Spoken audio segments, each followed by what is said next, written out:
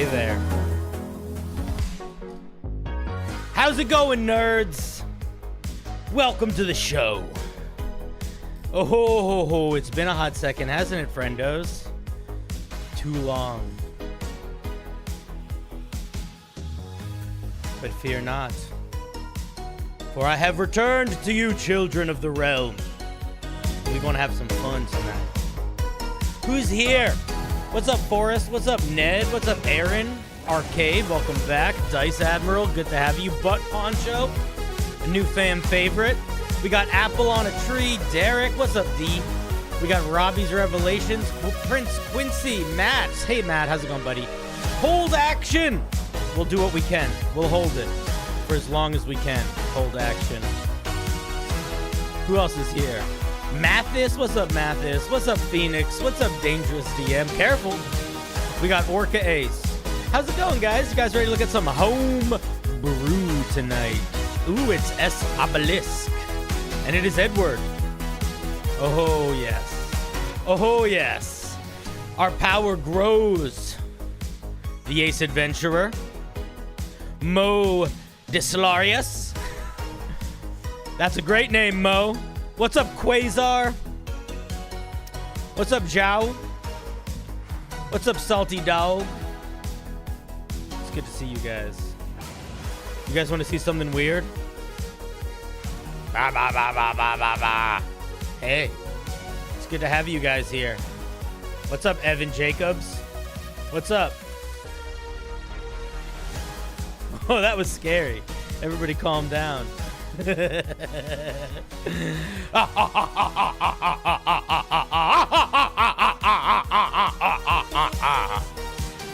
Holy moly, tax collector coming in early with the gifted membership. He's out of control. I don't even have the applause button set up yet. I want to make my BBEG a Warforged version of Adam Smasher. Who's Adam Smasher? I don't know who Adam Smasher is. Who's Adam Smasher? Somebody tell me. Who's Adam Smasher? Is he cool? Is he our friend? Do we love him?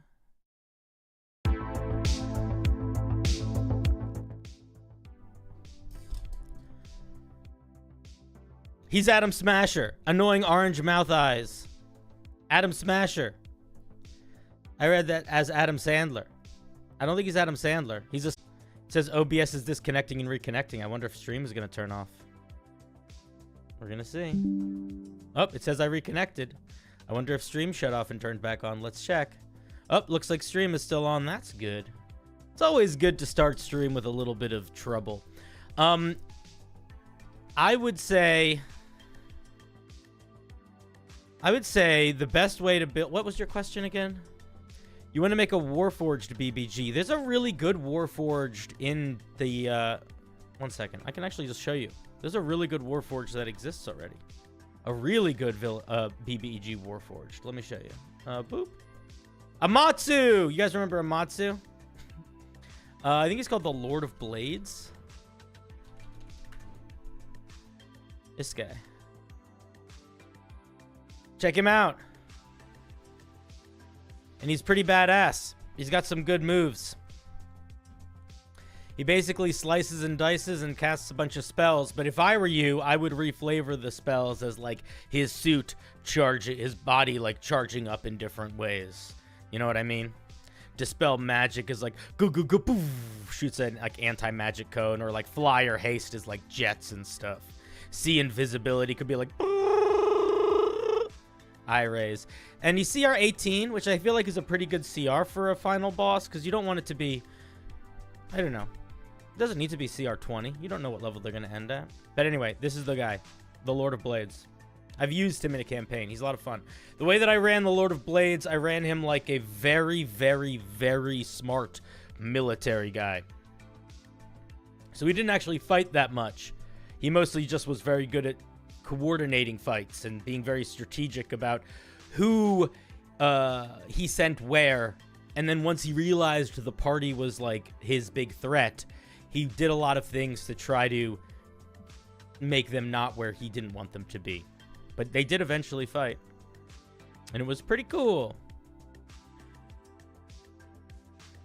You played an Eberron game with him as a BBEG? Yeah, he is from Eberron, but I don't really use any campaign settings. Call me crazy. Call me crazy. But I find that it ends up feeling like it's more work to run a game in a pre-written setting or run an adventure that's a pre-written module than it is to just make one up. I find it's easier to make one up. Well, easier might not be the right word, but it feels like less work. Because whenever I'm reading a campaign book or a module or a setting, I almost feel like I'm doing homework. Like, it's like, oh, I have to remember all these things, and I get, like, stressed about it, and I have a hard time determining, like, how much of it is really important to keep versus how much of it I should keep my own. What's up, Tradosio? Good to see you, buddy. What's up, Icy Cold? So, yeah, I don't run a lot of modules. I don't think I've ever run a module. I tried to run a module a couple times, but it always just very quickly turned into not the module. I played in a Curse of Strahd module. That was very fun. I had a good time there. Another thing is if your players do something unexpected, you can make it up easier if it's not in a module. I'm not sure if that's... I think it depends on what they do. And I think it depends on how the module is written. Because the thing is, I'm going to be honest, I have never read far enough into a module to, like, know how important certain plot beats are. Or how open-ended they are. I just know the plots of most of them. And I've played in Curse of Strahd. And I played a little bit of Waterdeep Dragon Heist. Which was also fun. It's Homebrew night. Guys, I sort of threw an open invitation to some people to see if they wanted to hop on stream. But I don't know if anybody's going to. Let me just see. We'll see. I might have a guest or two pop in tonight. Unclear. We'll play it by ear. It's Homebrew night, though. Yeah. It is the night of Homebrew. So, guys, if you are new to the channel, this is how it works. Let's have a conversation for a minute. Let's take it down. Let's take it down. Let's take it down. Let's get a little bit sentimental. Let's do this. 1 second. If I was better at this, I would have it set up earlier. But I'm not. Okay.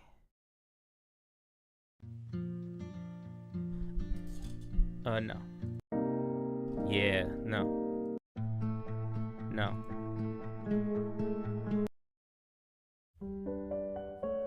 Yeah, okay. Hey, guys. How's it going? How's it going, guys? My name's CinderBlocksally. And if you're new to the channel, you might be wondering what's going on here. And what's going on here is a place that we try to make safe and critical. And by that I mean we are not here to put anybody down. We are not here to put anybody's ideas down.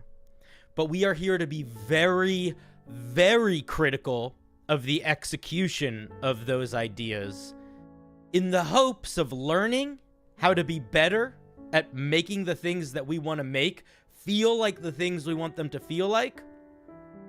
And also in the hopes of just sort of having fun, diving into mechanics and talking about why we think some things work, some things don't work. But the goal at the end of the day is growth. So I got a lot of new submissions this week. A lot of them were like, this is my first time submitting. A couple people were like, I'm a little scared. So I just want to say right off the bat, I'm not judging you. I'm not even judging your art. I'm judging the art at the stage that it's at, in my opinion. So you don't need to listen to me. But also, just know that your value is not decided by me thinking a piece is working or me yelling at you for 5 minutes about grammar. Or about lack of structure. Or about lack of balance. Or about it being the 16th monk with a capstone feature that feels like it sits on a paladin. Or the 30th artificer that isn't structured the way that a D&D artificer is intended to be structured. Or the 45th class that is way overcomplicated and could just be a subclass. I'm not going to judge you based on any of those. But I am going to yell about them a little bit, probably. And as always, the goal is growth. So the other thing that I want to say for people in the chat, you should give feedback too. I keep the chat up on the video so that if the people go back and watch it, they can see what the chat said also. And the advice that I would give you about how to give good criticism is two things. There's two really important things to keep in mind. One, your goal is not to make this thing what you want it to be. Your goal is not to make this thing what you want it to be. Your goal is to make this thing as close to the writer's goal as possible and to try to understand the writer's goal. And if you can't understand the writer's goal, then that is good feedback. Feeling like you don't know how to give good feedback because you don't know what direction it's trying to go in is some of the best feedback someone can get. So so that's the first thing. I don't want you to be like, oh man, this would be so much cooler if it transformed into a dog man. It's like, well, it's not trying to transform into a dog man, so we shouldn't go in that direction. Because we're trying to help the author accomplish their intention. And then the other thing is that you really don't want to just say, this is stupid, or this is dumb.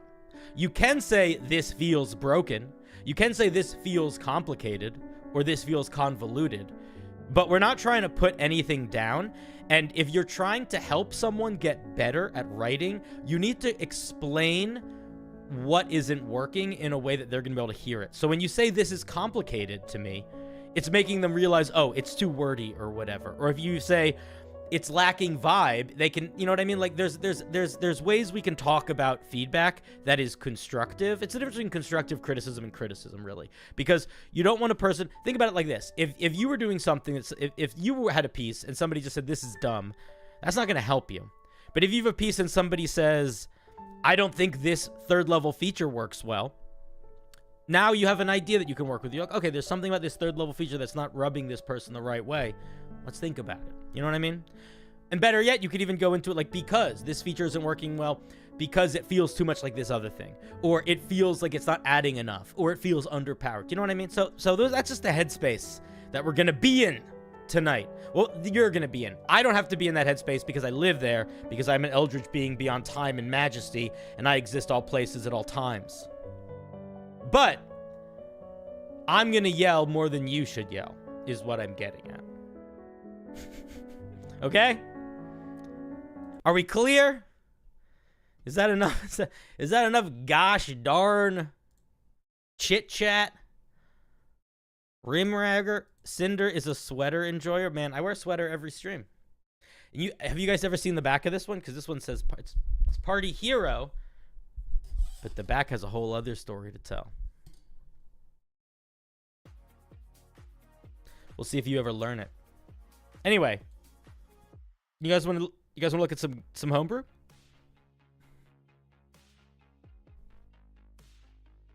How's the music? Is the music too loud? Is it too quiet?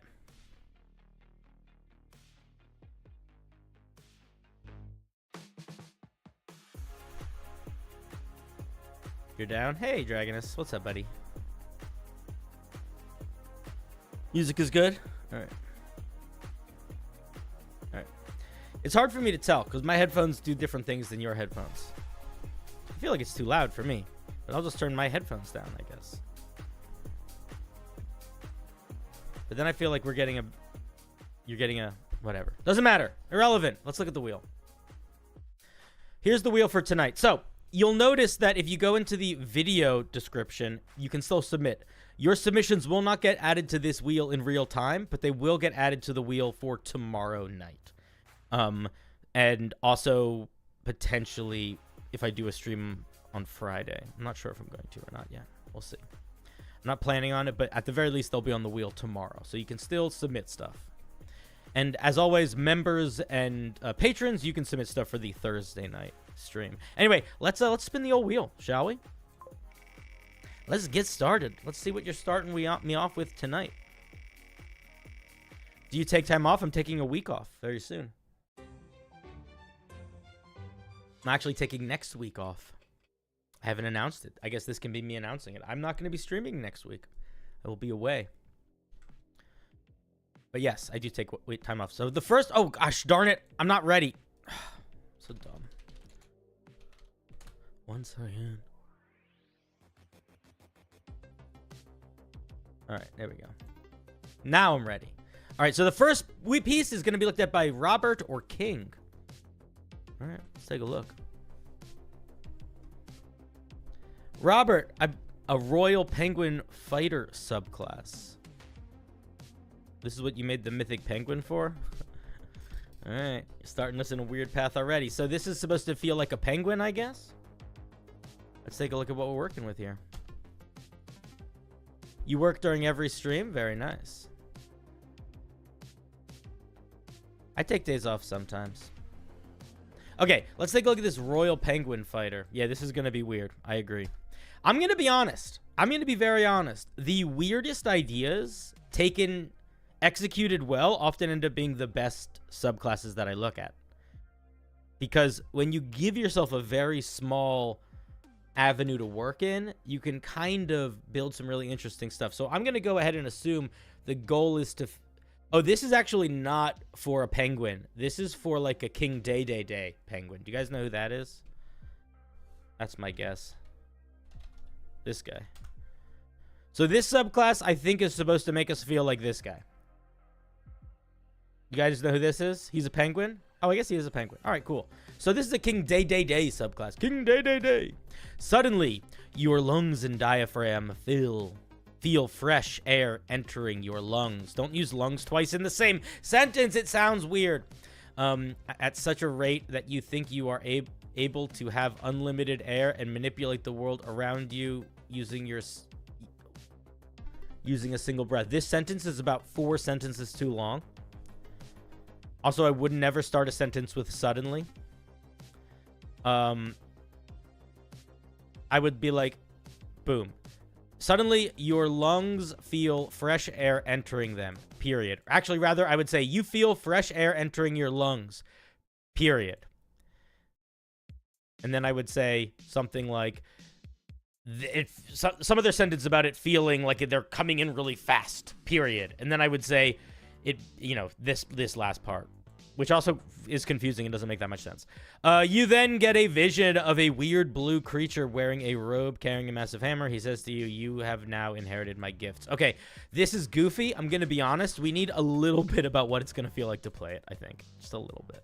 And I also think if you are going to lean into a goofy story type, if you're going to lean into the goofy and or story type, like this is a bit of fiction in your flavor text, you can't, there's no way in hell you're getting away with a sentence this long and this jank. Like, if you aren't a very strong writer, then don't do this. Don't lean into the story element. Just talk about it as simply as possible. You're going to do yourself a big favor there. It's going to come across a lot stronger. All right, let's look at the level 3 features. Now, we should get a couple level 3 features, and it looks like we do. As a bonus action, you can use your massive lungs to summon large gusts of wind to force a creature to be pulled 5 feet towards you or pushed 5 feet away. This is based off of attack rolls and AC. Okay, so right off the bat, a bonus action to knock a creature back. The way that I would phrase this is, as a bonus action, you can attempt to either knock a creature back 5 feet or pull them towards you 5 feet. I would not base this off of AC. I would base this off of a strength saving throw, and I would give you a save DC, and I'd probably make it based on your constitution. So you should probably have an AC... Yeah, this should be a saving throw, 100%. The other thing that I would say is 5 feet is good, but it's not crazy. You could have this grow. So I might have this start at 5 feet, and then at level like 10 or 11, go to 10 feet, and then maybe higher than that. I would have that go higher. I also probably would not have it work on creatures much larger than you. So I probably would have it so creatures that were like 2 sizes larger than you automatically succeed on this check. Yeah, it needs a range, too. I'm assuming the range is creatures within your reach. Like, creatures within 5 feet of you. That's what I'm assuming. That's what it should be. Yeah, there's a lot mechanically missing here. But the idea is sound. I like the idea quite a bit. What you really need to do is you need to take a couple minutes and really clearly write out the mechanics. And I would look at features in the game that mimic things like this, even if it's like Eldritch Blast invocations, to make sure you're getting your language right. But also any ability that does something to another creature, we need like we need the limitations, we need the range, we need things like that. It has a 15-foot cone. Oh, is this all one feature? No, this is not connected. This has a range of 15 feet. This is different than this. This is its own feature. If it's supposed to have a range of 15 feet, you need to say that in here, and it shouldn't. This has a limit recharge of 5/6. This is not how abilities work for characters. So monsters in D&D have abilities that work on a recharge. And the reason is because monsters don't need to exist throughout a whole adventuring day. You, as a player, exist throughout a whole adventuring day. So if you have an ability that's a recharge, you can just roll that dice. So you essentially have this at will, not in combat, because you can just roll until you get it. So this is not the move. This should be like proficiency bonus times per day or something like that. If a creature is within 5 feet of you, you can attempt to swallow them. Doing so requires both of you to do a strength check, and you must best them. My God, you really, really, really need to spend some time and look at how abilities are written. This is not how abilities are written. The way that I would write this is, and you also need to say, like, how does this work? Is this an action? Is this a bonus action? Is this all one ability? Because the way this is written, it sounds like these should be separate abilities. If these are all one ability, you need to completely rewrite this so it's not these random numbers. That's just confusing. This is one of those situations where formatting is really fucking you up, like bad. Let's see what it actually does. Creature within 5 feet of you. So that, like, you know, I would say creature within 5 feet of you has to make a contested strength check with you. On a failure, you swallow them. They are restrained inside of you. They cannot be damaged directly without damaging you. What does that mean? Other than by your stomach acid, which does 1d4 damage, a creature can attempt to break this normal grab. I'm going to be really honest. There are creatures in D&D. This is like a amused bot. Thank you for the 5. That's very kind of you. That's very kind of you indeed. Thank you very much. You get to be added to the ending credits of the show now. Thank you. What did you say? You probably said something. I'm going to read it 1 second.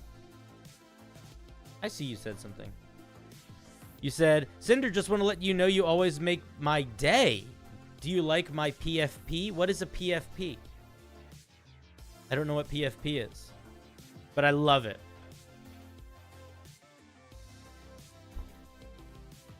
Your profile pic? I'm not here to talk politics. But what I was going to say is there are plenty of monsters in D&D that have a swallow ability, and those abilities have a lot of work built into what mechanically needs to happen for that to make sense in game. There's no reason for you not to look at those abilities and make sure you're mimicking that language. Okay, so I guess this is all one ability, and you can do this at a range of 15 feet and this at a range of 5 feet. I would argue that it's both too much and not enough at 3rd level. It is too much in that the ability is just way too strong. To be able to potentially swallow creatures, eliminating them from combat is massive. I built a Kirby barbarian not too long ago, and their ability to swallow creatures where they could pull them out of combat, that is their 14th level capstone feature because it's huge. It's essentially, it's a more powerful semi-permanent entangle banishment thing. So you got to be careful with how much they can do that. Again, this needs a saving throw. I'm not sure why you keep doing these strength checks. It's just not how these sorts of abilities work. They could make an athletics check to break out potentially. But yeah, I would make this proficiency bonus times per day. I probably would drop the swallow ability entirely. And I would probably give them something else at this level. Or limit the swallow ability to creatures that are small-sized or smaller. Or objects, right? Like, doesn't King Dedede swallow objects? Like, I think what would actually work a lot better here is you do the inhale ability where they can push and pull people. And then you give them ability where they can suck up objects and shoot them out. That could work. That could be a very interesting feature. And it could be sort of like an alternative attack that they get. The other thing that I think this needs is something else. I don't think this is enough for 3rd level. Hey, wanted your opinion on something. A friend said how happy they are that the last bestiary book, they're moving from monsters having spells to making them innate abilities because it gives the DM less to worry about. Are you asking? I'm assuming you're asking my opinion on that. Also, thank you very much for the 20 and for the 10. Holy moly. While I argued that it's not a racial trait but magic they learned, it should use spell slots because it gives the DM freedom to use any spell they want. That is an interesting issue. Here's what... First of all, thank you very much, NZ. That's very kind of you. I appreciate the donos. Massive thank you. But to answer your question, I personally think that it sounds like the issue that you are having comes from where it feels like the meaning behind the change comes from. Because it sounds like the dungeon master that you're arguing with is coming at it from or your friend is coming at it from a functionality direction, how to make running monsters easier. And it sounds like you're coming at it from more of a story lore roleplay perspective. This monster knows magic, they should be able to know spells that aren't these spells. So I sort of see the value of both. I would argue that I think that it's very easy for you to take a monster that has a innate spell list or spells as innate abilities. If you look at the level of those spells or the school of those spells or however you want to determine them, switching them out for other ones I think is totally fair. Personally, I like running spells by number of spells per day and not worrying about spell slots for monsters or villains, just because when I'm being the dungeon master, I feel like I should take up as little time figuring out what the monsters are doing as possible and the most time executing it. So if I just see a quick list of spells and can sort of thatch mark them off, that's a lot faster and easier for me. But I will also say that whenever I use monsters that use spells, before I use them, I look at their spells, and then I decide whether or not those spells make sense for the monster based on how I'm going to use it, or make sense based on where I'm at in the campaign, or the story, or the characters, or whatever. So I pretty regularly will give monsters, especially if they're like wizard NPCs, I will pretty regularly give them I'll change their spell list around to better fit like the story or the lore. But the system of not worrying about spell slots, I definitely prefer from a dungeon master standpoint. I hope that answers your question. All right, let's take a look. Okay, yeah. This is how I feel about this. I feel like you split these up into two features. You get the bonus action push-pull. You get the maybe a bonus action suck up an object, and then as part of their attack, they can blast the object out. It could replace one of the attacks. And then I would maybe give them something else. Maybe a double jump. I don't know. And then we get a 7th level feature. As an action, you can now summon a minion. You can only have one minion at a time, and each minion takes its turn immediately after yours. Commanding a minion is a free action. This should require a bonus action. Roll a d4. The number determines the summon. This is limited to 2 at a time, 2 times before you must take a short rest. You need to just look at how abilities work and rewrite these to sort of better fit that, because you're getting all of the information out there that you need, but the words that you're using and the sentence structure that you're using is very different from the way that D&D is written, in a way that is jarring and will turn people off. Why is this thing this is too complicated. I'm going to be honest. I'm going to be 100% honest. This should not get 3 different choices of summons. What's happening here is you're trying to incorporate as much of King Dedede in as possible. And I'm sure he has a banana thing and another thing and another thing. If you want to give him 3 different types of pets to summon, or if you want to do that where he's got like a couple different creatures, you make it have 1 stat block, and you make it a little different depending on what it gets. I'll give you an example. Let me give you an example. Let's look at a wonderful spell. Summon Fae.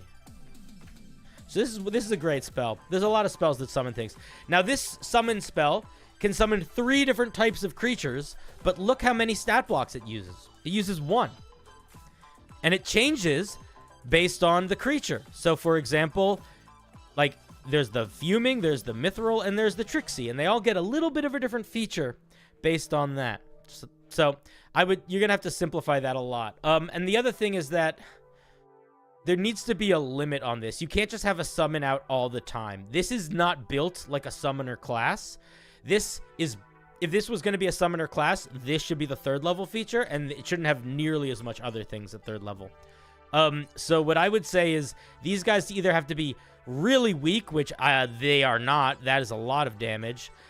Or they have to be super limited. Like they're out for a round or they're out for a minute. And they're like a once-a-day feature that you can use. I would do something like that. I'm not even going to go through them because I can just tell you they are too complicated and too powerful. Some of these have like multiple uses of extra mini abilities. You are getting too into the weeds. This is too strong. Scale it way back. Way back. If you want to have a neat pet that you can summon that does one cool thing, great. If you want to have a neat pet that you can summon that does one of 3 cool things, great. It's got to be really limited in use. It's got to be out for like a minute. Or 10 minutes if it's like not that strong. But a permanent out creature like this is just too much.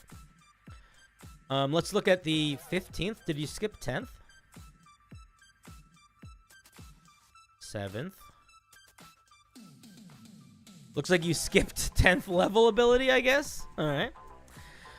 You gain a fly speed equal to your walking speed and can now hover as well. I would say you gain a hover speed equal to your walking speed. If your race is a fly speed, go off that. Just don't write like that. You suffer half movement if you wear heavy armor. I mean, a fly speed at 15th level is not crazy. It's not particularly evocative of anything. It's not that unique. If I were you, I would try to think about the way King Dedede flies. Like, he doesn't really fly. You know, he kind of like, boop, boop, boop. He kind of puffs. Like, what if instead of a fly speed, what if you got a feature where it was like, as a bonus action, you can puff yourself up and triple your jump distance until the end of your turn, and does not, and your jumping does not take up extra movement or something like that. Like, we shouldn't feel like we're just flying. We should feel like we're bouncing, you know? Yeah, or extra jumps, like you can jump midair. The way that I made my Kirby Barbarian was that you could change your jump. You could change your jump distance midair to try to replicate like the boop, boop, boop stuff. At 18th level, you gain one more use of this ability. Oh, no. I'm just going to say, I'm not even going to read the rest of it. The improved minion summons is only going to work if you figure out how to make the minion summons work. So, overall, I think you do actually capture quite a bit of Dedede in here. I think you should pull away from the minions and lean more into the breath as a growing power, or lean into the giant crazy hammer moves, right? Like, we're just screaming for crazy cool spin hammer moves, or like slam down moves or stuff like that. You know, like we get a fly speed, we might as well get a way to do like a hammer meteor. Yeah, so it's an alright idea. I think you definitely have some space to work on it. I think right now it feels a little bit jank in how it's mechanically built, and there's some things to do to get it in line. And I think that it feels a little bit convoluted in the minion summon department. Overpowered and a little too complicated. What did you say? Tradosio gave the suggestion, when you take the attack action, you can replace an attack with a jump, which can be done mid-air for extra height. I think that's a good idea also. I think that's a really good idea. That also works nicely with the fighter, because the fighter gets more attacks, so then you get more jumps. Yeah, I like that. That's fun. I would also probably tie in some sort of slam down mechanic, just because that's cool. All right, guys, let's give a round of applause to Robert or King. That was Robert or King with their King Dedede character. Wonderful. Wonderful. How's it going, chat? Who just donated to me? Penguin, Amusebot, thank you for the 2. Penguins fly now. New life update. Yeah.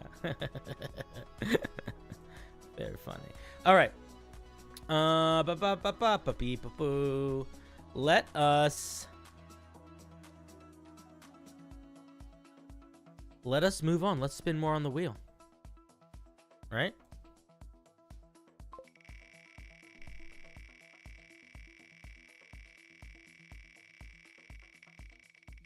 Sometimes I just zone out for like 3 seconds.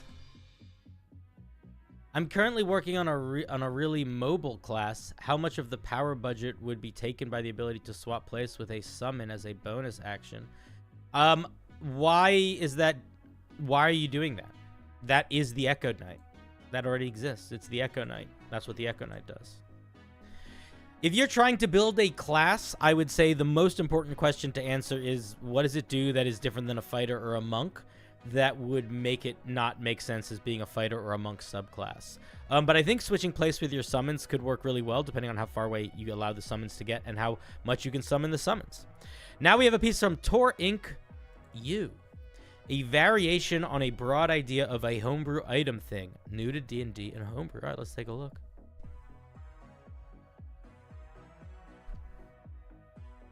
This is called Acrocat's Power. What's up, Tuba?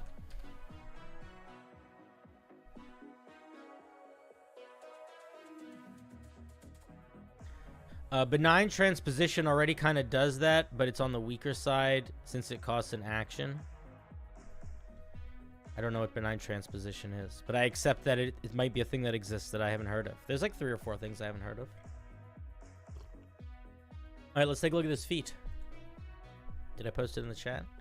I did. All right, let's dive in, boys and girls. Acrocat's Power requires Acrocat's Ring. This is a normal ring that grants this feat. Wait, so is this a feat or is this a magic item? All right, I'm just gonna look at it like it's a feat. Every time you kill or assist a kill on a creature due to dealing damage, it levels up by 1. That's not how feats work. This should not be a feat. This should be a magic item. But a magic item that that grows with you as you kill things is strong. The only thing that I'll say is about a magic item or ability that grows with you as you kill things is that you are not going to have as much control over as it levels up. And you could very easily find yourself in a situation where your player is going out of their way to kill extra things to level it up quickly. So I would put some element of limitation on that. And I also probably wouldn't have it every time you assist in a kill. I might make it like there might need to assist in a kill feels too vague. Like, what does that mean? Like, how do you, like, does that mean you dealt damage that was part of the killing damage? I don't know. It's just unclear to me. I feel like it's a little vague. If I upload Homebrew now, would it be included in tomorrow's live stream? Yes, it would. You get dark vision within 50 feet. Feats, yeah. You don't need this. It only needs to be 1 foot or 1 feet. You have. I would say you have a dark vision to a range of 50 feet. So this is what is this going to make us a cat? You can use your action to level up its control to make an attack that deals bonus damage in the amount of its control levels. What does that mean? Creatures in the light do not take bonus damage from this feat. Okay, so I think what you're trying to say here is, as an action, you can take a special attack that deals bonus damage equal to the amount of collected deaths that you have. That is a little too strong, I think. And I don't really understand what the point of it is. So I'm just gonna, I don't understand what the point of it is. So I would say I don't understand what the point of it is, and it's a little too strong. You can use, like, the point of it is just so you can do a big bunch of damage, I guess, but there's more elegant ways to express that. Having this, having this scale where you collect souls or whatever, that shouldn't equal the amount of damage. The way you should do it is, it's like, once you get 6 souls, it becomes this. Once you get 10 souls, it becomes this, or whatever. If you want to give this like a sneak attack vibe, it should just be like, you know, like it should just be like a minor version of sneak attack is what you should do. Like, if you have advantage on an attack roll, you get an extra bit of damage or something. I don't know. I'm going to be honest. I have no idea what this is supposed to feel like. I thought you were thinking cat, but this does not feel cat. So I'm just going to say this feature is overpowered and it doesn't make sense to me. You can use an action to unequip the ring by making a charisma check. This is just a magic item, so don't call it a feat. Why do you need to use an action to unequip it? What's the point? After it reaches level 5, you deal another 1d4 bonus damage when inflicting damage on a creature in the dark. What type of damage? After deal less damage when infecting creature on the light. All right, so I'm going to be really honest. This is like a little too strong and convoluted. Like, what is your goal here? Is your goal to make a special magic item or feat that makes it so you're like a shadowy hunter? I think the way that I would do this, and I would make it as simple as this, I wouldn't do anything more. I would make it so, A, you get dark vision. Boom. B, when you once per turn, when you attack a creature in the darkness, you deal a little bit of extra necrotic damage or something. Additionally, the first time you take damage when you are in the light or something like that, like once per, and additionally, I don't know. Actually, I would probably make it once per turn. You deal less damage. No, I'd probably make it once per turn. Yeah. And then I would probably say the same thing. In the light, I would just say it the same way. Once per turn, if you deal damage to a creature with a light, the damage is reduced by 1d4. And I don't think it needs to be anything more than that. I would just give all of those features immediately. I would completely drop this stuff. I would completely drop the leveling up feature. Just have it, you deal a little bit more damage in the darkness, a little bit less damage in the light, and you have dark vision. Boom. Easy. Simple. Magic item. Done. You don't need to overcomplicate it. I don't know why it was written as a feat. This is a magic item. It should just be a magic item. I don't know why they wrote it as a feat. All right, that is Tor Inkyu's piece. Let's give a big round of applause for their piece. I like the idea a lot of a light and dark item that gives you power in certain circumstances. It makes you weaker in others. I think that's a great mechanic. I think that you were making it too complicated for yourself, and you need to just pull it back. Just simplify, and you'll be in a really good spot. I would also take a little bit of time and familiarize yourself. First of all, I would put your things through spell checks and stuff, but I would also take a little bit of time to familiarize yourself with the structure of magic items, in the way that they're written, and try to mimic or emulate that style if possible. If a magic item required me to take a special feat, it's just extra work. Yeah, no. It's just my guess is they just didn't know how to submit it on D&D Beyond, and they started writing it as a feat, and they just kept going, because it definitely should just be a magic item. Anyway, thank you, Tor Inkyu, for sharing your wonderful piece. And from the wheel you'd go, dust in the wind. Hi, I'm joining my first game in a week. Do you have any advice for making a good character? Make a character that is excited to talk to and interact with the other characters, and make them cool. And by cool, I don't mean cool to me. I mean make them cool to you. You should be excited by them when you imagine them, when you're like, oh, this guy's cool. Like, that should happen. And then the other thing is they shouldn't be like a loner or like mean. They should be eager to get to know the other characters and adventure with them. And that's my advice. You will have fun if you do both of those two things.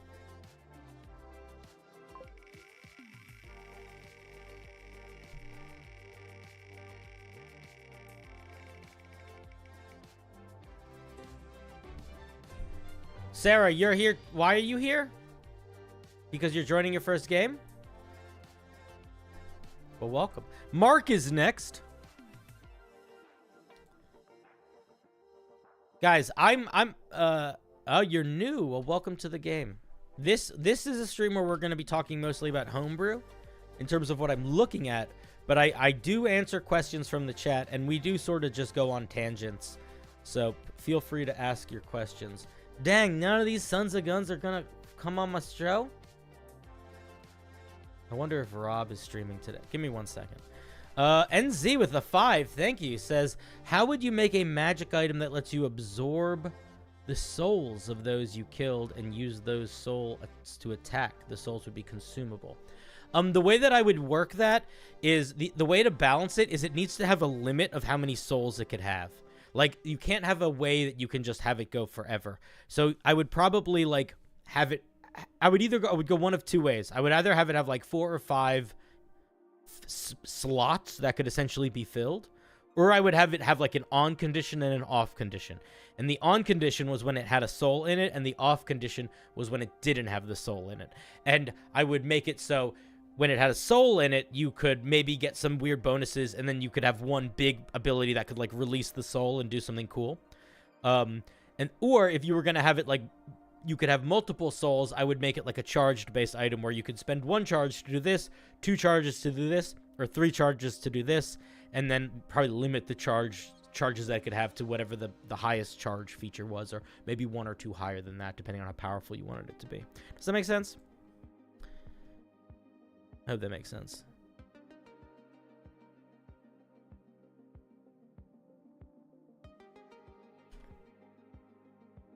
It depends on what the souls do, right? Like 1 soul to 1 charge could work really well, but it could also be very overpowered. It kind of just depends on what you make them do and how powerful you decide to make them. Okay, let's see what Mark brings to the table. This is my first subclass I ever made. Very cool. I'm gonna burp soon. Cinder, thanks for helping me understand the new system. Your help means a lot. To when someone knows when someone has no one to play with. Thanks again for answering your question about wild magic. Yes, no problem. Listen, whenever I see comments in my videos that are questions that I think I can turn into either funny videos or interesting educational videos, I take them. I have like hundreds in my phone, so I keep track of them. All right, there you go, guys. There's a subclass. Boop boop boop. The Ring of Power is cursed as it provokes impulsive greed and slowly leads you to the hands of Sauron. I've heard of that ring. Would souls be powerful? Would the souls of powerful NPCs be equal to commoners? Well, NZ, this is where you. I would not make some souls more powerful than others. I would just make them flat out. But I'm gonna say that like, whenever you give an item that allows you to like consume a creature's soul as like a resource, you're gonna be dealing with that person going around killing random people. So if you don't want to deal with that, then you don't build an item like this, because that's just gonna happen. You could also make it creatures of a certain challenge rating. Like there could be like they have to be powerful enough. So it could be like if you kill a creature that is a CR of 2 or higher, it gets a charge. If you don't want them to run around and like kill the peasants. But you know, that's how I feel about it. No, it's Sauron. Look, Sauron. Wait. Sauron. It's the Sauron family. Is Sauron cool? Yeah, Sauron's really cool. Here's a whole article about it. All right, let's take a look at the flying sword subclass. You were just interested after the ring? I think it's... listen, I have done that before. I think in evil campaigns it can work well. I think you just have to be cognizant of the fact that it will drive a player... Like, items that consume souls for power, I'd much rather give a player that is really into roleplay than a player that is a power gamer. Because a player that is into roleplay will almost see that as like a hindrance, like a weakness. Like something that they have to work through. It'll make them use the item less. But if the player sees it, if the player's a power gamer, it's going to turn them into a mass murderer, you know? Can you respond to my comment or answer my question, which is, can you teach me how to be cursed? What do you mean by how to be cursed? I saw your comment and I didn't understand what it meant. So I didn't respond to it. That's a very vague question. In 2nd edition, I made a ring of con stealing so I could cast permanence while making magic items. Yes, I was evil. Man, I don't understand anything about 2nd edition, so I accept, and we're just going to move on. Let's take a look at this flying fighter. This fighter that flies. I like that we're using tables and stuff. Getting me in a good mood. Forget to mention the flying sword fighter is the one I submitted. I accept. Did he review the ringleader yet? I did not. Didn't I review the ringleader before? Was that the one that it was mostly just a lich? Yeah. What, did you make it not a lich anymore? Did you make it unique? Or is it still mostly a lich? If you submitted it again, my hope is that it feels like a true ringleader. A true ringleader and no longer just sort of like a reformed lich. Because a ringmaster, a ringleader is a very specific vibe. You know what I mean? All right, let's take a look at this item. These fighters found out how to use minimal magic to manipulate their weapons and tools, making them surprising assaults, making surprising assaults and skilled interactions. I am fine with short flavor text. This doesn't really say that much, though. Like, this should probably be at least 2 sentences and describe the minimal magic, because minimal magic could be druid magic, it could be necromancy magic. Like, I'm assuming it has to do with flying swords, so maybe mention flying swords in the flavor text somehow. Weapon manipulation. At 3rd level, you can cast Mage Hand and turn one of your melee weapons into a flying sword of the appropriate damage and damage type. For example, these should all be separate features. If Mage Hand is not connected to this, there should be like Mage Hand in one thing, and then you see how you did like bullets here? Break those apart if they're different. If Mage Hand is tied, if Mage Hand is wielding the weapon, then clarify that.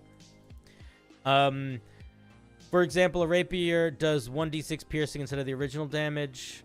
Why do that? I don't think you need to do that. When the damage is turned into flying when the weapon is turned into a flying weapon, it is added at the end of initiative. It should just go at the end of your turn.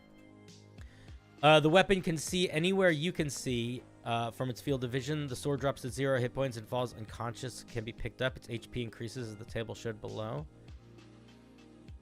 This is way too complicated. Oh my god. Jesus Christ, this is complicated. Don't do this.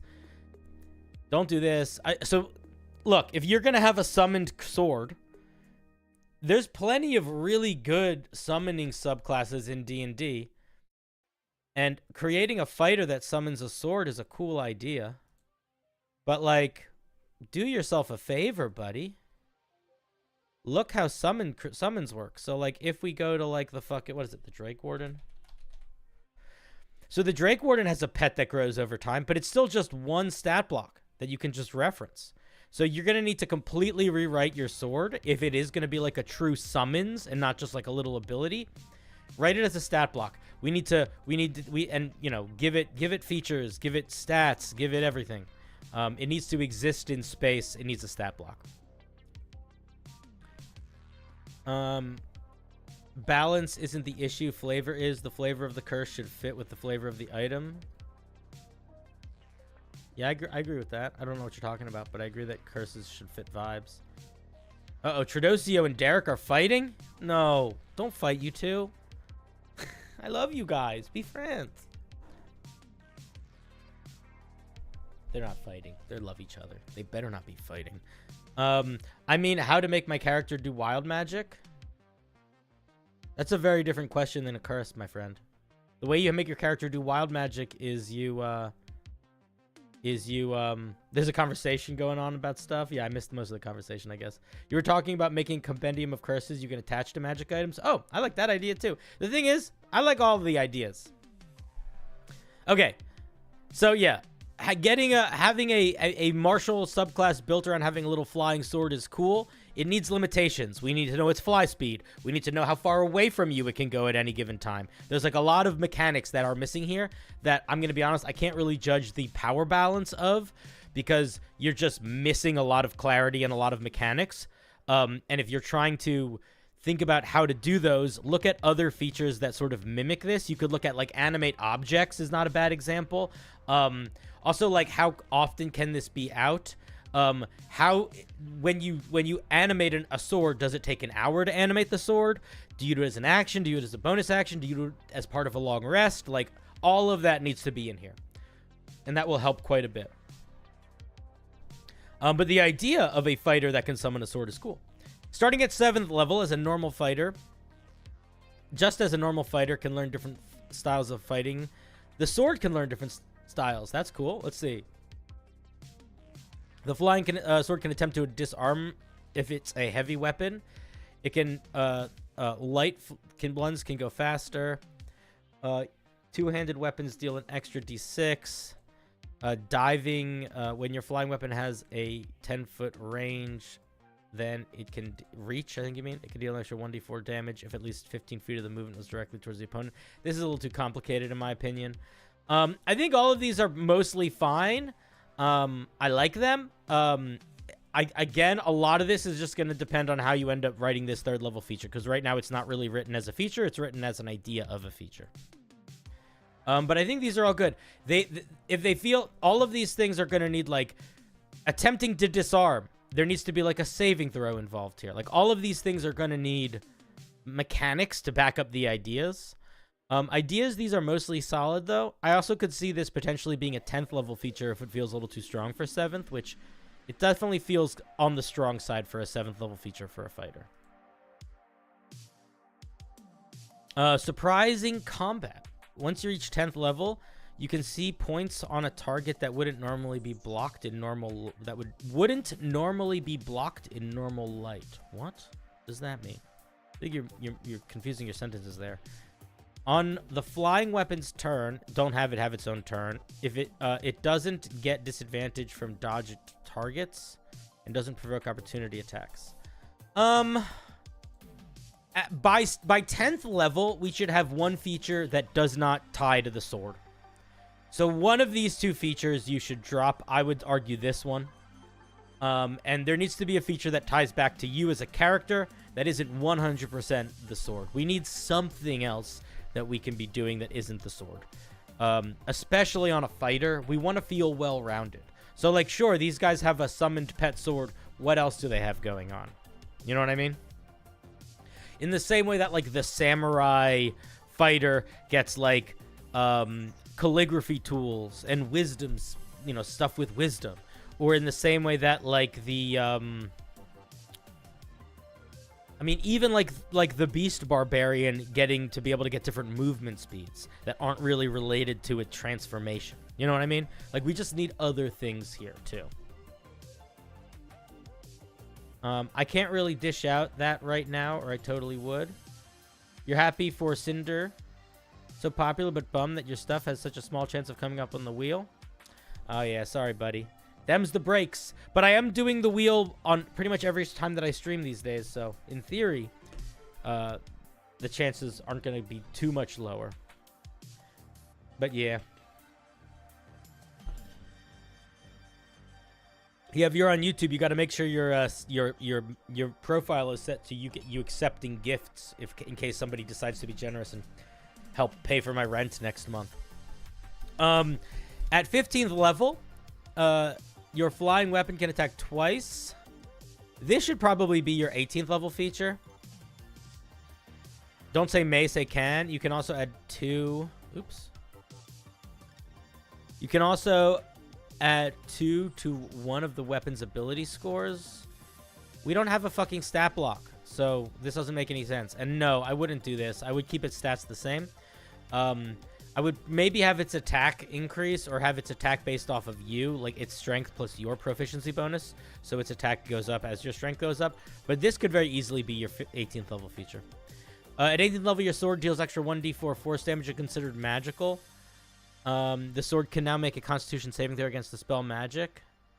The sword dealing an extra 1d4 force damage and the sword should be considered magical at level 3.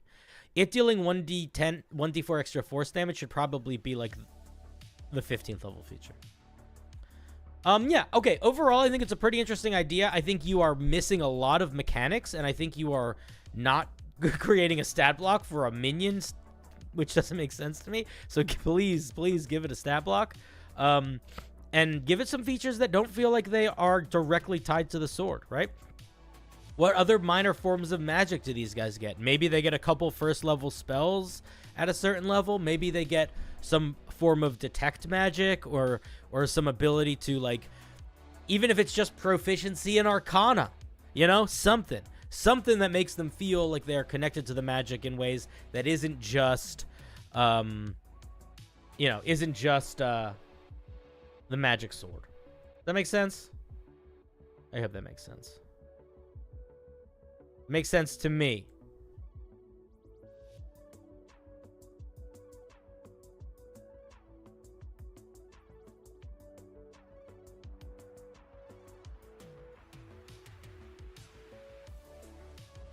All right. Guys, let's give a round of applause to Mark for their flying sword fighter.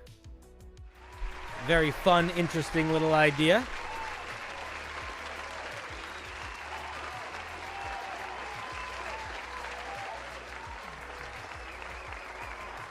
I think anytime you're making a subclass, having a really core idea is a great place to start, and I think the Flying Sword is a great one. But it's always important to remember that depending on the class you're building the subclass for, it has to pull more weight. And in a fighter, the subclass has to pull a lot of weight. It has to pull not just mechanical weight, but flavor weight. And both in kind of equal measure. So that's kind of why I suggested doing at least a little bit of Arcana or something else that you get. Because we need more of that filled out. Okay. Thank you, Mark. I can resubmit if you change it right. Dangerous DM. If it is similar enough that I don't immediately feel like it's different, I probably am just going to yell and not look at it. Just so you know. But you can. But it has to be shockingly different. And you have to wait at least 2 weeks. Not even some of it, Dangerous DM. I'm saying it has to be 75% different minimum. And even if you think it's 75% different and I don't think it's 75% different, I'm not going to look at it.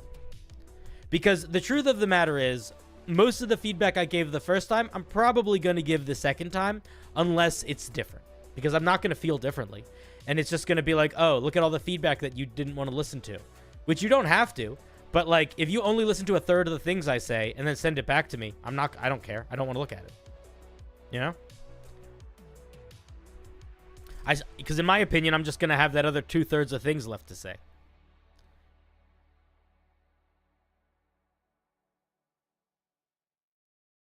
What the hell are you guys talking about in chat? Exactly, the lovely Deadpool. I am not your editor. I am here to give some feedback and review, but you are your editor, or go into my Discord.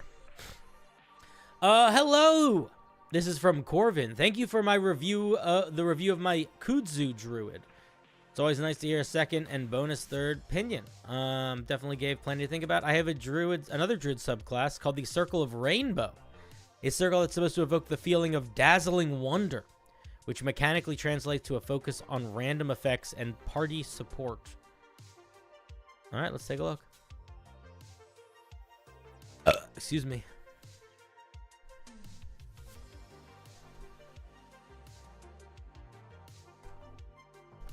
The lovely Deadpoolio.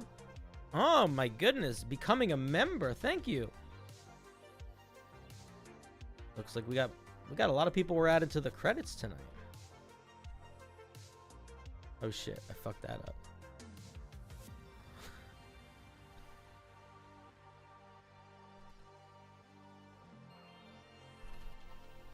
Okay, I think I fixed it.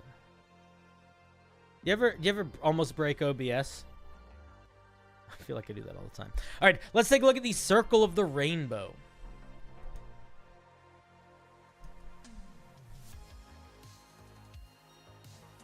I like the art a lot. Okay, I want to point out a couple things that you really did well here, because I think it is something that people don't need to do, but my goodness, does it make an impact. Guys, look at this formatting. Notice how it's got the coloring of the titles are all matching the flavor, the vibe. Look, did you notice that there's a song that you can play? I'm not going to play it because I feel like there's copyright stuff and I don't know if it's copyrighted or not. But I do appreciate that. And you guys can listen to the song on your own if you want to. But look at this. It just looks good. Like, if you stumbled across this online, you would check this out. This is like, oh, I'm curious to see what this does. And that is like half of what you need to do to get somebody to be interested in your homebrew. And if you want to learn how to format like this, there are some resources in my Discord. I'm not the best at this, but there are some people that are pretty good at it, as, you know, clearly we can see. But also, there's the Homebrewery and the GM Binder are like the two big sites that I know of that help you format like this. And there's like subreddits and stuff for them. Okay, so the Druid of Rainbow. Let's take a look. Druids of the Circle of Rainbow exalt their namesakes as the pinnacle of nature's beauty, awe-inspiring confluences of light, hope, and happenstance that herald the promise of better days ahead. You are writing grammatically correct, but the poetic and flowiness is too much. This is too much. You're going to lose your writer about here. Some of them you're going to lose about here. Your reader. So you got to think simplicity is going to be important here. Like, to make this 2 sentences, and don't make them all just flowers. You gotta make some of it some. We need some fence poles in there too. Many of these druids try to instill in others the same reverence that they have for these luminescent miracles, along with the natural world as a whole. You're too long. You're shooting yourself in the foot with long sentences. Stop it. Make this sentence shorter. I didn't even finish reading it because my brain turned to mush over here, and you didn't even use any words wrong. Your sentences are just too long and using too much flower language.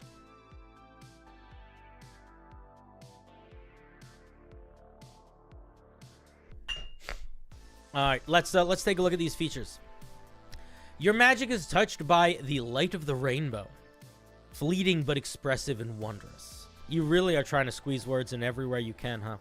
You learn the minor illusion cantrip. And then we get some spells. We get Bless, Vortex Warp, Hypnotic Pattern, Resilient Sphere, and Telepathic Bond. I am going to point out that some of these spells are not Creative Commons, which is fine if you don't plan on selling your piece ever. But if you ever plan on selling this, you can't put stuff that's not Creative Commons in your homebrew, just so you know. Or putting it behind a paywall or anything like that. I'm kind of surprised we don't get Color Spray. Why don't we get Color Spray? I know it's not that good a spell, but we should get Color Spray. Make this Color Spray. I don't care if it's not that good. Change it. Vortex Warp, I feel like I don't really understand the point of it being here. Hypnotic Pattern, I get. Resilient Sphere, I get. Telepathic Bond, I don't really get. So I would change this one and these two, maybe, and literally pick more light and color feeling spells. Because if this is not supposed to feel like light and color, then you need to explain that more clearly here. Vortex Warp is a very strong spell. Chromatic Orb could also fit. That's a good point. All right, let's see what we get at second level. Mantle of Many Colors. As a bonus action, you can expend a use of your wild shape. Don't say wild shape. You should say it the way that I said it. To weave a mantle of ever-shifting hues around yourself and roll on the Prismatic Boons table. This table determines the color of your mantle and changes to... This table determines the color your mantle changes to and its effect, which is applied immediately after the roll. Oh, I spit on my mic. Did you see that? The mantle is always under the effects of light, cantrip, and vanishes after 1 minute. While wearing it, you can use your bonus action on subsequent turns to roll on the table again. I probably would not do this. I would probably force you to keep it and then let you roll on the table again as a bonus action at higher levels. Regardless of what it does, I don't feel like that's the... Well, let's see. Let's see what it does. Let's see what it does. But it's the thing that I'll say. This is why I say this. No. It's this part. I'm gonna be honest. This part is not too wordy in my opinion. I think this is fine. You're still getting a lot of flavor text in there with that you don't necessarily need. But I think that in terms of describing the mechanics of this, I think this part is solid. What I was gonna say is, whenever you give variety, that is almost like a boon. So something like the Beast Barbarian, which can change what its special third level feature is every time it rages, that is strong in a way that it needs to kind of temper what they actually do down a little bit. When you make a feature random, there is a feeling that you can make it a little more powerful because it's random. And I think that is a true, I think that's I go with your gut on that. I believe that that's mostly accurate. But as soon as you can make it less random, it becomes significantly more powerful. So making a random feature you can put some crazy strong stuff on it, but by letting you use a bonus action to change it every turn, immediately it makes me feel like all these can't be that strong because you can really you can really just keep rolling until you get what you want, which is, I don't feel like should be the vibe here. You might have a really strong option, but it isn't guaranteed that it gets the option that you need. Yeah, it's a chapter of the story alone. It's really nice. Missing parts of the conversation. All right, let's see what these do. Red. Until the start of your next turn, you roll twice as many damage die for your druid spells and keep the highest half. That is very strong. Orange. You grant a creature of your choice within 60 feet of you +2 to its AC checks and saving throws for 1 round. That is very strong. Does that only last 1 round? So it's like if your mantle is orange, it just does something for 1 round. It doesn't do something for a minute? Or can you use this every turn? Unclear. A creature you touch during this turn becomes invisible. It has its speed. These are all, I'm going to be honest, these are too strong. These are too strong. You grant a creature of your choice within 60 feet of your temporary hit points. You get a bonus to your spell save DC. Okay. All of these are way too strong. All of them sound way too strong. All of them are.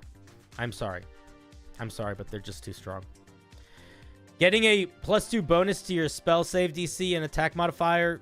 Crazy, crazy strong. Being able to make guys invisible and doubling their speed. Crazy strong. +2 to all this stuff. Crazy strong. Advantage on damage. Crazy strong. These can't all be game-breakingly strong.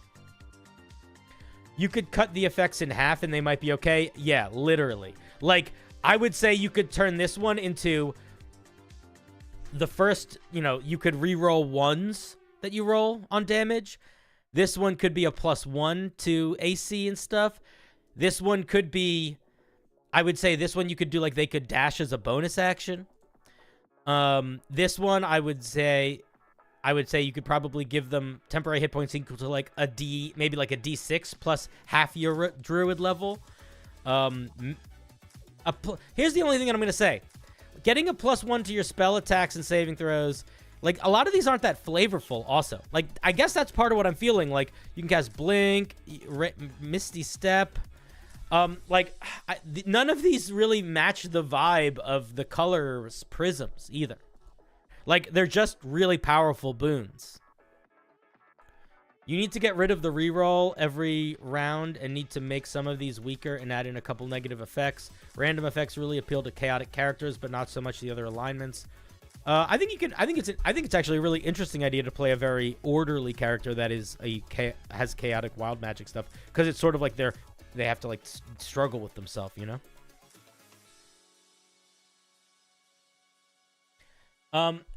Salty Dog did the math. This is a roughly 30% boost in damage. I mean, we don't need to do the math. I can just say with unequivocally, all of these are too strong. If you're trying to do a minor version of the wild magic table, you can't so directly make everyone awesome. The only subclass that gets a wild magic table, where everything is awesome is the wild magic barbarian. And the reason...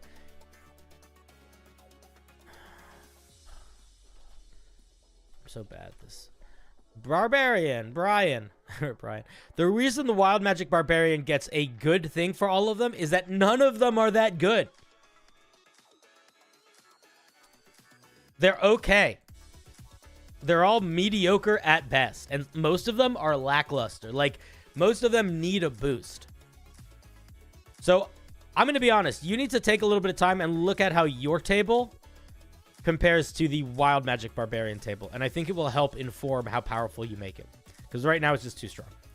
Let's take a look at the 6th level feature. As an action or reaction against a creature before it attacks or casts a spell, don't do this. Don't do this. Just pick. Just make it a thing.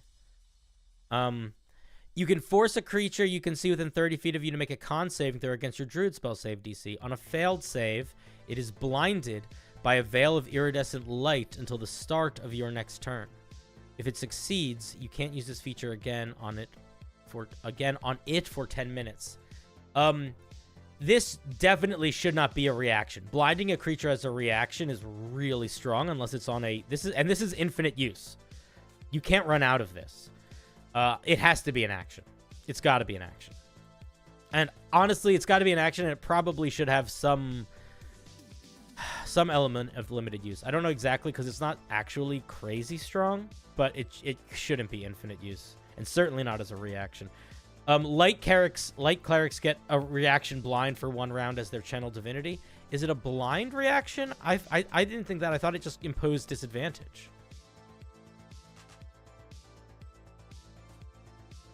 Disadvantage. Yeah, it just imposes disadvantage. But yes, this is a little too strong as an action. As an infinite use action, I should say. It should have a saving throw. It should have limited use. Proficiency bonus times per day. Wisdom modifier times per day. Something. I would also argue that, like, if you give this guy color spray, you don't need to give them that ability, because that's what color spray does. And you can give them something else weird here.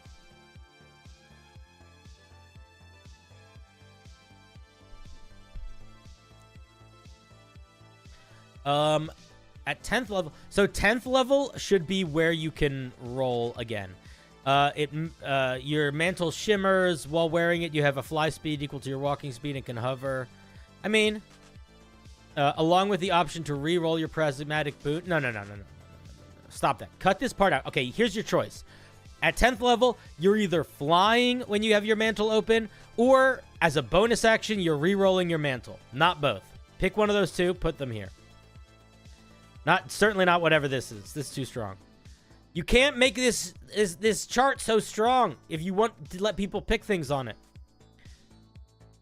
Catch the rainbow. The essence of the 7 colors shine with you. I'm gonna burp soon. You add prismatic spray to your list of circle spells and can cast it. Oh, prismatic spray. I think that's color spray, right? Isn't that the same thing?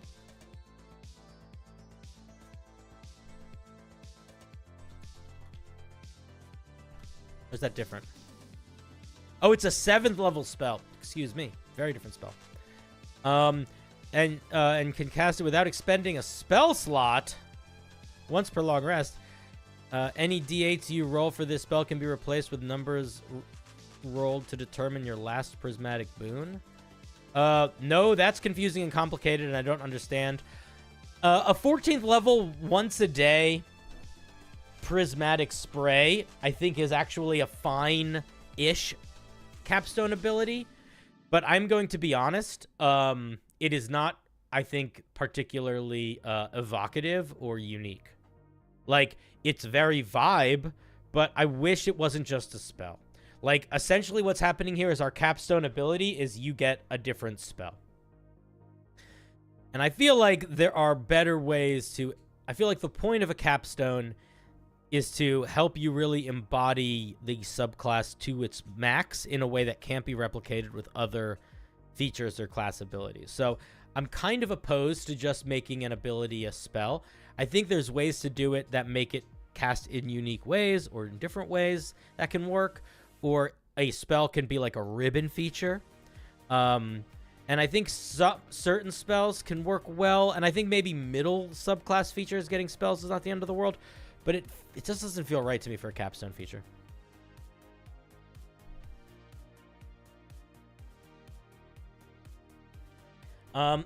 Overall, I think it's an interesting idea. I'm a little bit disappointed that there's not more colorful stuff going on other than the flavor text. Like, there's not a like the mantle of many colors exists, but I'm not feeling the colorfulness in most of these other features. And I think that's worth thinking about. Like, we get it in the mantle and we get it in prismatic spray, but the rest of them are just sort of like, this is blinding. This just feels like a light cleric ability. It feels overpowered. Yeah, right now it is definitely this subclass is way overpowered. Like, underline, bold, underline. Would casting infinite color sprays be all right? Kind of how Moondruid can with alter itself? Yes. No, that would not be all right. Color spray is a 7th level spell. 7th level spell. No. Casting infinite color spray would be all right. Infinite color spray would be... Oh, you said color spray. I'm so dumb. Yes, casting infinite color spray would be all right. I agree. I'm dumb. I apologize. I misread. I know. I misread. I'm sorry. But yeah, I don't know. I feel like Infinite Color Spray would not be the capstone. I would like make that a part of the capstone and something else. Or maybe it can be used differently. I don't know. It's a very interesting idea for a subclass. I wish, like I said, I wish we got the vibes in more places than just the mantle. And the mantle in its current state is just way too strong. All right. Let us give a round of applause to Corvin for their Rainbow Druid. A very interesting idea. And a beautiful piece. Really, really nice looking. Thank you for sharing, buddy. And let's remove you from the wheel for this week. Don't forget, if your piece doesn't get looked at this week, the wheel does not go over. So you will need to submit for the next ones too. Don't be sad. Just do it. Just live your life, hooligans. Hooligan, fooligan, wannabe, schooligan. It's a you, Mario. I thought it was you, Miguel. Getting the invisibility spell for light bending, that could work. It's a little bit of like the opposite end of the thing, but I see what you're saying, buddy. Chat, how's it going? You guys having a good night? It's a damp sponge. It's a damp sponge. I feel like I saw them in chat earlier today. A shield inspired by Overwatch's Reinhardt. Ooh, I used to be a big Overwatch player. I used to love Overwatch. Hey, here's a little Cinderlore check. What was my main in Overwatch? I've talked about this on stream before. It is the class that I like. It is the character that I play more than any other. It's the character that I like more than any other. That's not true. I have a second one that I used to like a lot, but I don't consider them my main. Who was my Overwatch main? No, not... that's D&D, Barbarian. Okay. This is a lot of writing for a single item. That's my first thought. Reinhardt, good guess. No, not Reinhardt. A metal tower shield with purple built into the trim that ever so slightly glows. You don't need to say this last part. When activated, the barrier produced from this. When activated, a barrier protrudes from the sides. I'm just gonna skip this part because it seems like it's not finished being written yet. Orisa, no, not Orisa. I will say you guys are going in the right direction. As an action, you can create a purple barrier from the sides of your shield until the beginning of your next turn. This barrier is not physical, but projectiles and spells sent through it act as if the target is 3/4 cover. You don't need to say AKA plus 5 AC. What I would say is it's not physical, but grants any creatures behind it 3/4 cover, something like that. From ranged attacks. You don't need to say, I guess you could say spells, but if you say ranged attacks, that includes arrows and spell attacks, and ranged spells can't give 3/4 cover if they have a saving throw, because saving throw isn't related to AC, so you could just say ranged attacks, and that covers everything. Winston, no. May, no. Zarya, no. Zenyatta, no. You guys are going to be so upset. Roadhog? Roadhog is my second favorite character in Overwatch, but not my favorite.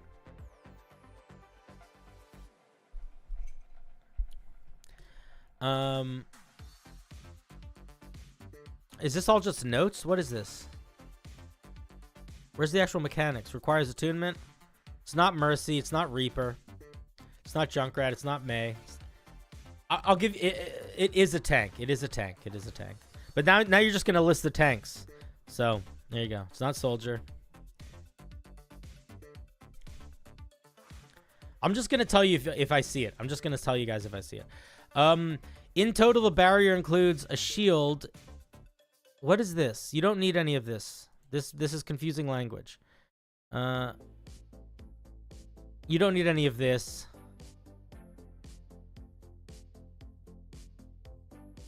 Okay, so this looks like you just sort of half wrote your notes in here. What I probably would say, you guys are guessing everything other than it. It's so funny. You like forget because you guys don't even because you guys are gonna be so upset with me. But it's the best. I'll tell you this: it's unquestionably the best tank in Overwatch. Yes, Wrecking Ball, best tank in Overwatch, no question. I wreck house. Okay, so the way that I would write this is I don't think you need to do all of this extra language here. I think what you say is like, as an action, you can slam the shield in front of you, creating a barrier that extends out 5 feet in either direction, and then use the cover mechanics. And that's it. I don't think you need any of this other stuff. Rare, I think, is solid. I would also probably indicate that maybe like, I don't know, maybe your movement should be halved while the barrier is out. I feel like that makes sense. It also should probably be limited use. If it's not limited use, it would maybe be higher than rare. It might be very rare, maybe. But I think that you could make it like 3 times a day or twice a day. Something like that would be fine. 3 times a day would probably be solid. But yeah, I think it's a really interesting idea for an item, and I think the 3/4 cover is a very elegant way of doing this. What do you mean, what? Oh, Wrecking Ball was the best character. All right, guys, let's give a round of applause to a damp sponge for their slightly overcomplicatedly written and not exactly formatted yet, but good idea.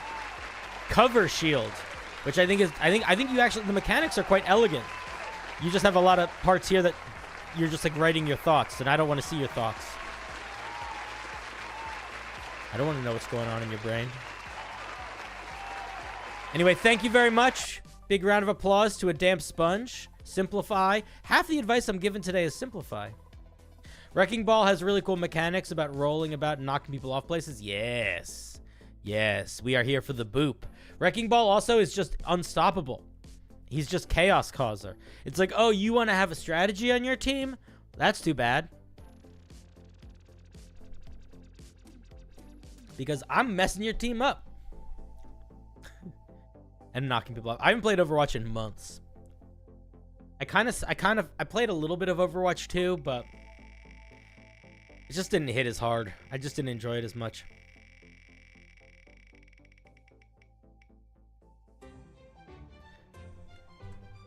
Next, we have a piece from Ivy. Ooh, this is one of a series of 5 legendary books made by a former god of magic and knowledge in my homebrew campaign that I am sprinkling throughout the world. I don't know if I made it way too weak for a legendary item or not. Also, is it okay if I submit a different one of the 5 books next week? If they are all different, of course. Just don't want to read the same thing twice in a row. This does a lot for a legendary item. It's probably... I would argue that this probably does too much for a legendary item before I even look at it. If you want an item to do 6 different things, it usually means it's an artifact. Usually.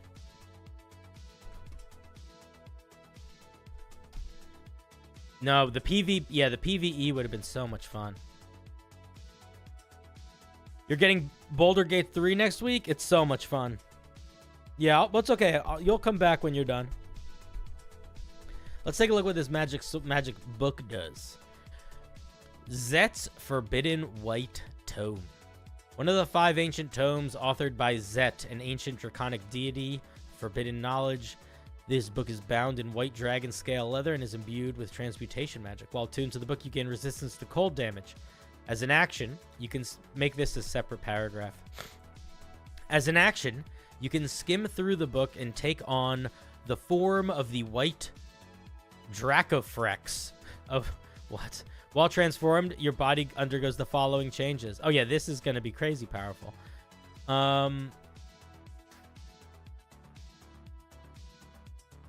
What? Your body contorts and your armor and clothes merge to your new form, but you otherwise maintain your held weapons and class features. Why? I would just drop this feature. You get a fly speed of 60 feet. Your hands turn into powerful claws, dealing 2d6 plus 5 slashing damage. Where's the plus 5 come from? They should just deal 2d6 plus your strength modifier. This damage is considered magical. I'm going to be honest here. I'm going to stop reading it. I'm going to stop reading this here.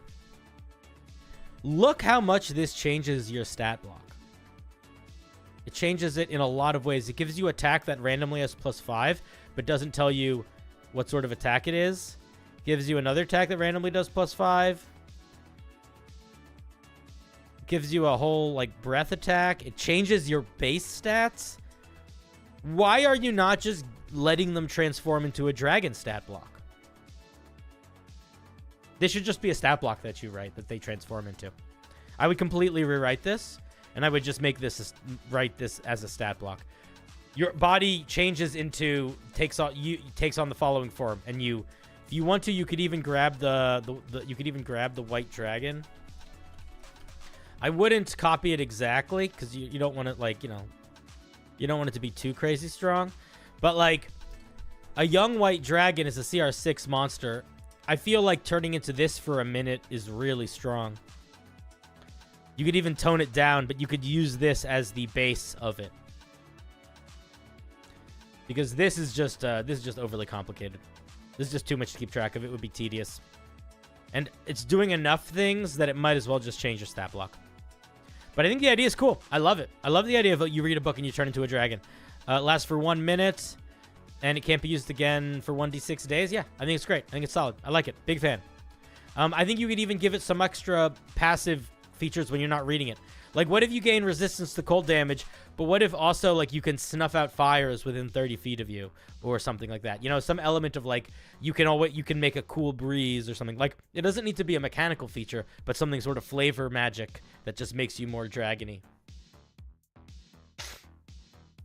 There's a legendary item that lets you turn into a dragon for an hour every single day. What is it called, or I don't believe you?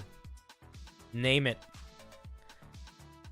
I'll believe you the second I can see it, but until then, I choose not to. Because a lot of people think they know what things are, and then they end up being from D&D Wiki or from other editions. But I'll eat crow if it exists. I'll eat crow. All right, that's from Ivy. Ivy. Again, the advice of the day is to simplify. We don't need 7 little blocks. We just need a solid stat block. Let's give a round of applause to Ivy. I think flavor-wise, it was a lot of fun. Very fun idea. NZ gifting another 10. Thank you so much, my guy. I mostly play Pathfinder and Baldur's Gate 3. Sort of got me interested in 5e. Wanted to ask if there's a class similar to Chinese cultivators using key energy, sword sabers, talismans. I mean, there is the monk, which uses key points, and I think that they are sort of similar, but I will say that they are very, very actively and intentionally, and I think for good reason, moving away from any sort of Asian vibe. They're not trying to make it like you're a kung fu warrior. They're trying to just, because it gets into very racist stereotype stuff when you go too hard in that direction. So they're trying to move it away from that, which I think is a good thing. But yeah, the monk would be the answer to that question. All right, let us spin again. Name it, or I don't believe you. I'm not saying you're wrong, and I'm not saying I shouldn't believe you, but I'm saying if you don't name it, then I don't believe you. Do the work, look it up. Dragon Vessel. Thank you, Arthur. Somebody's trying to do the job. Let's look it up. Dragon Vessel. Magic item. It can be a potion, bottle, or drinking horn. Uncommon in the... Okay. As a bonus action, if it's empty, you can speak a command word and fill it with one of these things. In the rare form, you can also fill it with one of these things. In the very rare form, you can also fill it with one of these things. In the legendary form, you can also fill it with a potion of Dragon's Majesty, which allows you to turn into a dragon for an hour. I'm going to be honest. In my opinion, if you brought me this item and said, hey, I got this legendary item, I would say, nah, man, that's an artifact. I disagree with wizards here. I just do. But I see that I accept that you do that, and I will eat a little crow. And Arthur, I just want to say, though, I appreciate that all the goddamn people doing half work trying to support you, you said, nah, get out of the way, nerds. Let me do the full work. And you actually named the item. Thank you. Yeah. But this is there is just the potion. Yeah, but the potion is one-time use. A legendary item that is a one-time use item is very different. One-time use items are very different in strength than infinite use items or once-a-day items. Oh, yeah, I agree, Dragonus. That's some serious power creep, for sure. For me, the main difference between a legendary item and a artifact is that a legendary item is like the strongest expression of magic items that don't break the game. And artifacts are items that break the game in a way that you kind of want them to. I would also say that artifacts usually do more complicated things or have a lot more going on. And I would also say that artifacts usually have more of a story to them, or they're more intrinsically tied to like some lore. You know, the Cloak of Invisibility is a legendary item. There's no story to that item. It's just the Cloak of Invisibility. Yeah. You got into D&D like 4 months ago. My videos have been gold. All right, well, just keep in mind that I don't know what I'm talking about. Appreciate your appreciation and the people trying to support even if they didn't find the item. I actually had to scramble to find that. Well, I appreciate that you scrambled. Listen, we're all learning together. Just because I yell doesn't mean that I'm right, ever. It's just more entertaining when I do yell. So I do it. Let's look at, we have a piece from Dang It. Who is this? It's Dang It One Pass. Hello, Cinder. Glad you enjoyed my Lunacy Paladin subclass last week. I very much enjoyed your reaction and feedback. Got another very fun table-friendly class. You really sent me a whole class? Oh, it's a monk. Jesus. Okay, it's not a class. It's a subclass. Modest Monk. Is this like Modest Mouse? Don't call it a class when it's a subclass. You make my heart stop.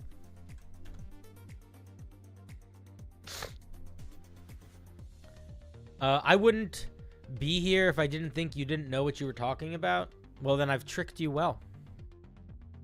I've used my powers against you, and they have done service for me.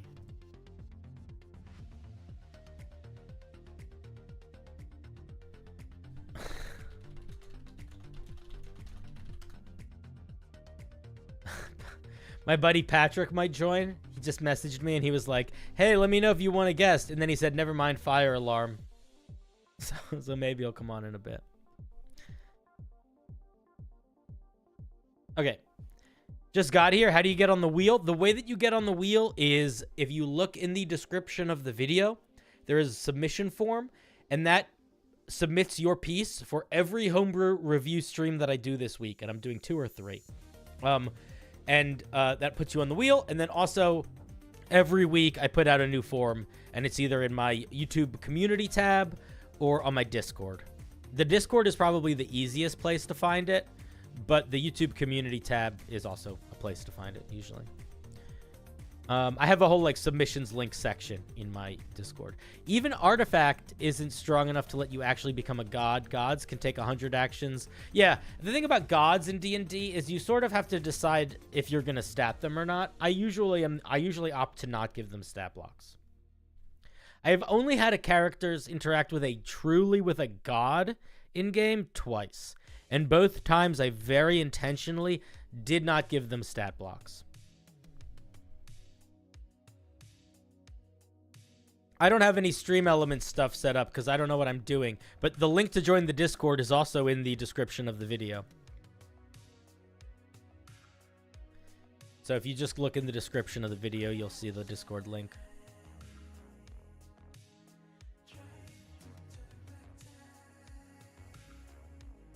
You don't give gods stat blocks, but you give their... Yes, exactly. You have avatars of the gods have stat blocks, and you make them crazy powerful, but you don't worry about, you know, statting the big boy. Saucer Bomb with the member welcome being very cool. So nice.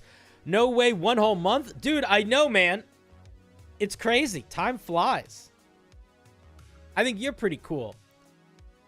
I have to say, I have to say that I know our little community is a little bit bigger every week, and we're slowly growing. But I still feel like it's kind of a small community. Like, I know Saucer Bomb. I know their homebrew a little bit. This is one of the things that's really fun about reading people's homebrew, is it really helps me remember the people, because it's like a whole little project that I can sit inside. Do you know what I mean? Jack Ryan with the 20. Oh my goodness, you're amazing. That's very generous, you crazy man. All right, wait a second. I gotta change the ending credits. Gotta add Jack Ryan. Jack Ryan, are you a spy? That's such a spy name. Do you work for the CIA? I think my buddy's little sister works for the CIA, and I don't know how to ask without getting in trouble, but I want to, because my buddy's little sister almost definitely works for the CIA. Pretty sure. Sponge, welcome to the party. Pretty cool. Saucer Bomb gifting subs. Oh my goodness, guys, calm down. Calm down. I'm trying to make a living here. I'm not trying to get wealthy. You're out of control. Thank you for the 5 gifted, Saucer. That's very generous of you, my guy. Very generous. You guys are too kind. I appreciate you. All right. Calm down. I do not work for the CIA. No, I don't think I am. I don't think I have what it takes. I also feel like I feel like I'm too ethically guided.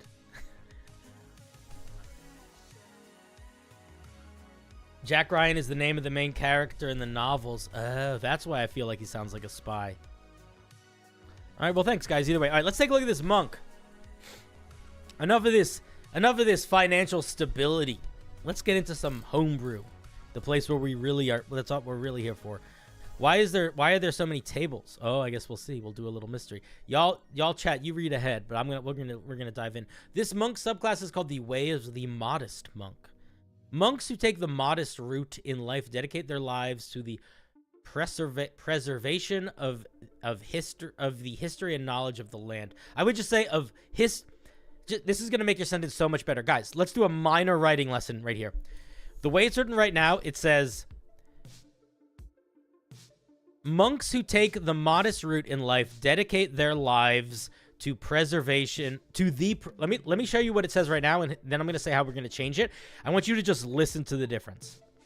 Monks who take the modest route in life dedicate their lives to the preservation and the history, I can't even read it right. Monks who take the modest route in life I want to shoot myself in the brain. Let me try again. Monks who take the modest route in life dedicate their lives to the preservation of the history and knowledge of the land. Instead of saying that, why not say, monks who take the modest route dedicate their lives to the preservation of history and knowledge. Period. Such a stronger sentence. Such a stronger sentence. You know what I mean? Doesn't that just sound stronger? I'm going to skip this middle part because I don't think you need it. With pen and paper in hand, they strive to broaden their intellectual horizons. Period. Start a new sentence.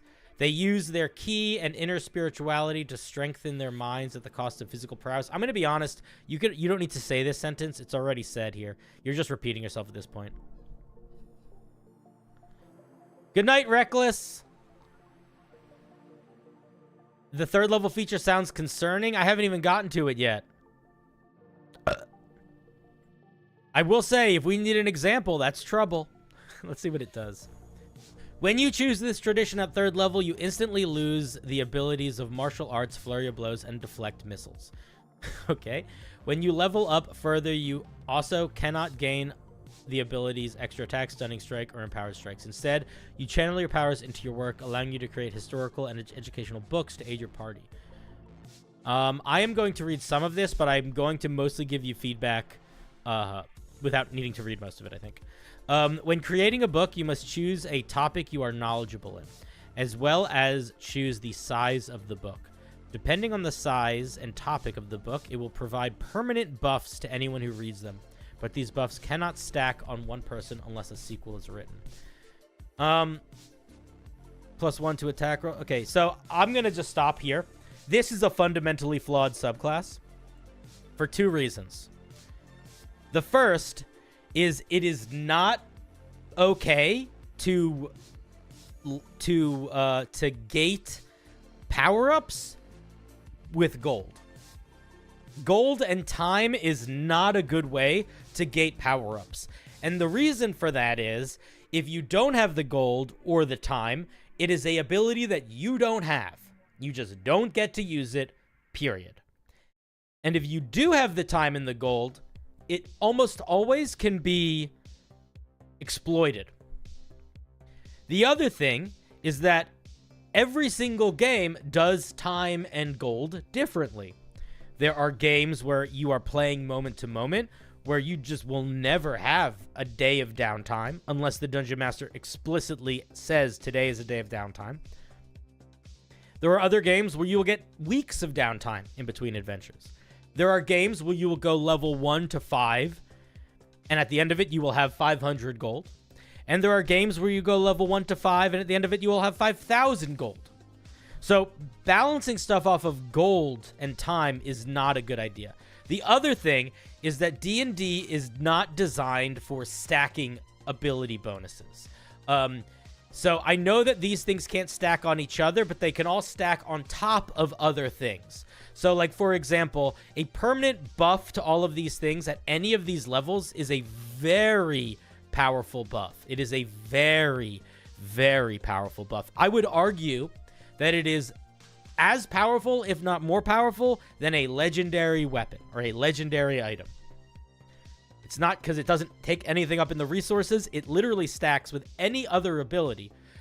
Like, let me give you an example of something that does something similar where it can give a buff, but it works. Let me just show you one thing. So there's a cleric, which I love, called the Forge Domain Cleric. And the Forge Domain Cleric has this special ability where they can make any mundane item a magical item. And they can make that item a +1 item. So you might say to yourself, that seems really similar to this. But it doesn't add a +1 to any item or armor. It makes a non-magical piece of weapons or armor a +1. So you cannot stack this on top of a magic item because it needs to be a mundane item, and then it becomes a magic item, and it is limited to a +1. All of these abilities can stack on top of items and other abilities and stuff. The other thing that I'm going to say is you should not make the first feature of your subclass eliminate the main features of your subclass, of the main features of your class. Because then I want to ask, why is this a monk? Why should this be a monk if you can't do any of the things a monk does? Do you know what I mean?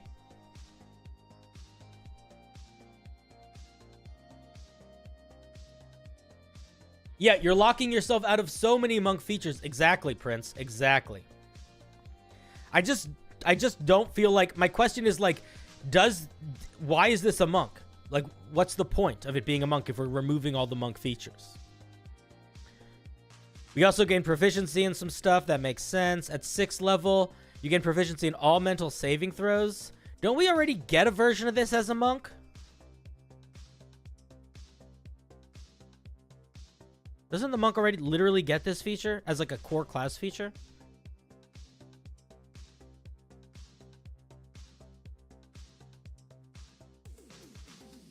What level is it?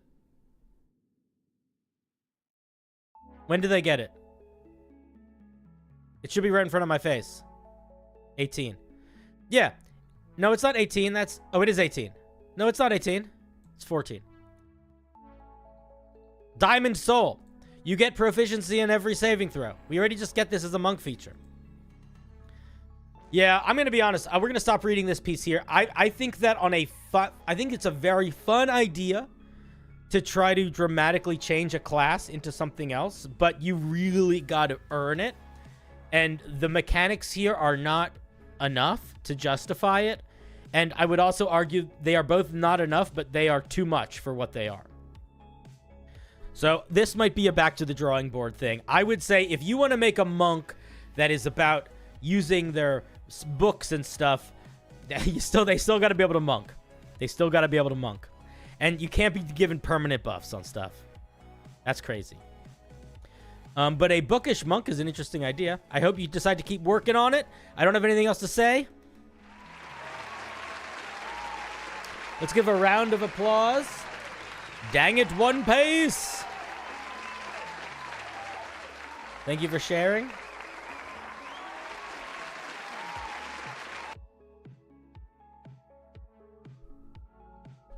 This feels way too weak for yourself and way too strong for the party. It was a weird burp. Yes, exactly. Exactly. It was like a little throw up in that burp. Let me drink some water. We have 100 people watching now. That's pretty cool. If you're new here, say hi. If you haven't seen my show before, say hey. I'm curious if any of you are new, if you're all old heads. What's up, Cody? Welcome. I will say hi to you with name. What's up, Once More with Feeling? What's up, Hari? What's up?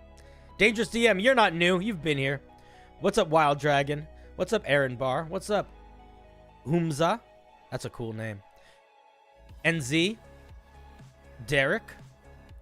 Look at all these lovely new people. Guys, if you're new and you haven't been on the show before, I just want you to know, hi. Welcome. It's nice to have you. Watch this. Boop. Watch this. Boop. Watch this. Boop. Watch this. Boop. Watch this. Boop. Anyway, we do a lot of homebrew reviewing. If you want to send in homebrew, post it in the description below. But also, I post a new submission form every week. So keep an eye peeled for it for the next one on my YouTube community tab or on my, whatchamahoosit. What's the other thing? Discord. And if you are a member, which it looks like we have some new members tonight, which is lovely. If you are a member, you also get access to the member wheel. Ooh. And the member wheel is the homebrew wheel we look at on Thursday. And you can only see it in the member tab or on Patreon. And on those wheels, they're a lot smaller. And also, I invite you to come on stream to talk if you want. Ooh. Ooh. Go to my channel and then click on the member tab. And you should see the submission form for this week.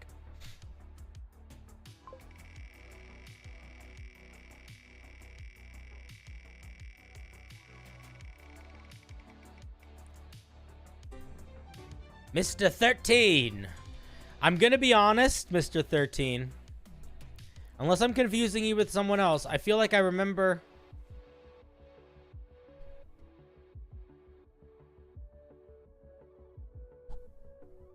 Oh, you're the ringleader guy. Like, why are you familiar? See, I remember people. Okay.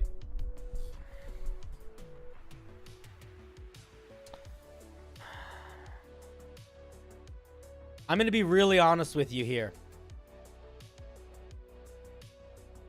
This is not different than a Lich. This is not different enough. What did you change? You gave it a burrow speed. You maybe changed some of the spells. What else did you change? Why does it still have paralyzing attack? Why is it still a 9th level spellcaster? Why does it still have turn resistance?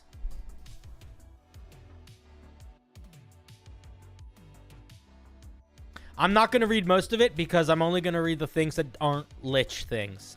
And then I'm going to give you feedback. It has a vine attack that can grapple and restrain creatures.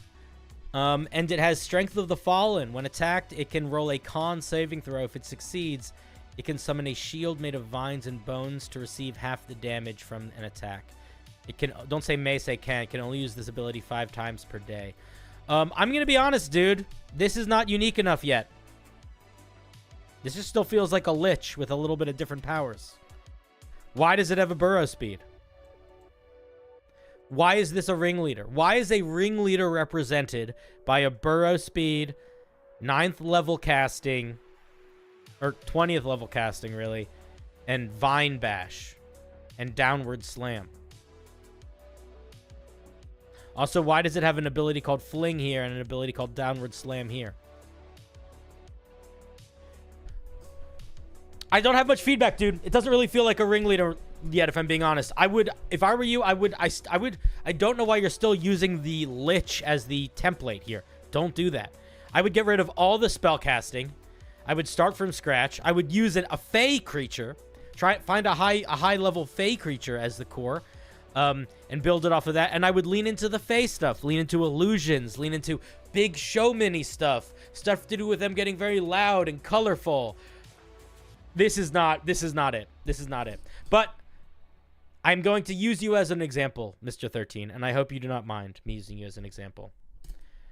This is the second time you've sent me this piece of homebrew.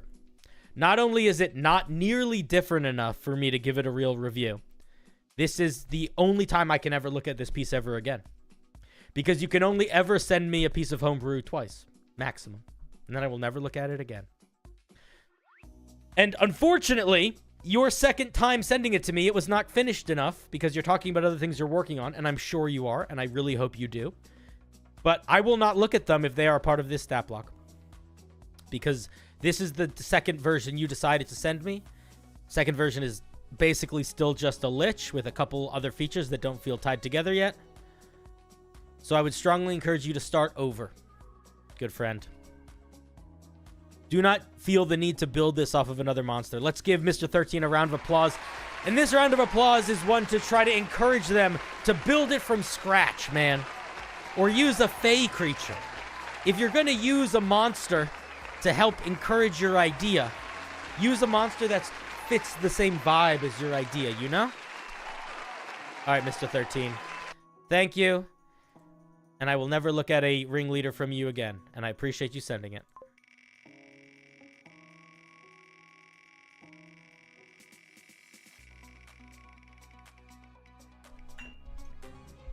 Next is Ocean Orange. NZ with a 5. I'm hungry but also tired and should go to sleep. Help. If you're going to eat food, don't eat anything that's too caffeinated or too sugary. But I love midnight snacks, so I can't tell you not to have a midnight snack. I live off midnight snacks. I don't have dinner until like midnight sometimes. Because sometimes I do things like stay up all night streaming and forget to eat dinner.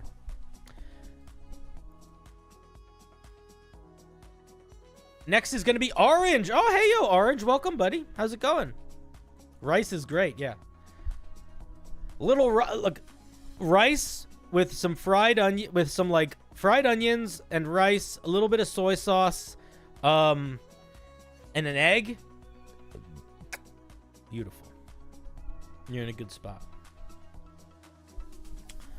All right, let's take a look. Hello again. This is my second time sending in homebrew. First off, thank you for using your Hellfire Barbarian. You're welcome. You implemented some suggestions. Blah, blah, blah, blah, blah. All right, let's skip ahead. Where are we seeing? This is my Pride Paladin. I'm not sure if it's too powerful in some aspects, but I'm ready to nerf or buff accordingly. I'm also not completely in love with the 20th level feature. I think my avatar state leaves something to be desired. All right, let's take a look. Pride. Is that Pride like, I guess we'll see. Oh, it is like Pride. Okay, let's take a look. Interesting. Oh, there's a lot going on here. Why is this 2 full pages? That's too many pages. I guess the first page is tenets. Okay, I accept. The Oath of Pride. Can I give you some editing feedback, some formatting feedback? Change this font. This font is fine for titles, but it's not good for sentences. It's like too twisty. We need something more traditional for sentences. Like use the traditional text for these. It'll just make it easier to read. The Oath of Pride is a proud. Don't use proud to describe pride. It's not. It's the same word. The Oath of Pride is a proud commitment to the protection and rally of the oppressed. Being forced to live as a lesser due to the circumstances of one's birth is unacceptable. Paladins of this oath align themselves with the enslaved, ostracized, and abandoned. They might even be among those who were. They might even be among those who were once or are still oppressed. I understand what you're trying to say here, but the sentence is weird. Pride Paladins know if they do not fight for their right to live. I would say the right to live, they will be snuffed out by oppressors. I would say Pride Paladins know if they do not fight for everyone's right to live. I'd probably change it to that. Or to the oppressed's rights to live, or something like that. And you got to think of a different way to write this sentence. Let's look at tenants. Let's see the tenants. We have diversity.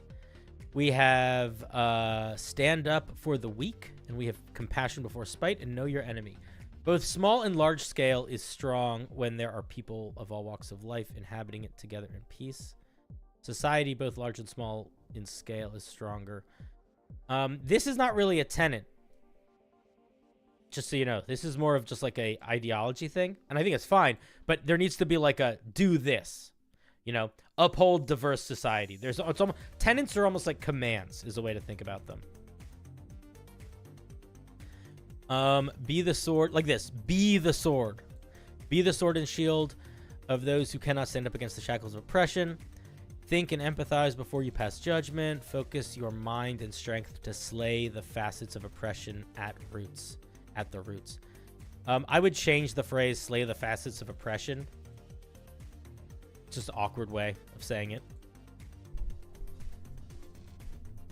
Maybe to cut down the branches of the tree, cut down oppression at the roots, something like that. Let's take a look at what we get. Chromatic Orb, Unearthly Chorus. Is Unearthly Chorus a spell that I don't know? They do exist. Nope, it's not. All right. Then I'm just going to assume it's something you made up. Zone of Truth, Skywrite.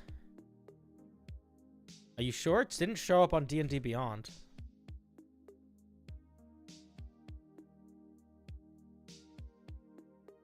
I don't think it's a spell.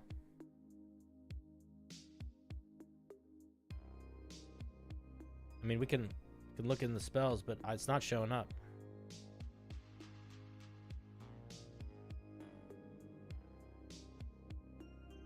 Oh, it's UA? Yeah, all right. Well, that's why. All right, yeah, so technically, I would... don't assume that people are going to have access to spells that aren't online. Like, I would maybe put a little parentheses and say this is UA. Zone of Truth, Skywrite, Beacon of Hope, Motivational Speech, Elemental Bane, Freedom of Movement, Telepathic Bond, Wall of Force. I like all of these. I don't care much for Unearthly Chorus. I get Skywrite, but it does feel a little out of left field. Yeah, I think all the spells are pretty solid. They definitely fill more of a flavor vibe than a mechanical niche vibe, which is fine. But one of the things that is genuinely worth thinking about when you're building a paladin specifically is the spells end up being a huge part of the subclass, because think about it. The only subclass features you get at 3rd levels are Channel Divinity. The only you get at 7th level is an aura. So you're very limited in the sorts of things you get.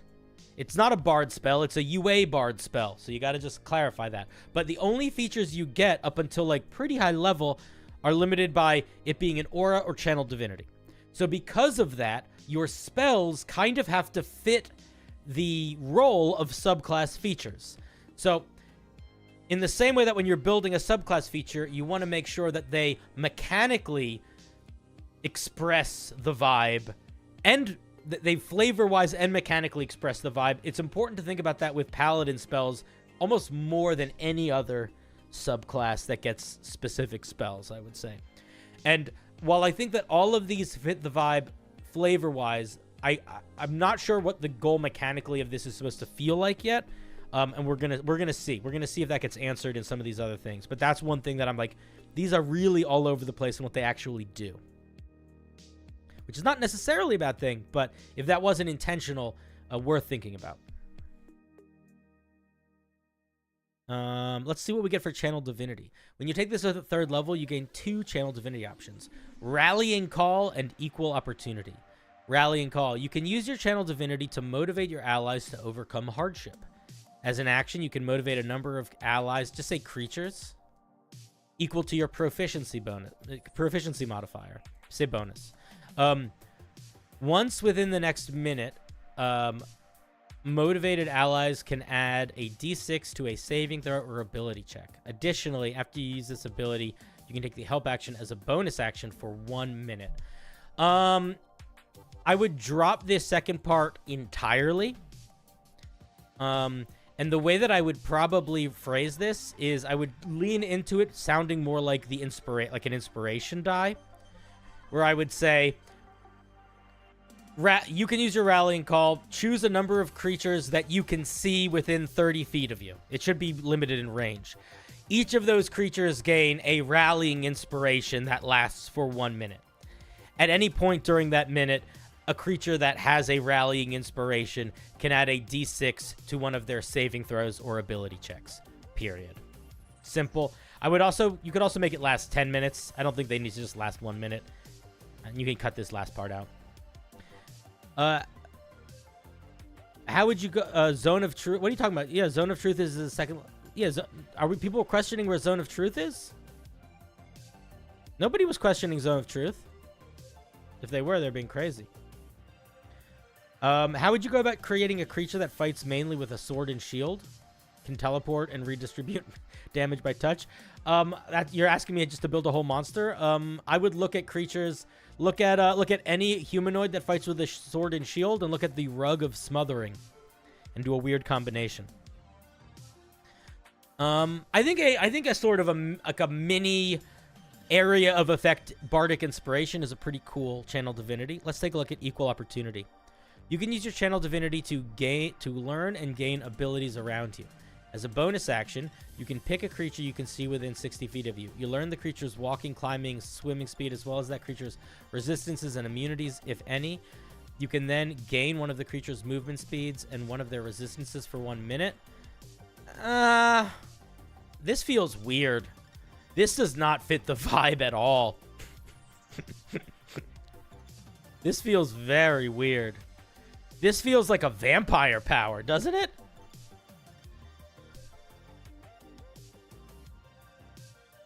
I would change this.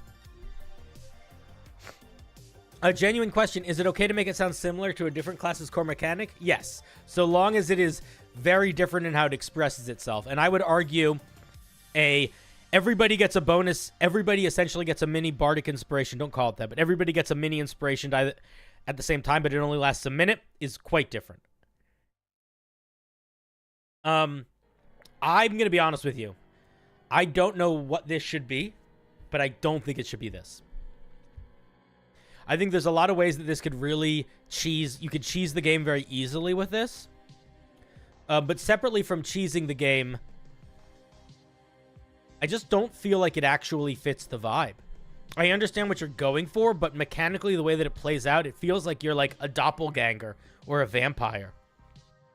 Do you know what I mean?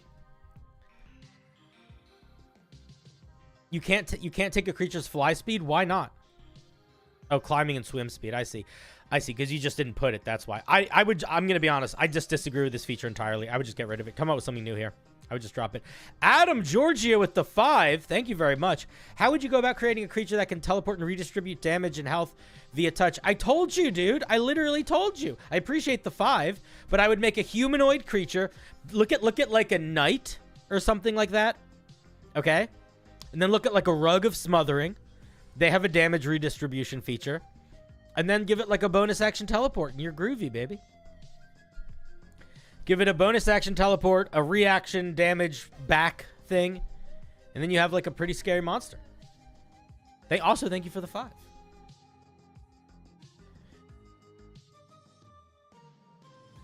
Crazy Moose. Oh man, Crazy Moose, guys. So Crazy Moose is a crazy moose. In addition to that, he's in the armed services. He's one of our boys abroad a lot of the time. And he's in the Navy, and he has been traveling for some time. And on the very leg end of his journey, not only did he get stuck for a while, which sucks, but then he got sick. Oh man, it was such a like when it rains it pours moments. But anyway, it's good to have you back, buddy. You make my day slightly better. We do it together. We are collective uplifters of each other. But yeah, everybody be nice to Crazy Moose because he's had a rough couple days. He's been like sick and waylaid. Oh, poor guy. So everyone be nice to him. Okay. Yeah, I'm going to be honest. This is Ocean Orange. Orange Ocean? Ocean Orange. Orange Ocean. Orange Ocean. Just drop this feature. Come up with something new here. Aura of Camaraderie. At 7th level, you give off an empowering aura that fills you and your companions with confidence. You and friendly creatures within 10 feet of you cannot be grappled, restrained, or magically silenced. Is there another paladin that gets a grappled, restrained thing? Am I imagining that? Holy shit, Crazy. 20? You're out of control, man. Thank you. That is very kind. That is very kind. Thank you for the 20 gifted.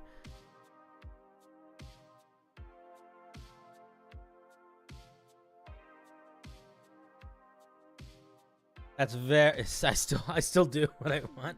Okay, good. I'm glad you still do what you want. And I'm glad you're still crazy. But you also can just always be here. You don't ever actually need to gift anything if you don't want to. But that is very, very, very generous of you. Thank you. I guess it's not. I thought the Oath of Glory did something with strength, but... I wouldn't... Okay, so here's what I would say. I would not make them immune to being grappled and restrained. I would give them advantage... This is what I would do. I would give them advantage... on saving throws. Oh, Omega. Hello there, buddy. Thank you for the member. I appreciate it very much. Instead of making them immune to grappled restrained, I would make them have advantage on checks and saving throws to resist being grappled and restrained. It's kind of a lot to just give a couple immunities. It's a little, in my opinion, it's a little too much. And can't be stopped with magical silence is one of those features that's not like game-breakingly strong, but it's strong enough that it's not like a ribbon feature. You know what I mean? It's definitely like a proper feature. So yeah, those are my thoughts on that. But I like what it does, and I think vibe-wise, I get it and I like it. I think it's a very solid vibe. Oh, look at this! You did something with your art at a weird angle. See that? Interesting. Nick Marsh, welcome to being very cool. How's it going, buddy? Oh, shit. You're not just very cool. You're too cool for school. Oh, shit. That's hectic. You're joining one of the elite. We don't have too many people that are too cool for school in here. We just have a bunch of very cool and pretty cool guys, usually. Thank you, Nick, for the upgrade. Upgrade. What's the movie where somebody knows somebody named Upgrade? Isn't that like a villain in a movie?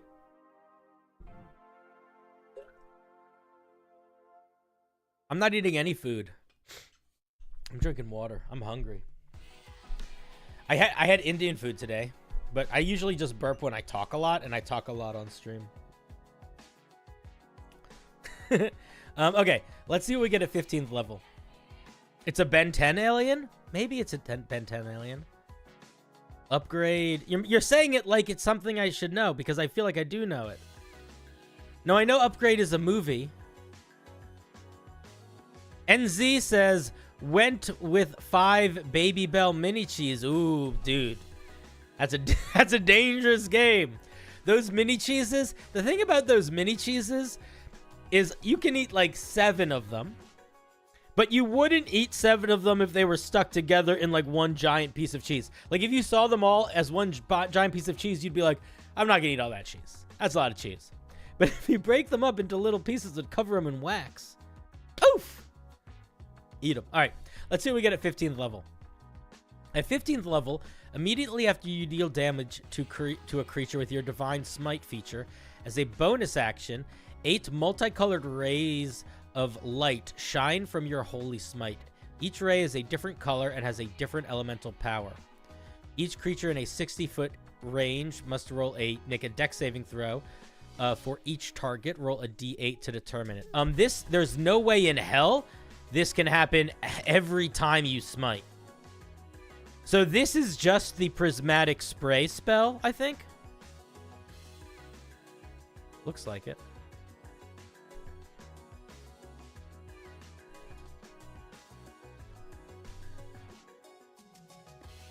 Yeah, this is just the prismatic spray spell. I'm going to be honest. I pretty strongly disagree with giving a half caster access to essentially a 7th level spell. If you want to do something like this, you can make it part of the avatar feature at 20th level, but I would not do this at 15th level. If anything, what I would do is I would majorly tone this down and give it to you as a channel divinity. Create a channel divinity where you can shoot out a rainbow and every color does a different type of damage. Or something. Or just tone this way down. Like instead of doing 10d6, maybe they do 2d6 plus half your paladin level. Or something like that. 2d6 plus your proficiency bonus. But tone all of these way down and make this channel divinity. And then I think it's fine. And then make it an action to use, not a bonus action or part of a divine smite or anything like that. And then come up with something brand new for a 15th level. At 20th level, your presence on the battlefield becomes a beacon of hope and morale. You can use your bonus action to gain one of the following benefits for an hour. An unlimited amount of reactions. Nah, drop that entirely. You and your allies within 30 feet of you cannot provoke opportunity attacks. That's pretty cool. I like that. All allies within 30 feet of you can take the help action as a bonus action. I wouldn't do this. There's a whole subclass built around using bonus action as a help action, and this totally ruins that. So I think that you got to rewrite a lot of this. This shouldn't last an hour. This should last 10 minutes tops, and you should get rid of this feature, and you should get rid of this feature. Keep this one if you want, and then come up with some other stuff that feels more flavorful. But I think you're missing a lot of flavor at the end here, and two of the main things don't work. So those are my feelings. I think it's a really fun idea for a subclass. I think you've got some really nice stuff going on here. I think that you got to just move a couple pieces of the puzzle around. But I think that a lot of this works really well. And I do think that the vibe is pretty solid. I would, if I were you, reconstruct some of these in the way that I suggested. And then go back and rethink your spell list. And see if you feel like there's anything on it that could... If there's anything missing from what the class does that you could fill out in the subclass or that you feel like you might want in there.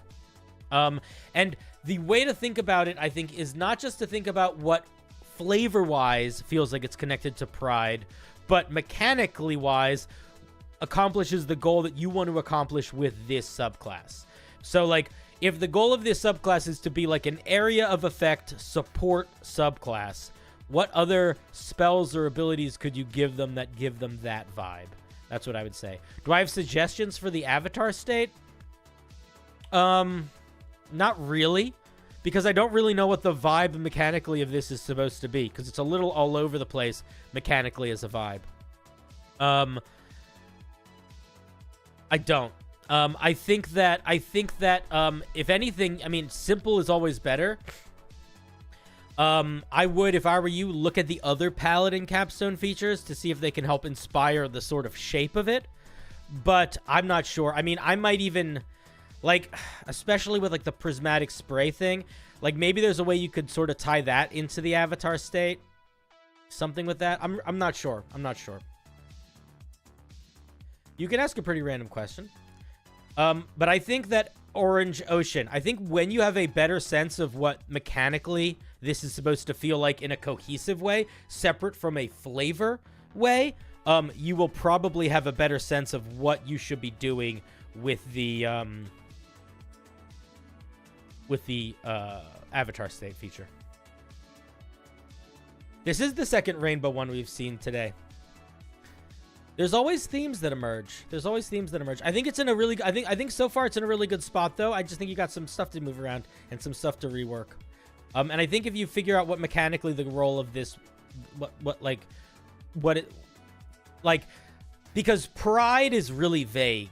You know what I mean? Like, what does pride mean? It can mean a million different things. So you need to specify... You need to focus that in a little bit, I think. And I think if you focus that in, you'll have a sense of what you should do with your 20th level feature. All right, thank you very much. Let's give a big round of applause to Orange Ocean.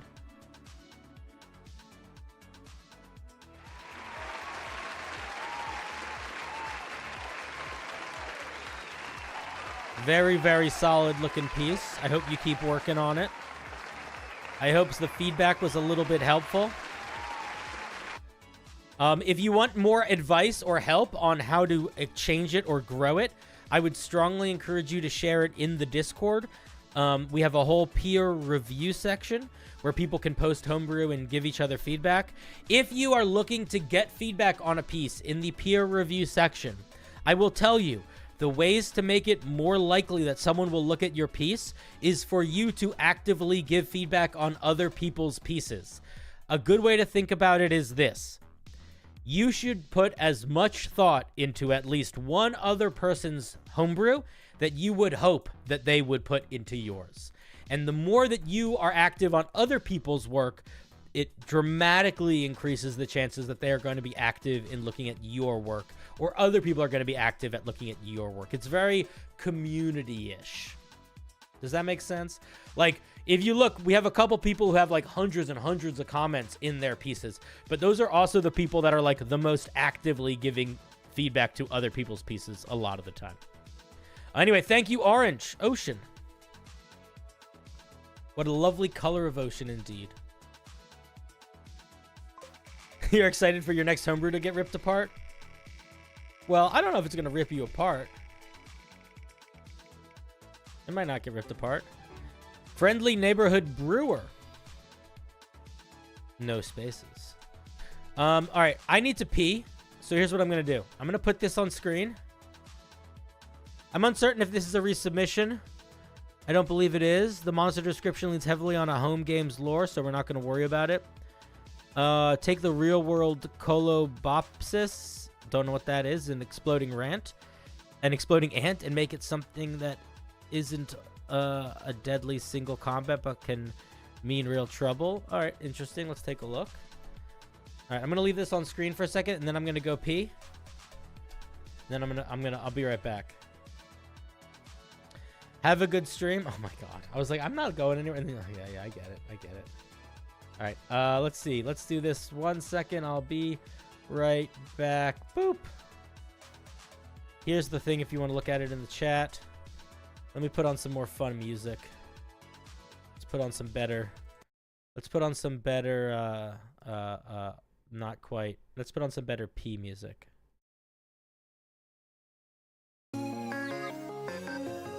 No, this is better. All right, I'll be right back. 1 sec.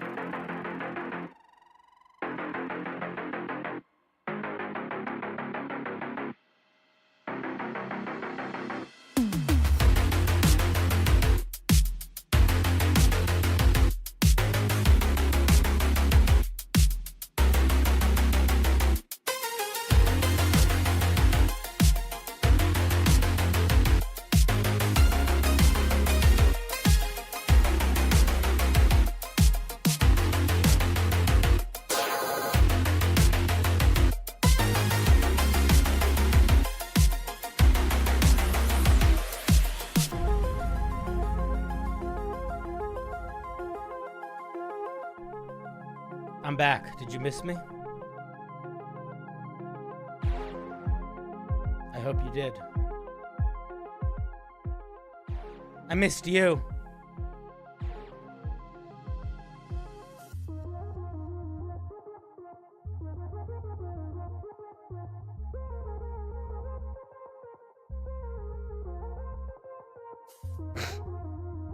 All right. Enough of that. Calm down. We're not here to dance. Not yet, anyway. Not with that attitude. Where'd the music go that we were listening to? We were listening to my favorite mix. Here it is. New song. All right. If we submit today, when are they likely to be on stream? They will be on stream on any of the streams I do this week. So, or it'll not any of them, but it'll be on stream tomorrow night or maybe Friday. If they don't get shown on those 2 days, you will have to resubmit for the next homebrew review. But they will be on the wheel for tomorrow at the very least. At the very least. I do a new submission form every week.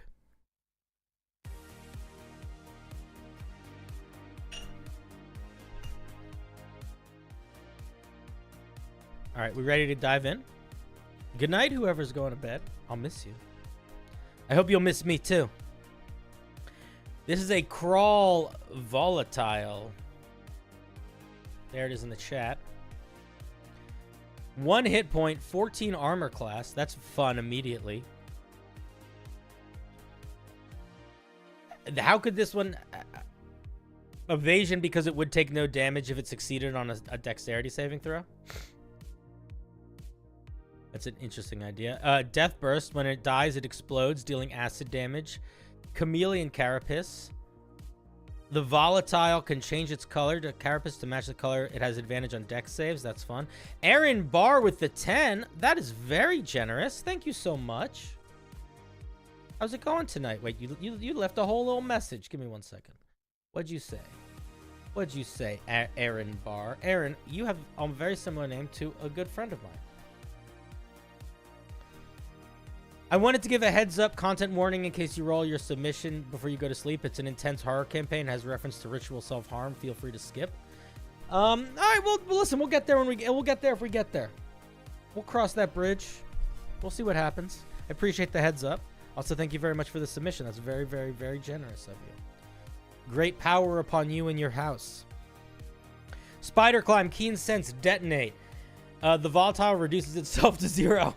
That's really funny. Okay, this is a CR, this is a very goofy, underline goofy monster. I'm going to be honest here. I think it should do...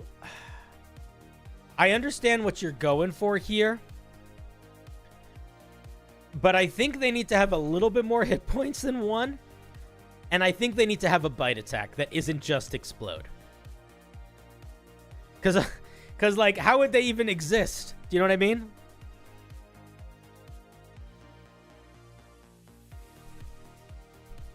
How would they explode? It's a Baneling. It is a Baneling. But Banelings aren't designed to have full lives.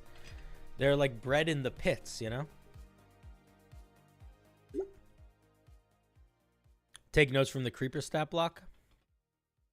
They exist to defend the Crawl Hive. Oh, I see. I see the Crawl. Yes, this is true. Oh, yeah, these are pretty great. I'm going to be honest. These are pretty great. The only other thing I would add is somebody said evasion. I kind of like that. I think I would maybe not call it evasion because it's a little... It doesn't need to be evasion. But you could say if they succeed on a dexterity saving throw that would deal damage to them, they take no damage. I think that makes a lot of sense. So I think it was Butt Poncho that said evasion. I don't remember if that was him or someone else, but somebody said evasion. I kind of agree, but I like it a lot. I think this is a really fun little monster. Some monsters just have evasion as written like this. Yeah, that's true. Chain reaction, explode. That's the only thing that I was going to point out. I'm wondering if you should make them immune to acid damage so that they cannot chain reaction explode. I think that is going to make them a lot more usable in a swarm sort of sense. Because if they're not immune to acid, then when you hit one, they're just going to kill all of them. And the whole swarm kind of works against itself then. You know what I mean? I think I'll yoink this Yeah, yoink it, dude. It's a really solid little item. I'm gonna be honest, I have very little feedback. I mostly just like it. You could also drop the half damage on a successful save. It could just be a save or suck spell. And give it a bite. What's its movement speed? Yeah, it's all good. I think it's a little fast. You could lower its movement speed a little bit. But overall, I like it. Make them immune, but give them a reaction to explode if another one is in close proximity. Oh my god, Tradosio, yes. Yes. Yes. That's the answer. That. Make them immune to acid, but be able to intentionally chain reaction explode. Oh, I love it. I love it. That's such a good idea.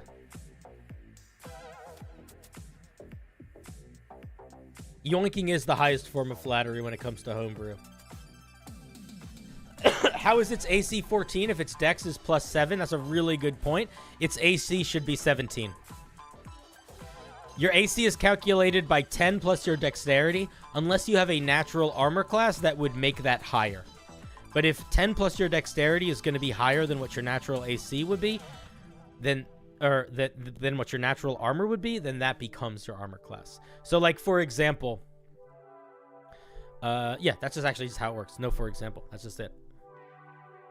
Most creatures that have a natural armor class have so that it can make up for them having a bad dex. I don't really have much more to say. Haven't played any D&D yet, but I love watching the content. The amount of creativity in these is great. It's your first stream.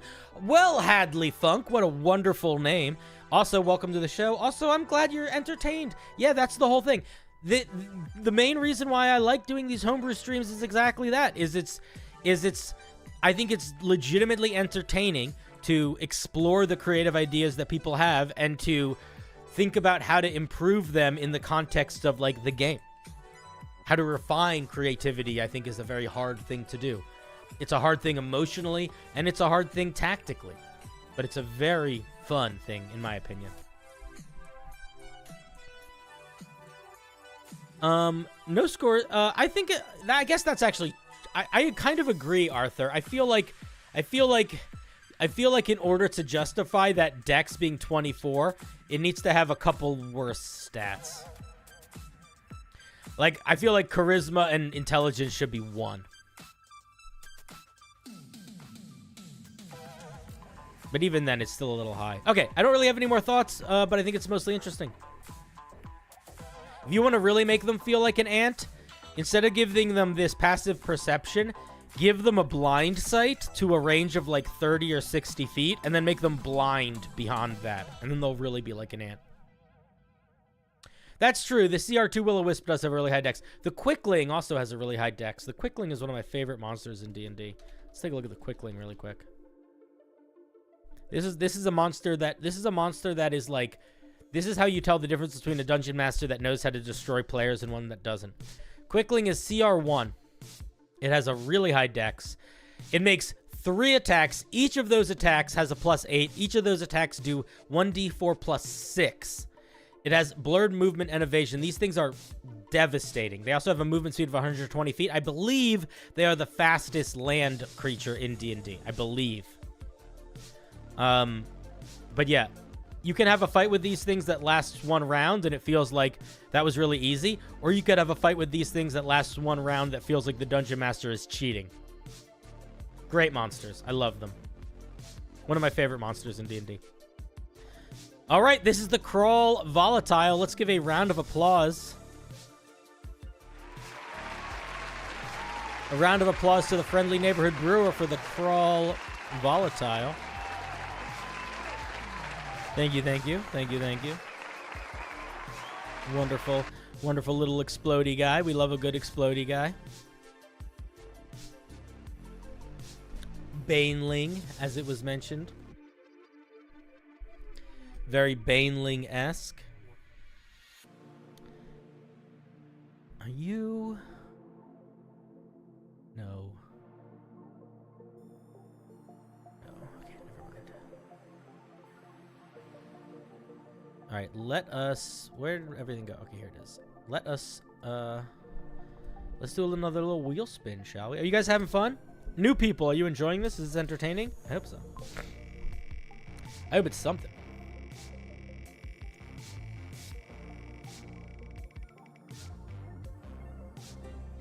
Oh, I'm a moron. I'm a moron is one of our mods. Today is not a nautical nonsense teaser. Oh, interesting. It's just a subclass you've been working on. Just a subclass. I don't know if it's just a subclass. This is the Survivor, a fighter that takes loose inspiration from Souls-like gameplay and dark fantasy protagonists. You can play this fighter wielding a big friggin' claymore or run around with a crossbow tumbling away from ghouls. Proof and concept subclass is only 25% done.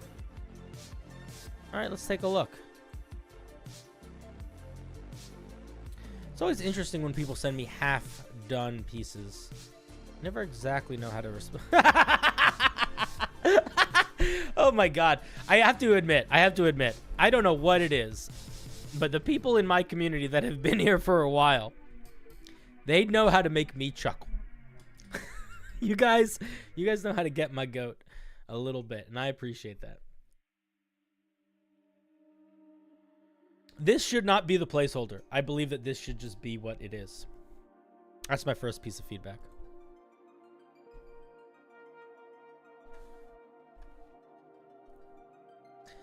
Survivors are fighters with an impeccable will to live, even while being pursued by supernatural threats. Survivors learn to fight as a means of avoiding peril and overcoming unimaginable threats. Don't use the word threat twice in once. Come on, man. They're right next to each other. Do something different. Unimaginable anything. Threat synonym. Some survivors might be warriors who have created the grave, a soldier who was cursed to be endlessly hunted by fiends, or a rugged knight who escaped from the Shadowfell. The only thing that I feel like is missing from here is like an element of like what I want, like one sentence between these two that gives us a little bit of a clearer idea of like how they are able to survive, or an element that makes us visualize the benefit of surviving all of this huntedness. Like, I don't know. I'm not exactly sure, but I do feel like there's like a tiny bit of something that could fit here between these two sentences. Let's see what we get at 3rd level. Why is it so dark? I don't know. Sometimes dark mode works really well. Sometimes it doesn't. Do you prefer that? This is a lot easier for my eyes. What if I just do this? Is that nice? Do you like that? I'll make it light for you. For the people. Survivor. You like the disco? Oh, yeah, I like it too. Here, I'll keep the dancer on stage for now. Keep it switching. This would be pretty hard to read. This would just hurt. Everyone would just hate it. All right, I'm making it dark. I'm making it dark. I'm keeping it dark. You have learned to live by fighting overwhelming threats. You gain proficiency in either medicine, nature, perception, or survival. Interesting. Nice little proficiency bonus addition. I like that. Danger tactics. You can relentlessly overcome danger with a little rest. You have a wellspring of resolve and determination called stamina die, which are represented as D6s. You have a number of these die equal to your proficiency bonus. Your stamina die can fuel your martial skills in each of the following ways. I'm going to be honest, I'm a moron. So far, I'm liking the structure. We don't actually know what this skeleton is holding up. Solid. This is a very solid explanation of what stamina die are. Let's dive in. Data, what's up, buddy? Yeah, Data's old school also. We have a couple old heads here. Evade. When a hostile creature hits you with an attack or you fail a dexterity saving throw, you can spend one of your stamina die, roll the die, and add the result to your AC for that attack, potentially causing it to miss you. Or you can add the result to your saving throw, potentially succeed on the save. Okay. Once per turn, when you hit a creature with a weapon attack, you can spend one of your die and add it to the damage of your roll. Tumble. As a bonus action, you can spend 1 stamina die and move up to 15 feet without taking opportunity attacks, provided your speed is not 0. You can stand up from prone as a part of this bonus action. Okay, Tumble is excellent. I like Tumble a lot. Strike is flavorless, and I don't really like it. And Evade kind of feels like a feature that I feel like... This is what... I don't love Evade, if I'm being honest. I don't love Evade. I think you need to figure out how to make Strike kind of feel unique and not just roll die, do more damage. And I feel like Evade... I mean, I guess it's fine, but it just doesn't feel that unique. So I think the big question that I'm going to have for you, and you don't need to answer it because the answer is irrelevant until you know it. This is not an answer that you should rush.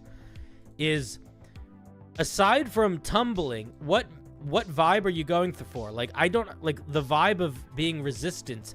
Like, I feel like a way to make Evade more distinct, I would say, would be I would cut out the AC thing, and I would make it so if you fail a Dex, Strength, or Con saving throw, you could roll to add it. So it's like physically you're more endurance-y. But I would keep it to those sorts of checks or saving throws. And I might actually make it checks or saving throws. Not just saving throws. And I don't know what to do with Strike, if I'm being honest. You gotta just think about that. Instead of Evade, make it something like an Estua Flask. Roll to reaction to heal after getting hit. I mean, fighters already get Second Wind, which is basically that. Estus Flask. Yeah, they already get Second Wind.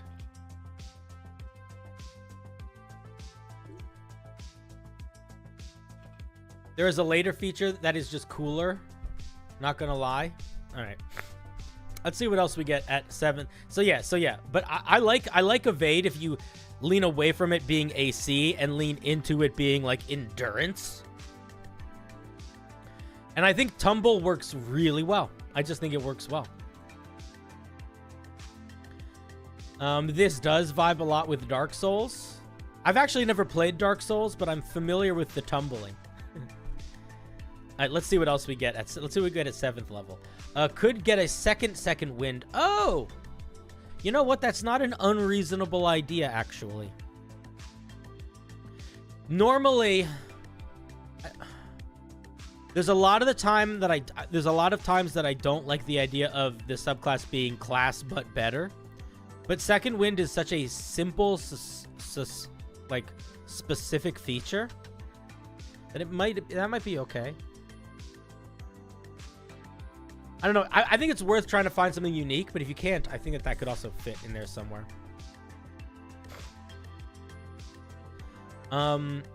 You were thinking of it as a reaction heal when getting hit, sort of like a damage reduction then?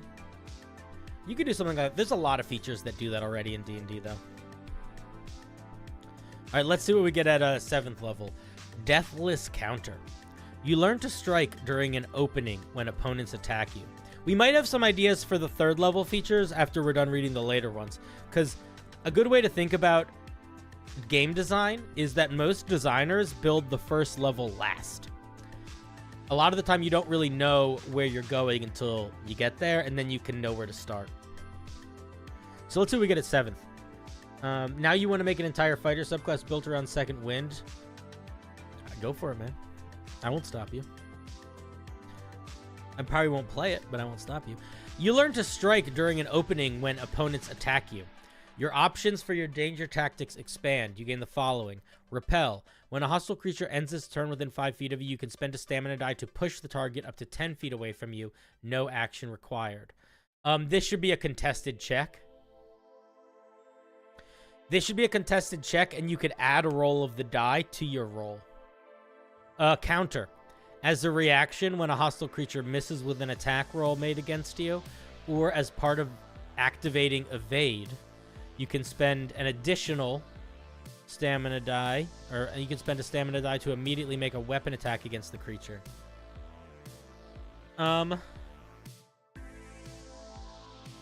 I probably wouldn't make it both.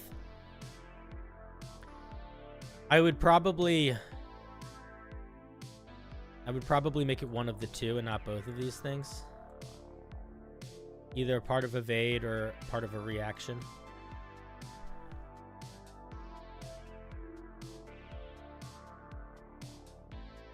You can't use it again until the start of your next turn for repel. Yeah, that's probably true. Repel should not be. Well, it needs to. Because it's. Oh, it doesn't. Because it doesn't take your reaction. That's a really good point.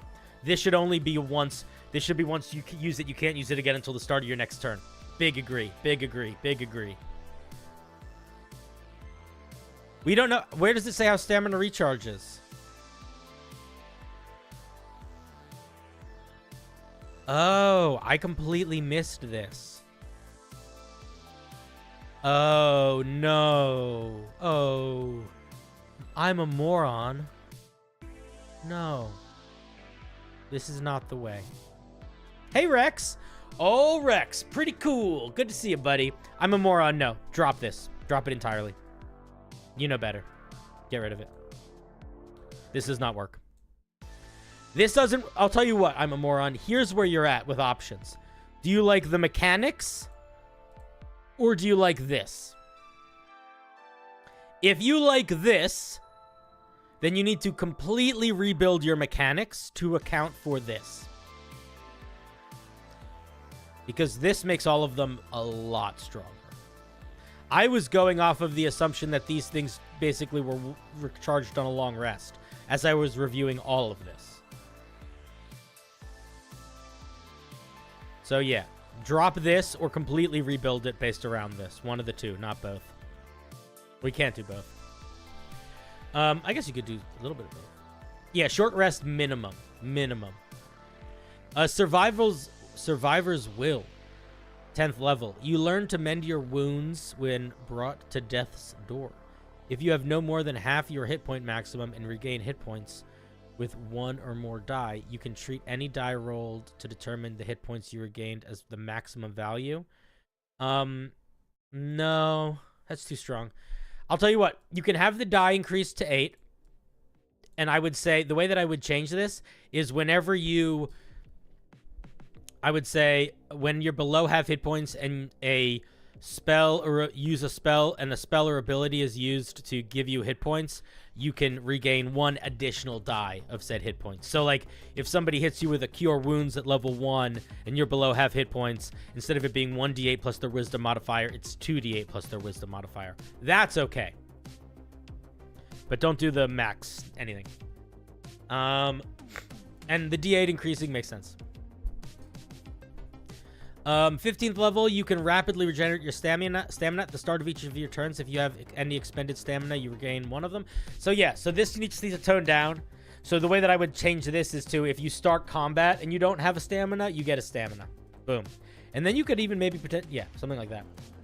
Also, you could maybe then switch this feature with this feature, and then the get a stamina back when you start a fight could be the 10th level feature. And then this could be the 15th level feature. That also works. Your stamina die increases to 10. That's boring. I would make something new here. I mean, it could do this, but then give us something else we can do. That's cool too. And you said you were not that done yet, so I don't really have much more to say other than that. I wasn't a member somehow. Time to party, friends and foes. Rex with the 10. That is very generous, dude. I'm glad you've decided to join the members. If you are a new member tonight, of which there are several, do not forget to check out the member tab on YouTube to submit to the member wheel, which is Thursday night. The member wheel is usually significantly smaller. It's like about half the size or less. So it is much more likely that your piece will get looked at. In addition, if you are interested in coming on stream and talking about your piece on the member night, I invite you to. But yeah, I don't have much more to say. I'm a moron. The concept of stamina is that the fighter can start every combat with some stamina, if that makes sense. That does make sense. You got to tone everything back then, because you cannot balance this. This can't be balanced. Like this can't be anywhere near as strong as like if you're looking at similar fighters that get similar things, you're looking at like the Battle Master, or you're looking at like the Psy Knight. And you got to be a lot weaker than these. So that's your main struggle that you're going to have to work on. If your goal is to get this feature a lot more than regular, then you got to figure out how to tone it to a reasonable extent, I think. But I think the idea is mostly fun. It is a big challenge. You are giving yourself a big challenge, but that is okay. Because I'm going to tell you something else. I'm a moron. If that is your real name. If you can accomplish that, you will have on your hands a fighter subclass that's main core mechanical loop feels really different than most of the other fighter subclasses' core mechanical loop, and that will be pretty cool. So I think it's challenging, but I do think the other end of that challenge is worth it if you are having fun working on it. I don't really have any other feedback for you. And if you have questions, let me know. But otherwise, let's give I'm a Moron a round of applause for their Dark Souls themed stamina guy. A couple things I think you could do to tone this down is I think you could do these features having them not affect saving throws, having them just affect ability checks, stuff like that, because that still would affect things like grappling, breaking grapple, that sort of thing. That's like just one little idea, but I'm sure there's other ideas that you can think of. But anyway, thank you very much. I'm a moron. Don't you love when I say your name? What will happen if your piece isn't reviewed in a session? Will there be separate streams? I refresh the wheel every week. So basically every Sunday I refresh the wheel. So if your piece doesn't get reviewed before this weekend, then it will not be on the next wheel. You will have to resubmit. And I repost a new submission basically every week. The reason why I don't have a submission posted, I'm not going to have one for next week posted, is because I'm taking a week off next week. But in 2 weeks, I will be back. So I'm streaming tonight, I'm streaming tomorrow night, I'm streaming Thursday night. But then I won't be streaming again until probably the 10th or the 11th. So that will be the next. So if your piece doesn't get looked at tonight, tomorrow, or Thursday, or really tonight or tomorrow, because Thursday is the member night, then you'll have to resubmit when I post the next wheel. And you'll see it either in my Discord or in my community tab. Sometimes I'll make shorts about them.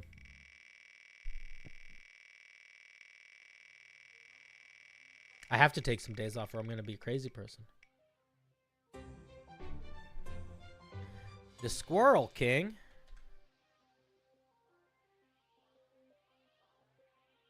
A barbarian subclass I made for fun after playing with my friend's dog. I mean, every story's got to start somewhere.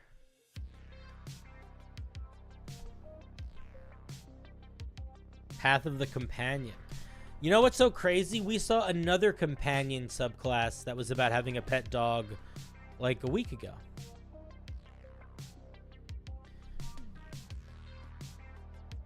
Let's see what we get. I'm a little nervous by the fact that this is based on a companion and we're not getting a stat block for a companion. I don't know how I feel about that. I'm going to say something. Yeah, the Houndsman. Yeah, the Houndsman. The Houndsman was great. I'm going to say something right now, and I want all of you to listen. We're going to read this first, and maybe it won't apply. But in my experience, if you're making a sub... And maybe this isn't it. Maybe this is not a subclass based on having a pet. But if you are building a subclass based on having a pet, a summons, a unique creature object, whether it's a flying sword or a little demon or a book or whatever, and you want it to like interact with the game in a variety of ways as if it's a creature, it needs a stat block. It needs a stat block. Don't make people figure out the stat block. Write the stat block. Put it in the thing. You can't do that, don't make it. That's my opinion. Did I review this already? I didn't review this already, no. I reviewed the Houndsman, which is a similar vibe, but was a fighter subclass.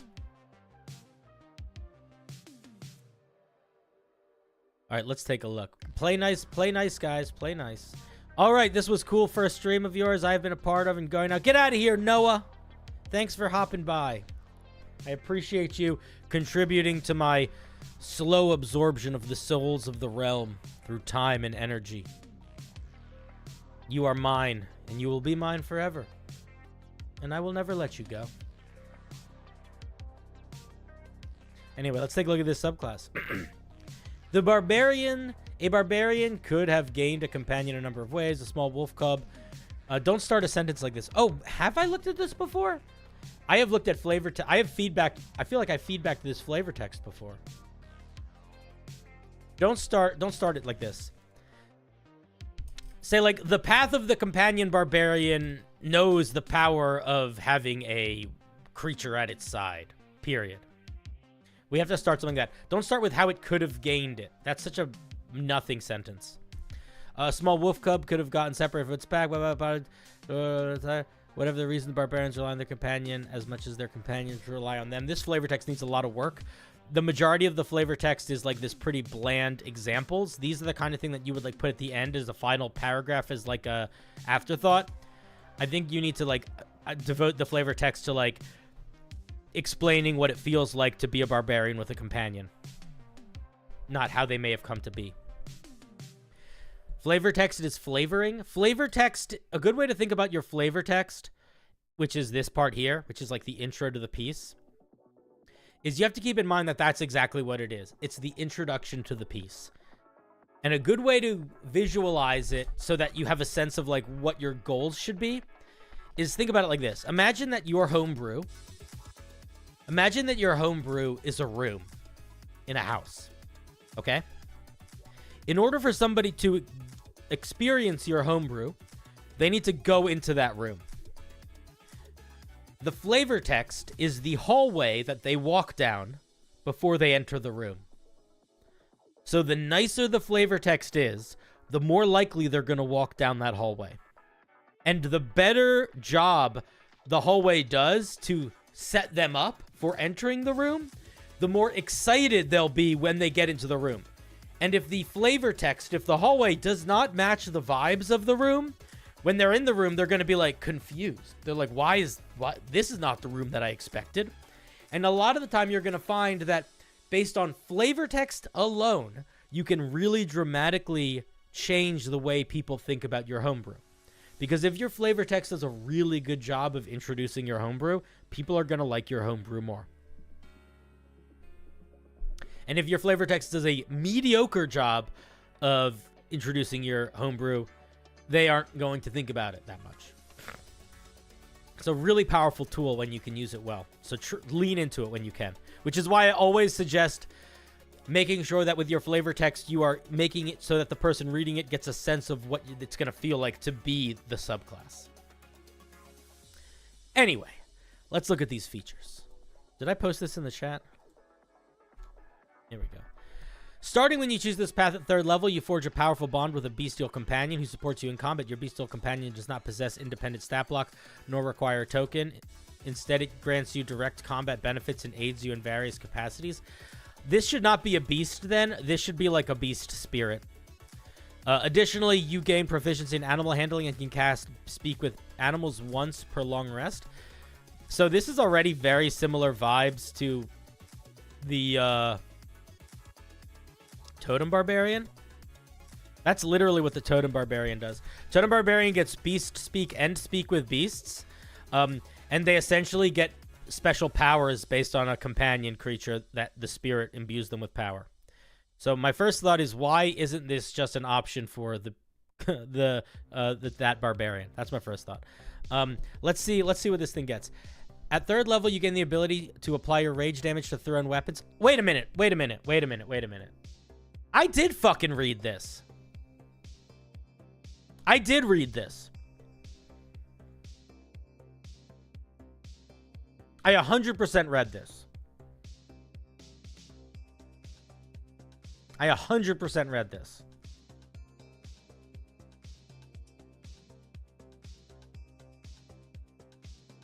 Yeah. I have no new feedback for you. It's exactly the same as it was the last time I looked at it. Also, you're not supposed to send stuff twice in a week.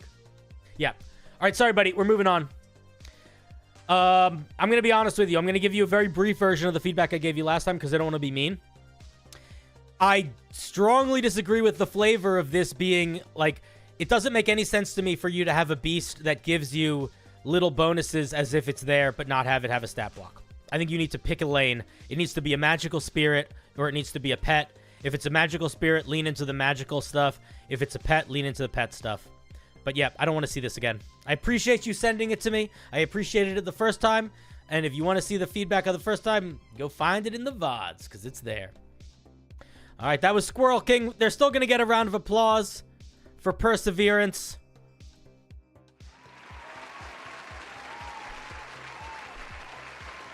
We don't shame folks just for resubmitting the same thing, even though they shouldn't. Perseverance is key. Might not have known it was reviewed before. Squirrel King, if you don't know where to find it, if you look in my Discord or on any of the VODs, they are all timestamped because we have a user who is crazy, who isn't Crazy Moose, but is equally crazy, who goes through and timestamps every single one. And you can go find your piece.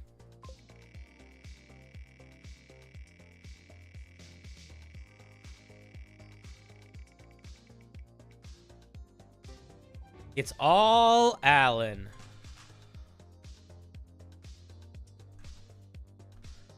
Good morrow. I initially made this for a corrupted dryad I'm working on, but thought, why not open it up for PCs? I don't know why I'm talking like that. So its origins began as an alternative for bark skin. Hope you enjoy. It's your first time submitting. Well, welcome. Thank you for submitting. Thank you for putting yourself upon the pyre.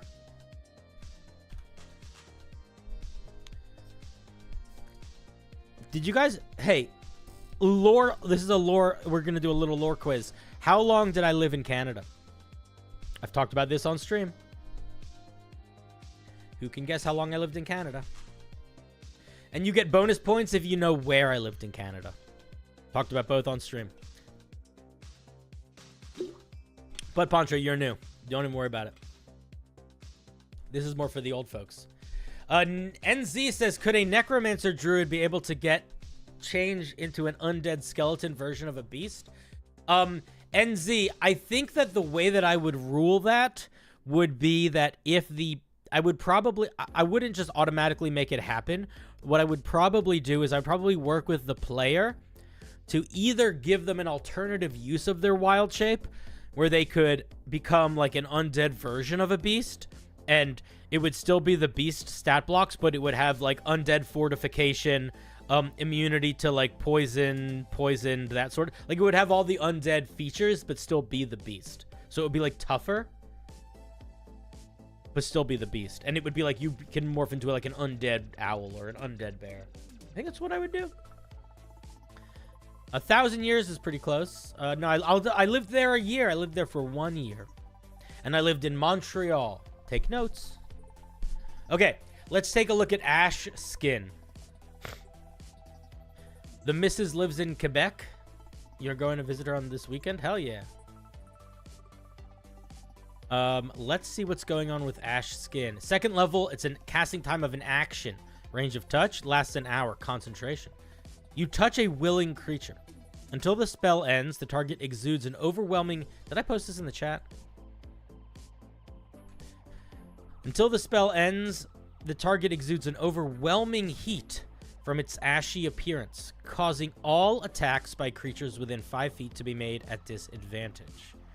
Oh. Additionally, the target's body isn't as rigorous as it normally is, gaining vulnerability to bludgeoning, piercing, and slashing. Oh. Whenever the target takes damage, they are vulnerable to. The heat within gets exposed, causing all creatures within 5 feet to take 1d4 fire damage. This is a little bit too complicated. I think it's just doing too much. Everybody within 5 feet of you is making attacks at disadvantage. You're vulnerable to 3 types of damage. If you take damage of that type, it explodes in fire and deals 1d4 damage to everyone around them. It kind of is just a worse version of Blur. That's a really good point. Let's look up Blur. Blut. You guys like the spell Blut? Like, look at Blur. The difference is that Blur lasts a minute, and this lasts an hour. That's like the big difference. but both are concentration. Both. This one makes it so you can't be targeted with. You can't have attacks made at disadvantage. Attacks against you have disadvantage. This is all creatures within 5 feet of you make attacks at disadvantage. I'm not really sure what the goal is here. This is almost like the negatives don't outweigh the positives in a way that I feel like justifies using it. Yeah, the spell does kind of cancel itself out. That's sort of what I agree. This feels more like a curse than like a spell. Yeah, ranged attacks would mess you up. An arrow? Being vulnerable to damage will ruin you. And being vulnerable to bludgeoning, piercing, and slashing damage are like, they're like the most common damages in D&D. Yeah, you are also making attacks at disadvantage. That's true. It also can't be ended early. That's also true. Oh, you could end it with concentration. So yeah, right now it feels like it's too many downsides.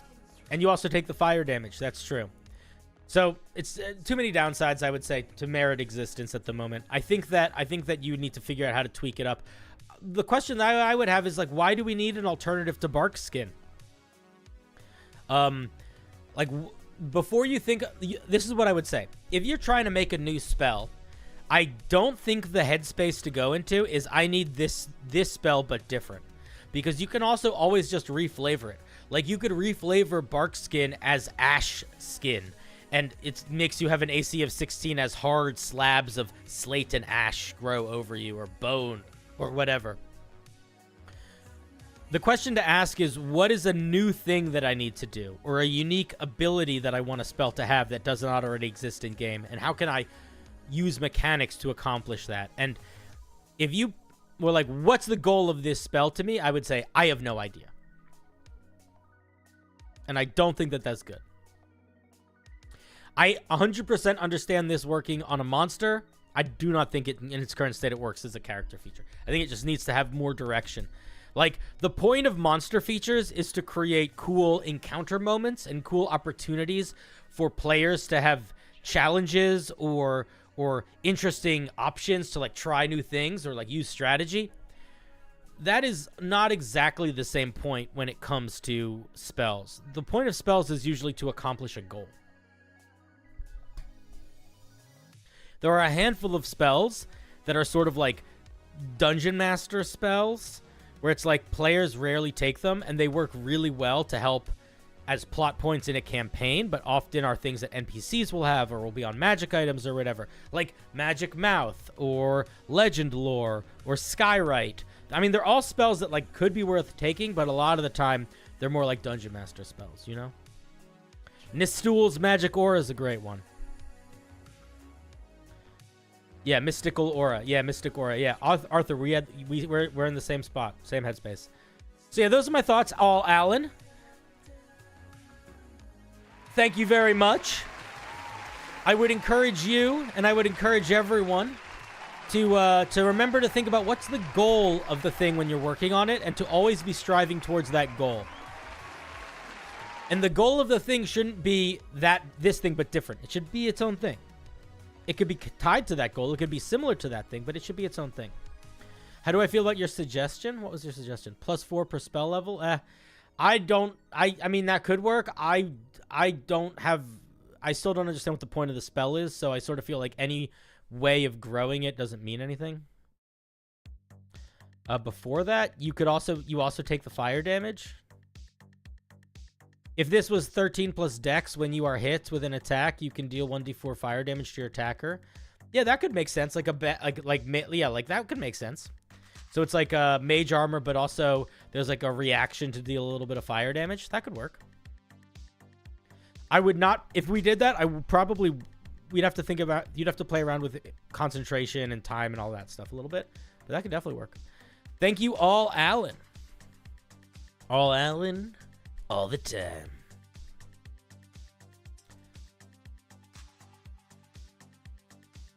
Let's spin. Let's see if any of my friends are streaming. No.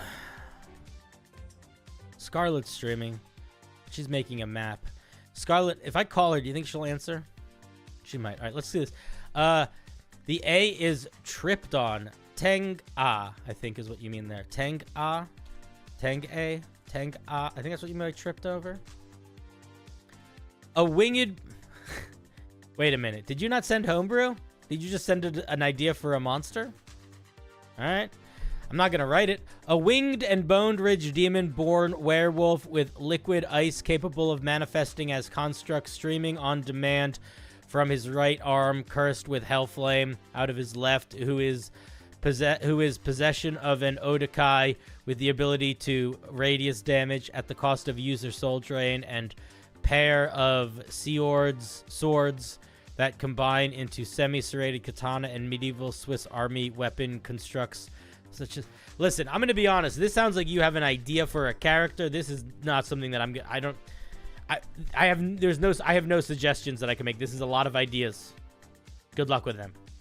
This sounds like an anime character. Whenever I see someone give me an anime character, the first piece of advice I usually have is it needs to be toned down and simplified, unless it's a monster. And then if it's a monster, it needs to be toned down and simplified enough that it can be used without needing to read paragraphs to find the features. And I wish you luck on it. All right. But don't worry, Teng. You still get a round of applause for sharing a crazy idea. Let's give it a crazy idea. All right, but yeah, this wheel is for submitting Homebrew, not for submitting ideas for Homebrew.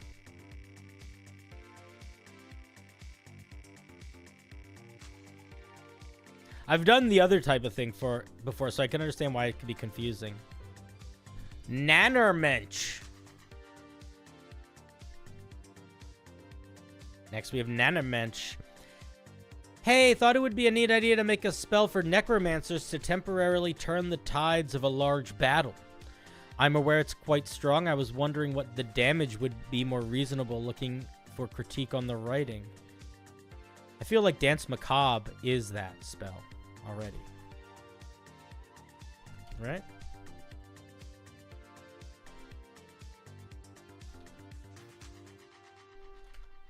Did I not spell it right? What's the spell? Isn't there a spell that's like that?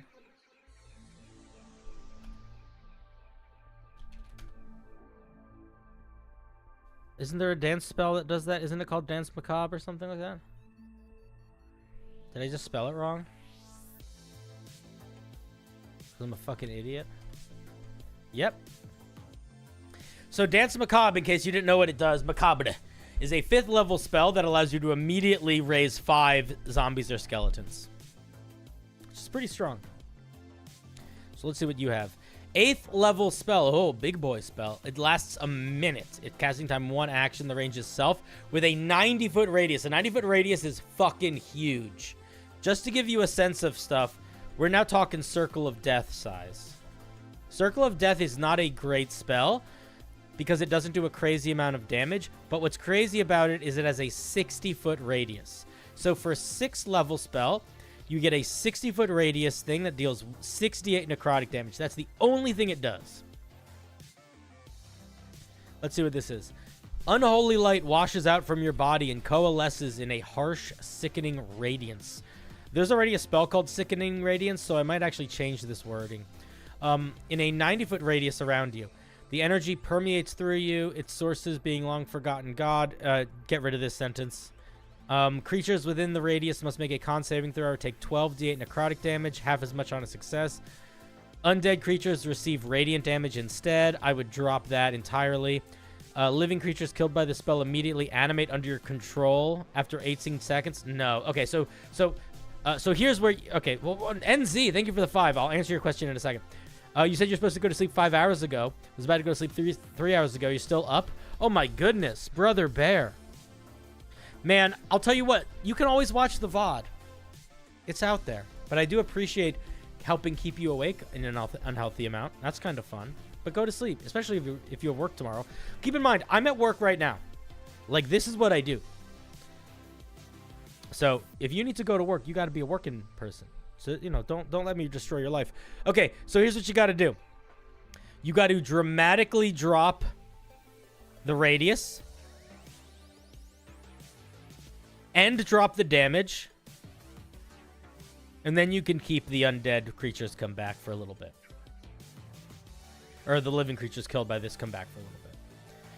But I would also say they can't come back as what they are. They have to work like fucking Dance Macabre. They have to be skeletons or zombies. You can't make them anything. 18 seconds is cringy, I agree. I think they want it to be 3 rounds. How does Finger of Death work?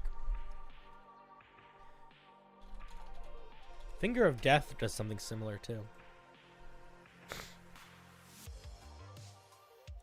So this zombie is permanently yours. Okay, so here's what I would say. The way that I think you do this is you make it a ranged spell, or you make it around you, area of effect, that's fine. But you make the radius 15 feet. So it's 30 foot end to end, okay? It's not that big. I would make it smaller than a fireball. You can make it do 12d8 damage, that's fine. And then if you do that, if you make it smaller than a fireball and do 12d8 damage, actually, I mean, I might even lower that to 10d8, honestly. Actually, I would lower that to 10d8, probably. Yeah, I would lower it to 10d8. I might even lower it to less than that. And then you could have any humanoid creature, any humanoid creature that is killed by it can raise, or any creature that is killed by it rises up as either a skeleton or a zombie under your control for 1 minute. Boom. That's how I would do it. So you get a minute of being able to have a bunch of skeletons that you turn into things, but everything else is just too strong. And certainly being able to gain them in their current state, like an undead elephant or dragon or whatever, too strong. But I like the idea. I like the idea of. I mean, it's essentially the thing is it's essentially combining Finger of Death and Dance Macabre. So it's pretty strong. But I think that if you make it, actually, I think it has to do less damage than Finger of Death, and the creatures have to last less time than the Dance Macabre in order for it to be balanced. Which is why I think a minute and less damage. By the way, how do you feel about letting a high-level Necromancer craft undead? Like if they have their lair and they sort of Frankenstein their army, because spells don't really let you have an army horde. I'm going to be completely honest, my dear NZ. I have never, ever run a super high-level Necromancer, and I have zero interest in it. Because I don't think bookkeeping is fun. And as a dungeon master, I don't want to do bookkeeping like that, and I don't want my players to turn that into the gameplay, because that won't be fun for me. And having it, as fun as it is to hear stories about people using necromancers to have like armies of undead they keep in bags of holding and that sort of thing, it's not the kind of game that I want to run. But if that was the kind of game that I wanted to run, I would 100% do that. I would definitely let my Necromancer craft undead if that was the sort of game I wanted to run. If I wanted to run a high-level campaign that included long pieces of downtime where the players could like sort of like do like their The Sims kind of stuff. Yeah. But that's just not ever. Maybe one day I'll want to run a game like that, but I doubt it. All right, let's give a round of applause to Nanner Mensch. Nanner Mensch.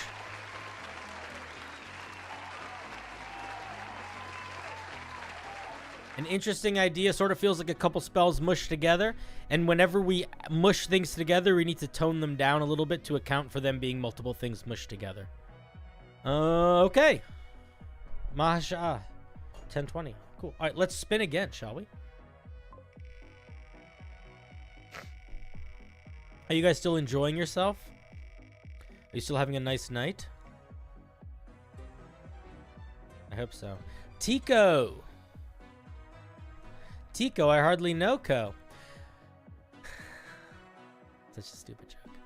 I made this homebrew a while back and just recently found it again. I realized some things that in my opinion, should be changed. Before I do so, I would like your feedback. The idea of this is a fighter with access to spells, but more in a different direction of utility spells with a slight nerf in stronger than combat spells, while still improving what the fighters do best, hit things with damage. I do admit it's quite wordy. Oh boy, I'm probably not going to read it. Let's be honest. We'll see how wordy it is.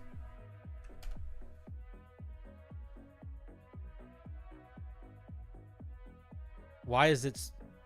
Okay, here's what I'm going to say. We're not going to read it at all. We're not going to read it at all. We're just going to talk about it, and I think that's fine.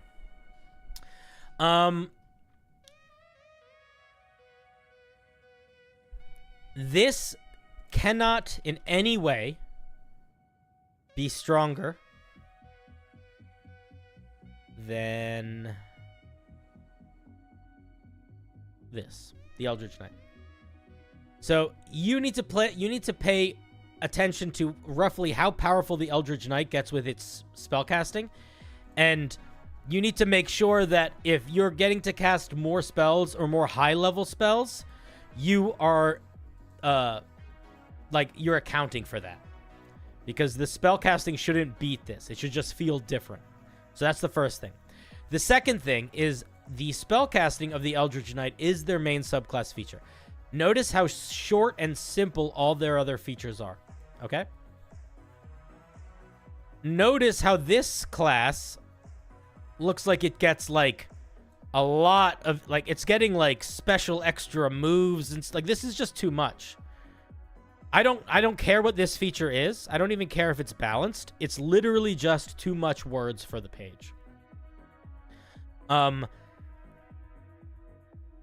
It's too much to keep track of. If this was just a feature and this wasn't like a saying, hey, here, go take another feature and learn spells, then it could be okay to have something like this, sort of like how the Rune Knight has like a bunch of different things it can get, but its core features are all very simple and straightforward. So yeah, I'm not really gonna read it. I don't really like from the looks of it. It looks like you didn't actually work on it in a long time or haven't thought about it. So I will say, every piece of feedback that I would have given you, it sounds like you already know. So yeah, make it half the length and give it more of a specific intention to it. Why is ritualistic casting magic matter? Like, what's the point of it? And then guide it towards that point. I don't really have anything else to say about it. Tico, thank you for sharing. Although I will say in the future, Tico, or anybody, if you want me to spend more time on your piece, you should get it as close to finished as possible before I read it. If I look at a piece and I have very simple, basic feedback because you didn't format it well, it's really bloated, it's really wordy, then I'm not actually going to give you any feedback that you need because you know all of that. So I'm going to spend 10 to 15 minutes basically just saying stuff that you know and not talking about the stuff that you want me to give feedback on at all. Because I'm not going to get into the nitty-gritty of the mechanics if the foundation is broken. So fix up the foundation and don't send me things in the future until they are really ready to be sent. Otherwise, you're not getting anything useful out of it, you know? It's just me repeating stuff that you know. The closer you can get your piece to finished before I look at it, the more helpful my feedback will be for you. And that's true of any feedback. That's not just me. That's anybody. Anyway, let's give a little round of applause for the half-finished dumpster fire.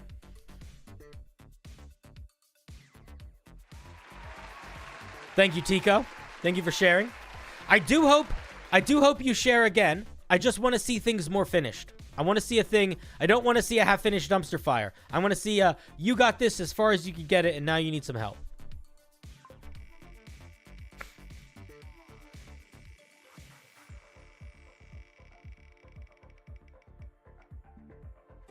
Next is Dana.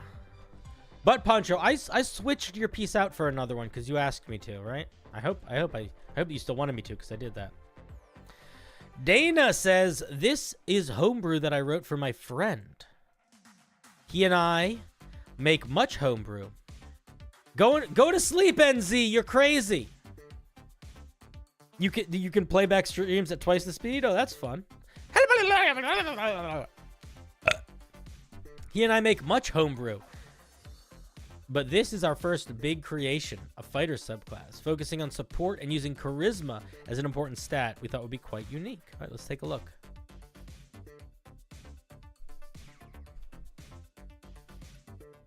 You guys should be clipping literally everything. Why is this tiny font? How am I supposed to read that? I'm not going to read that. It's too tiny. I hope it's not important. As with all fighter subclasses, it can be selected at level 3. Main stats, dex. Okay. Let's just get into it, shall we? Charisma fighter, it sounds like, yeah. Is control scroll... What's control scroll? Is that how you clip things, or is that how I make this bigger? Because I'm not going to do any work to read this more easily. We've talked about formatting. I've talked about formatting till the cows come home. At this point, I need to punish bad formatting. Otherwise, you're never going to learn. So I hope that's not important. Okay, sworn representative. You are a... This is called the Cavalier. Cavalier? I think you mean Cavalier? I don't think... Is this a word?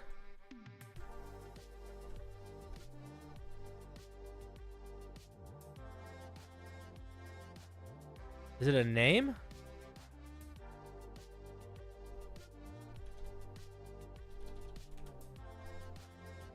A chivalrous person. A chivalrier. A chevalier. Alright, so you're chivalrous.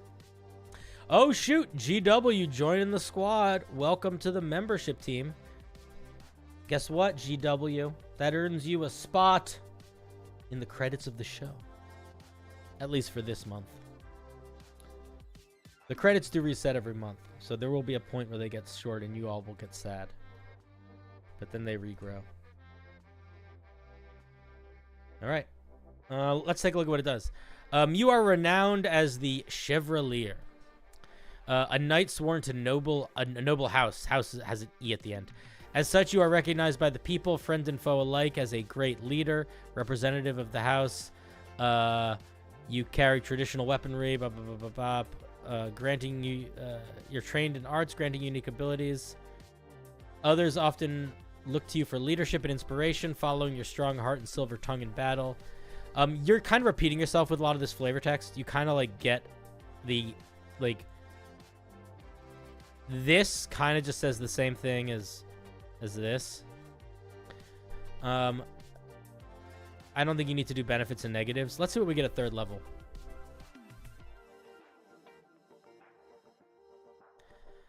No. It won't last. It'll last more. And I'll keep you on. You listen.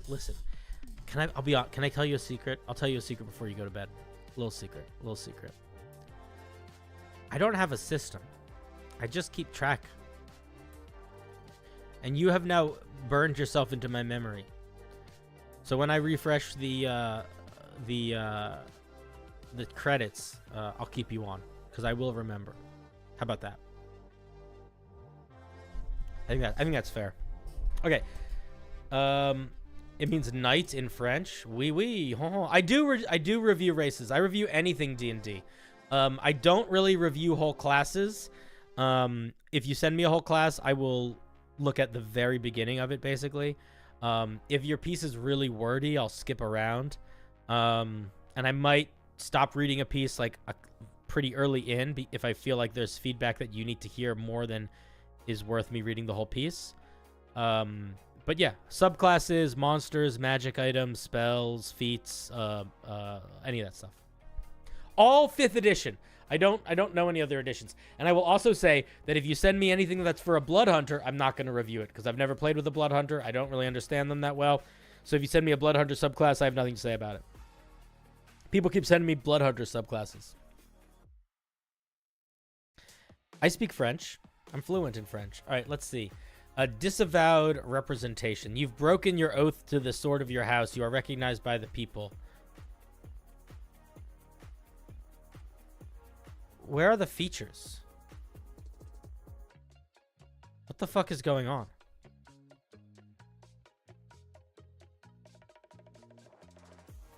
You have advantage on deception. You need to really make clear where the features are. There's way too much confusing flavor text and stuff. Why are we doing these benefits and negatives? I wouldn't do this. Like, you're hiding your... You're literally hiding your mechanics in the middle. The formatting here is garbage. You really... You need to organize it in a way that is, like, clear and simple and straightforward. I would strongly recommend looking at some fighter subclasses already and seeing how straightforward they are in how they show their features. Like the Cavalier. You get this. Here's the mechanics. No flavor text. You get this. You get 4 words of mechanics, or 4 words of flavor text, and then the mechanics. Really straightforward. This, it's like flavor text, flavor text, flavor text, mechanics, flavor text. It's confusing. It's confusing. Anyway, let's see what we get. You have advantage on deception checks, a number of times equal to your charisma modifier. So I would say when you make a deception check, you can roll with advantage. You can use this a number of times equal to your charisma modifier. Okay, what else do we get? You're proficient in the symbolic armaments of your house. Choose one simple or martial weapon and gain the following benefits. Okay, oh, so we sort of get like a specialized weapon type. I see. As a reaction, you can attempt to parry an attack, adding half of your fighter level rounded up to your AC. Bro, this is broken AF. You could add half your proficiency bonus rounded down, or you could add your proficiency bonus and make it like like a limited use feature.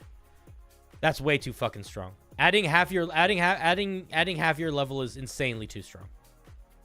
So D&D uses bounded accuracy, which means the numbers never get too big. So if you're ever doing anything crazy big with the numbers, you need to be really conscientious of that. So I'll give you a perfect example of one thing that goes really big with the numbers.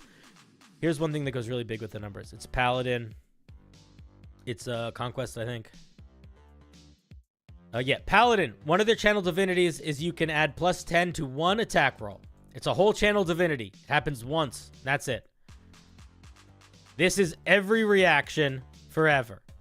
It's fucking crazy. Way OC. Way OP. Calm it down.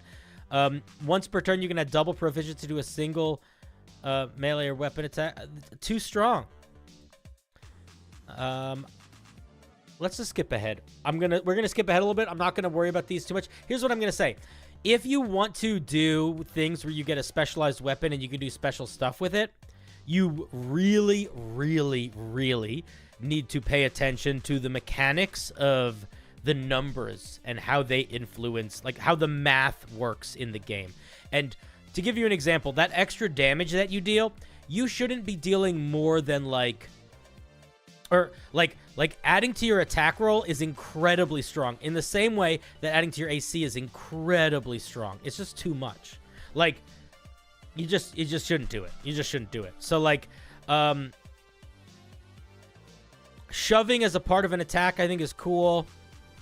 But yeah, you're gonna have to like anything that's doing. I would strongly encourage you to take anything that's adding numbers and drop it. Do stuff that is utility. I think the shove is good. I think the parry is good if you make it like you get +2 and that's it. And it's limited in use. But all of this is just too strong. Let's look at 7th level.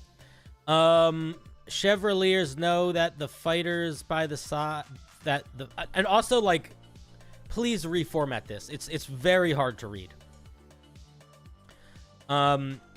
When an ally uses a reaction, you can cry out a word of warning or encouragement. You can choose one creature that can hear you. If that creature has spent their reaction, you allow them to take another.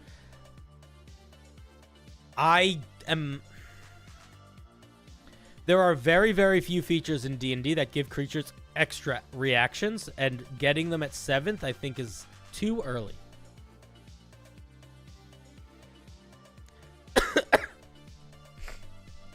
I think it's too early.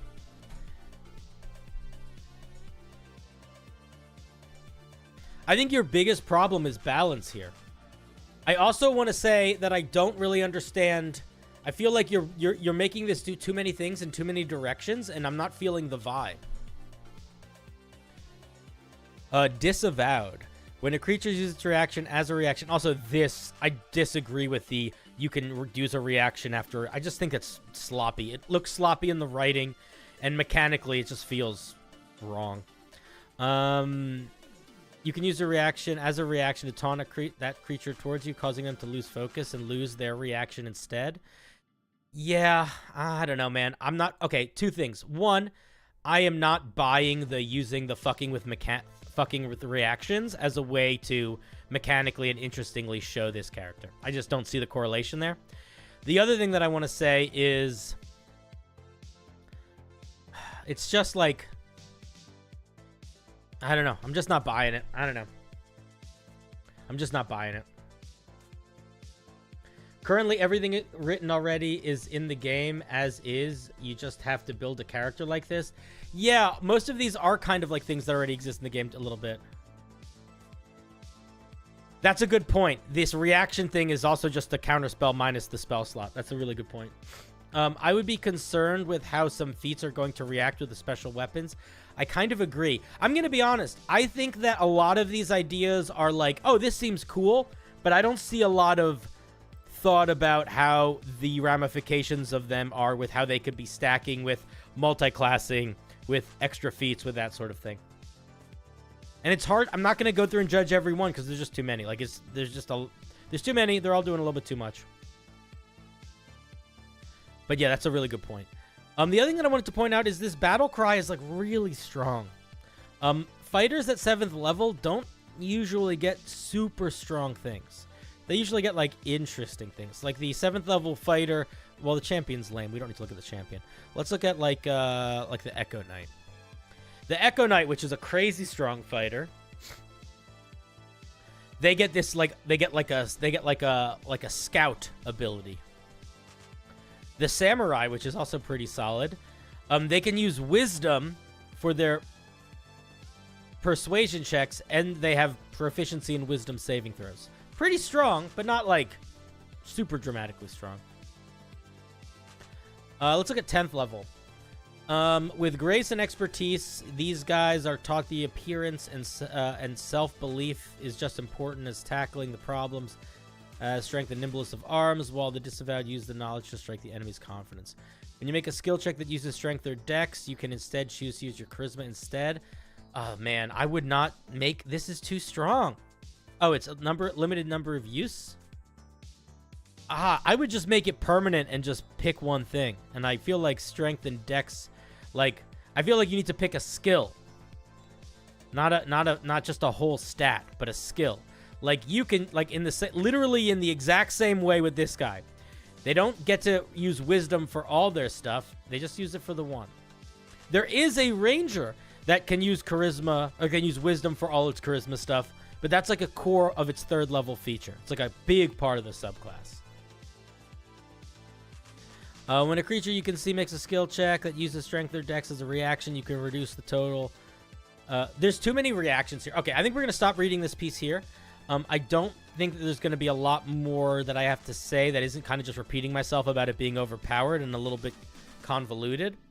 The two main pieces of things that I want to point out that I didn't say yet is this is too reliant on reactions. And if you have too many features require a reaction, they kind of nerf each other. So, like, for example, there is a strong reason to not pick bladed weapons as your weapon type, because at 7th level, your whole 7th level feature and about half of your 10th level feature requires a reaction.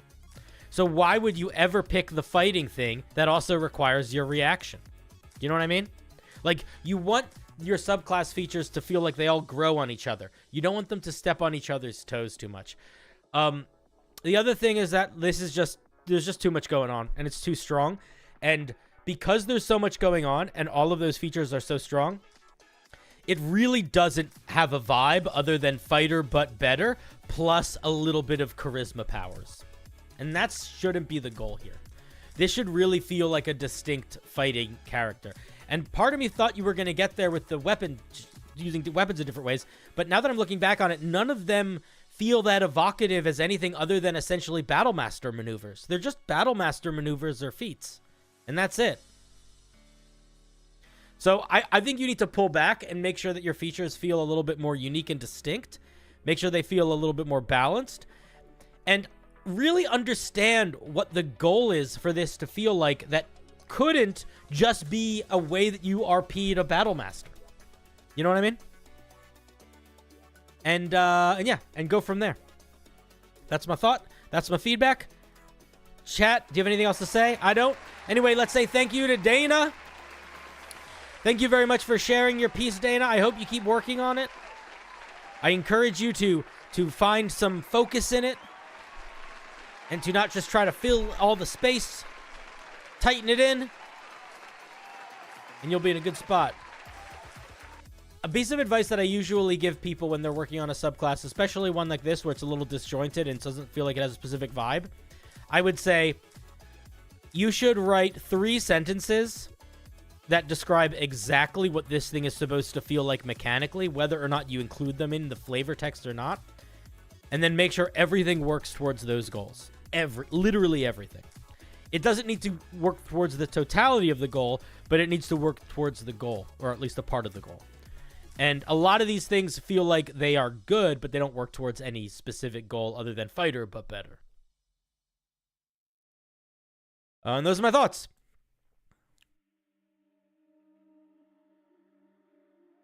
Battlemaster already benefits from having a high charisma. Rally maneuver gives health based on charisma modifier. Oh, that's an interesting point. How's the stream been? Stream's been good, Dill. Stream's been good. I wouldn't say one optional thing makes having a stat investment worth it unless all of them do. Sally, I love you and your shorts. I love you and your shorts, Isabella. Isabella, you have a cool last name. Drake. You never saw me live? Well, here. If you never saw me live, I'll give you a little show for a second. There you go. That's for you. It's just for you. A disavowed warrior just feels like a battlemaster fighter and a hexblade warlock multi-class.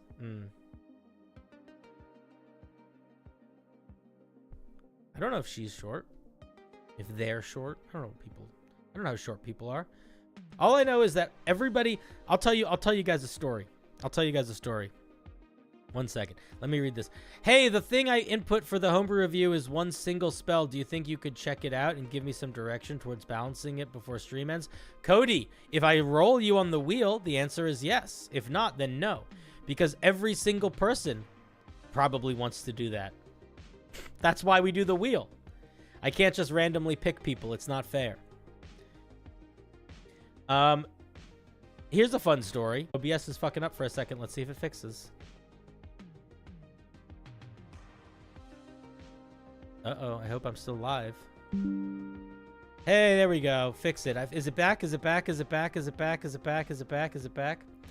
I don't know. My OBS keeps fucking up. Sorry about that. So here's a little story.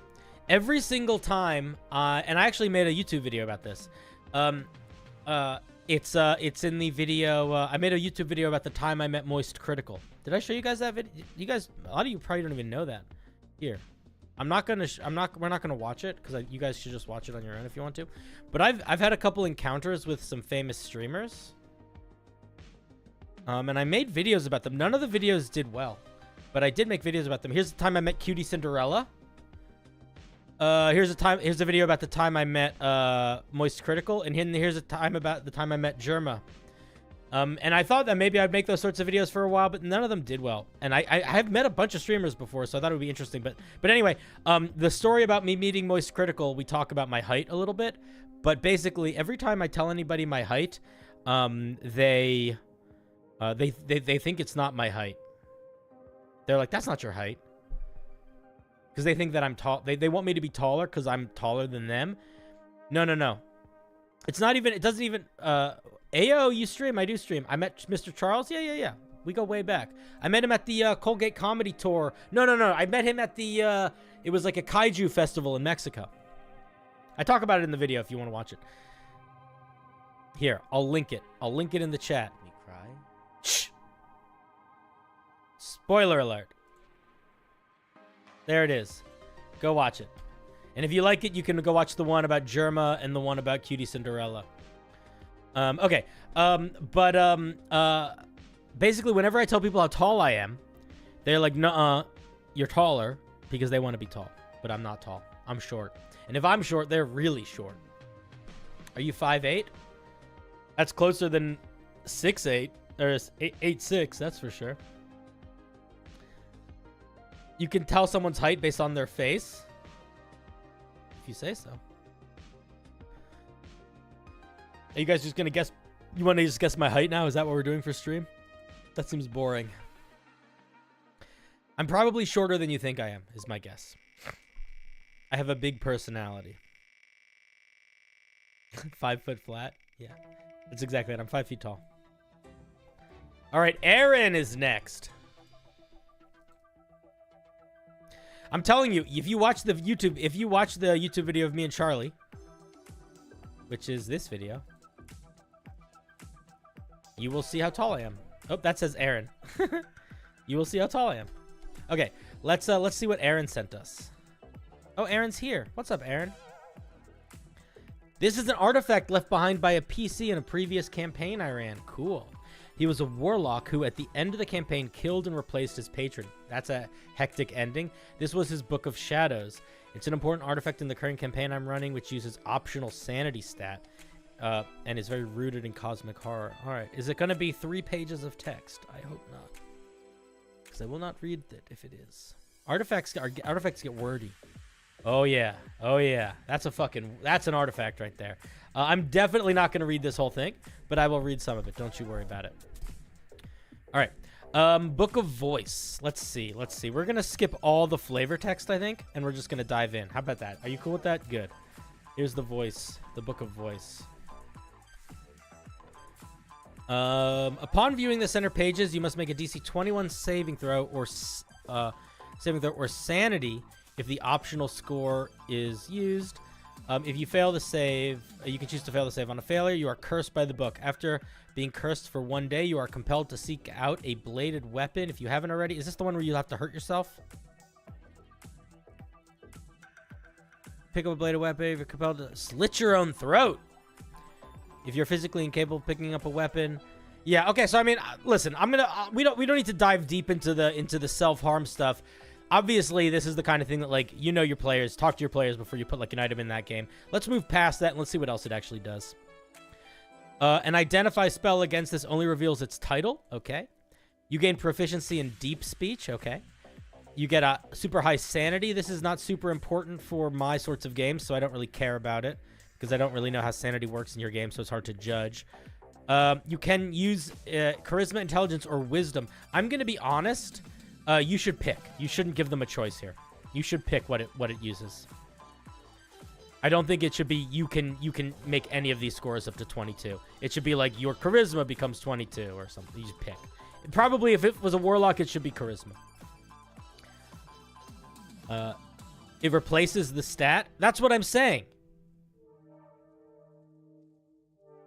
As your what do you mean? It replaces your stat as the spellcasting modifier.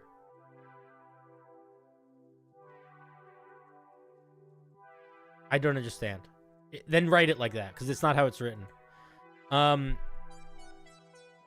would say your spellcasting modifier becomes 22. Or when you roll, your spell save DC and your spell attack rolls increase to, and then you write whatever number the 22 would be, unless your other one is higher. I also am going to be honest. I kind of disagree with that as a mechanic. I would not do that. I would pick a specific thing to make it. I wouldn't just let it replace whatever your spellcasting is. Aberrant transformation. Your body twists and transforms into an alien manner. One of your limbs may become a... Don't say may, say can. One of your limbs can become a tentacle. Eyes can sprout. Don't say... Anytime you put may in here, say can. Okay, let's get into what mechanically actually happens here. This is all flavor. The aberrant transformation grants you advantage on persuasion checks made to interact with aberrations and intimidation checks made to interact with non-aberrations. You can choose to hide your aberrant transformation, temporarily shifting your body. It's an action for 1 minute. Once you use this ability, you can't use it again until the end of next dawn. It's not clear to me whether or not you can use this ability for a minute or you can make yourself look normal for a minute. If you mean that you can make yourself look normal for a minute, I would make that more clear, that this is about this part and not this part. Unclear in how it's written. Why can over make chat? Somebody that's been here before explain it. I've explained it 1,000 times. Yeah, this needs paragraphs for sure. This needs some serious paragraph breaks. A paragraph break here would help majorly. Dominate lesser minds. While you are attuned to the book and holding it, you can use an action to cast Dominate Person spell. We're going to skip all the sanity stuff. The target is disadvantage on the save. You can't use this again until the next dawn. All right, cool. Solid little, basically just Dominate Person, but better. While you're attuned to the book, you don't need to say while attuned to the book each time, I don't think. I think it can be assumed pretty much in all of these features. You can use your action to cast the Etherealness spell. So you get Etherealness once per day. You get Dominate Person once per day. What else do we get? Honestly, we're not getting a lot that feels like an artifact yet. While you're attuned to the book, you can use an action to cast Summon Aberration.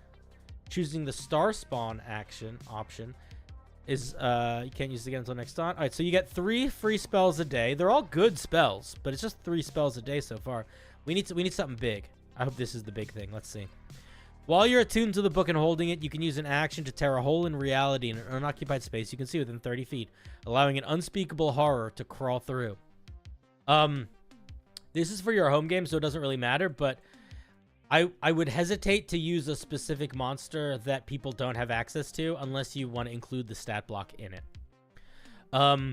Make a sanity check. We don't need to worry about that because sanity is not a real thing, or it is a real thing in your game, but it's not something that I know the mechanics of, so I'm not going to be able to give feedback on. On a failure, the reality opens. The horror has both aberrant armor and loathsome limbs. The reality stealing hex and the tentacle time. If it has more than 2, don't say both. Say all. Like if it has all these features, say it has all of the following features. It will attack any non-aberration creature it sees. It will attempt to position itself to hit the closest creature. It is sucked back through the tear in reality after 2d4 rounds or once it dies. And you can't use it again for 10 days. I like the mechanic. You just summon an Eldritch horror and it runs around and hurts people. I'm going to be honest with you here, buddy. I'm going to be honest with you. Aaron, I appreciate that sanity is an optional stat, but it's not one that I've used or ever used, and I have no input on it because I've never used it. So I'm not going to give you feedback on something I can't give you feedback on. The main thing that I think about this is that it doesn't do... I'm going to be honest with you. Star Servant and Tear Open the Veil feel too similar. And getting a few spells once a day is good, but it's not that exciting. Tear Open the Veil is made much less exciting by getting Star Servant because they both do very similar things. I acknowledge that you're not in control of the monster here, and it's a lot stronger, but the flavor is exactly the same. Aberrant Transformation is interesting, but it's not crazy strong. Like, this needs a couple crazy people moves. Like, I mean, I can't tell you what to make. I'm not gonna tell you what features to give it. But like, look at some of the other artifacts that exist in the game, right? Like, I'm not sure if you've done this, but if you just look at some of the artifacts, you'll see what I'm talking about. Like, artifacts should break the game. Like Baba Yaga's Mortal and Pestle does like crazy rejuvenating zombie bring people back to life stuff. Like, it can like fucking fly and like make things night. It's like, or like the Book of Exalted Deeds. It's not, the Book of Exalted Deeds is not very long at all. But do you know what it does? Every single time you cast a cleric or paladin spell, it casts it 1 level higher. Every single time. Book of Evil the Book of Vile Darkness is another good one.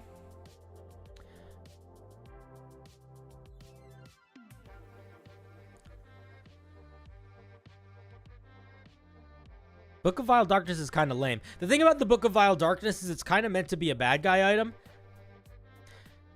But even then, all of the things do very different things. Like, you're not getting dark lore and then dark reading. Like, even this, these are 3 very different feeling features, and only one of them is a spell. So even that, I think you got to just diversify what these are doing a little bit.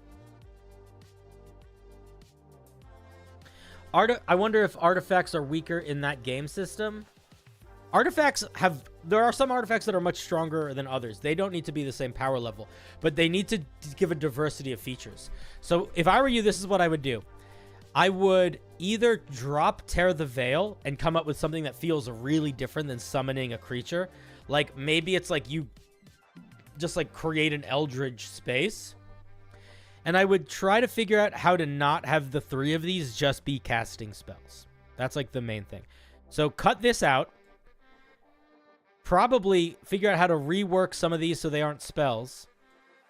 And then figure out something that feels as crazy as this, but isn't summoning a creature. That's my feedback.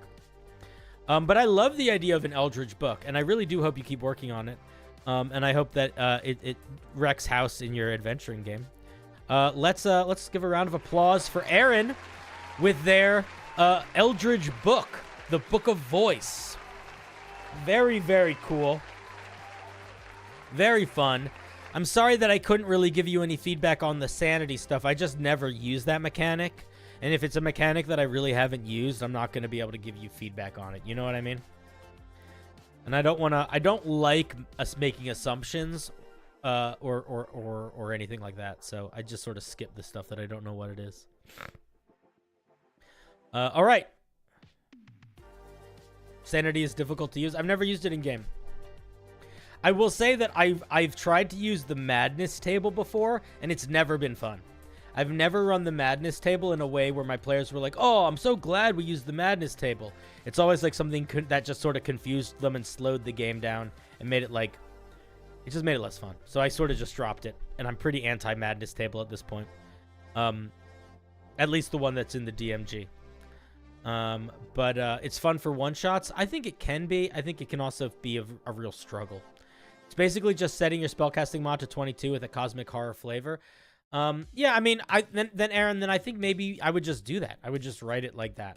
I don't think you need to incorporate in if sanity is, I mean, do it however you want. But the way that it was written, it was a little confusing.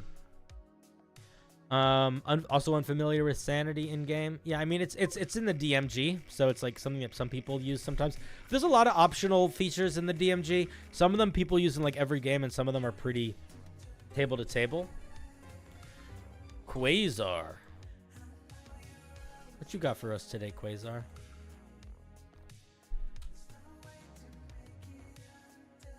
Thought of and wrote this piece at about 1 in the morning. Probably needs quite the overhaul. Well, I'm going to be honest with you. I'm not the one that does the overhaul. I just point at things and yell until you do the overhaul. Let's see what you made. Summon Commoner.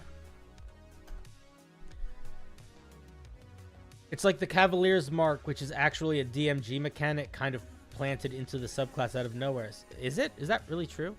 I accept that. I just didn't know that. I ran Horror Within, and it had some sanity stuff that was fun.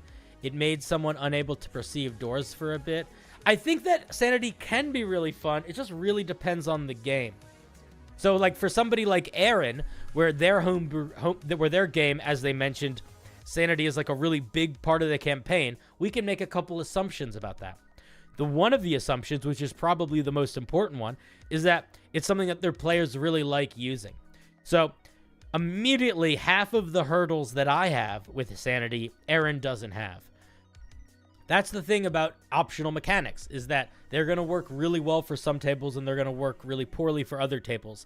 It isn't really a judgment on them so much as it is just like you're going to have different styles that you like. But for better or worse, I have very little experience using them other than my players really not liking them. So I just don't use them that much. Let me see what this spell does. I'm so sorry. I got tangented. I love a good tangent, though. I'll be honest. It's some of my favorite stuff. Let's see. Summon Commoner. First level, 1 minute. It takes a minute to cast, rather. You drop 5 gold pieces and magically compel a common folk to come to you. The nearest commoner with the stats of 10 or lower must make a wisdom saving throw. On a fail, the target is overcome with the urge to come to your location and will not stop until it makes it. This is much stronger than a first level spell. The commoner avoids any danger it can, even if it means taking a longer time to arrive, and travels at a normal pace. If a commoner... if you're going to write it like this, I would probably just write their movement speed and then miles per day. I think you could skip the middle section there. If a commoner takes any damage, they can don't say may, say can. They can re-roll the save. When a commoner arrives at your location, they pick up the gold pieces. If the gold pieces leave the ground, etc., or if you move more than 10 feet away from the coin, the commoner dies. Why does the commoner die? I'm going to be honest. I was 100% on board until the commoner dies. I think if you move the coins, the spell should end. Oh, or if the commoner dies, the spell ends. I'm so dumb. I'm so dumb. I misread it. I misread it. Behold, the error of my ways. I like it. I think it's really fucking weird. I think it's a spell that I'm sure people could figure out how to manipulate. It's kind of a fucked up spell because it's like a mind control spell. It's definitely not conjuration. It's enchantment for sure. Okay, so here's the things. First of all, it's enchantment.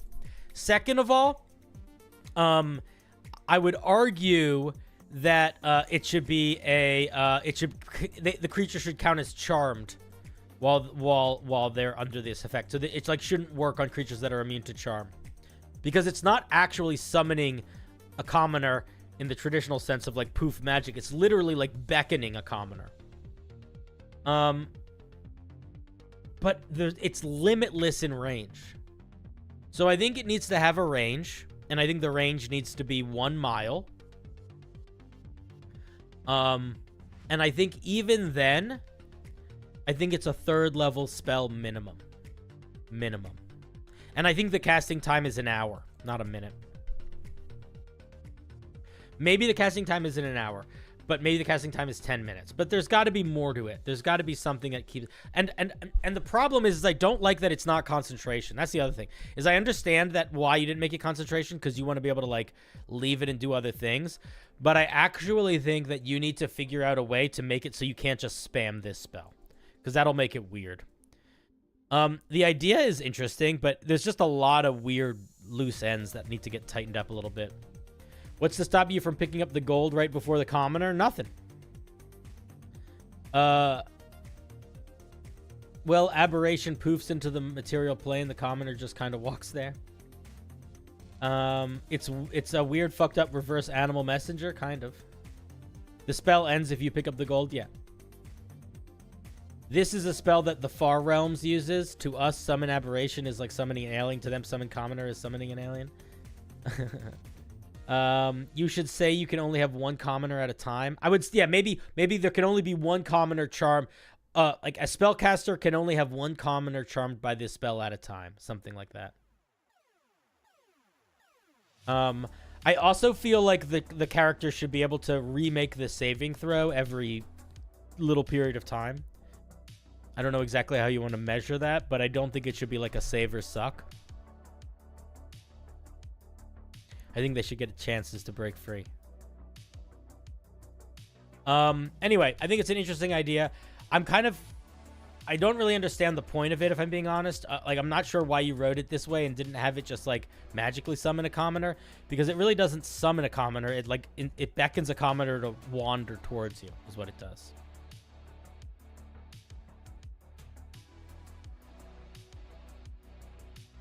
Yeah, it's weird. I feel like I gave some feedback in there. I honestly don't remember what I said, but hopefully the feedback was somewhat helpful. Lesser Abduction is also not a bad name for it. Probably more accurate one. It is a ritual.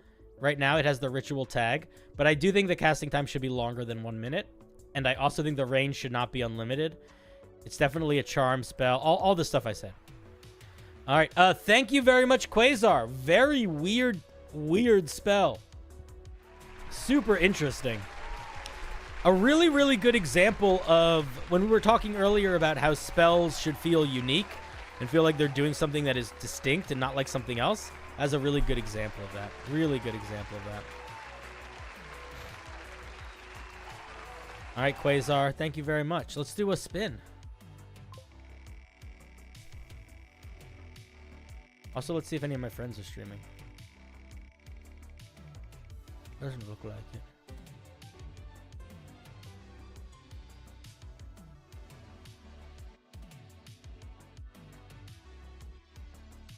I need to just do this.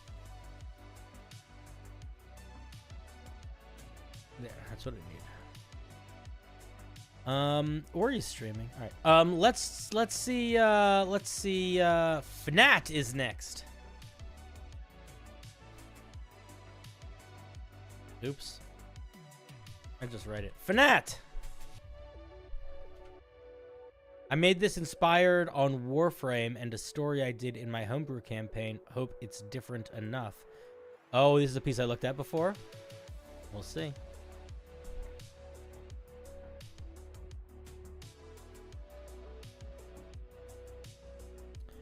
It's not different enough.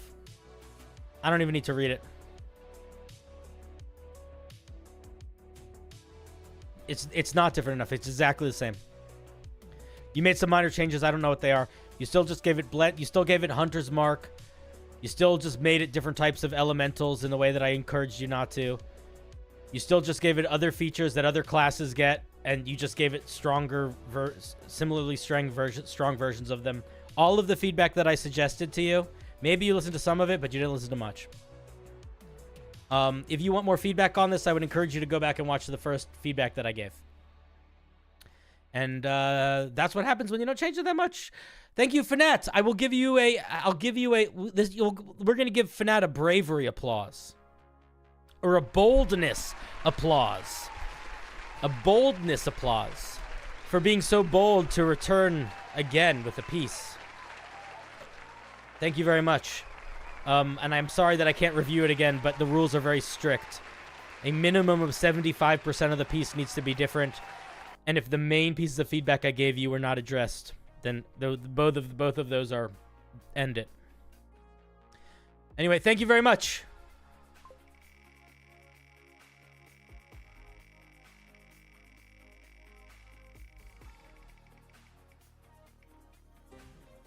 The main reason for those rules is because most of the time when I would be getting redrafts of pieces, I would just be giving the same feedback again, and it would just be boring. Like, it wouldn't be entertaining on stream, and I would be bored. And that's what would have happened then. I would have just been giving the same feedback. It would have felt like I was reading the same thing I read before. It's not worth it. JJ / the Wild Dragon is next. This is the first time I've shared Homebrew with you. Oh, it's a subclass I've been working on for a few years. Man, you shouldn't work on a subclass for a few years. I hope you've been showing it to other people before now. Playtesting is difficult. I do keep detailed version notes. So while the document is 8 pages long, the actual subclass is only the first 3 pages. 3 pages is still a lot for a subclass. This is mostly to show how things have changed over time. I'm really not going to look at any of the notes, but people in chat are more than welcome to if they want to. But I am not going to. This is an Oath of Twilight Paladin, I'm going to assume. Why is it 3 pages of features? It's a lot of features. All right, let's see what we're working with here.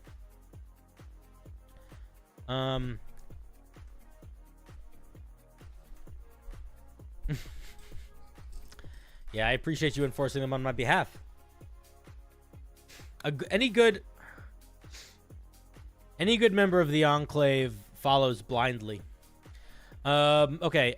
This is all just flavor text. Let's dive in here. A child sprints out of an alley, shouting, echoing behind them. Shouts echoing behind them. Moments later, 3 guards follow, swords drawn. The child passes by. A beggar quickly grabs them and pushes them under a crate, which they then hide in a basket. This sentence is too long. The guards sprint past, none of the wiser. The beggars. I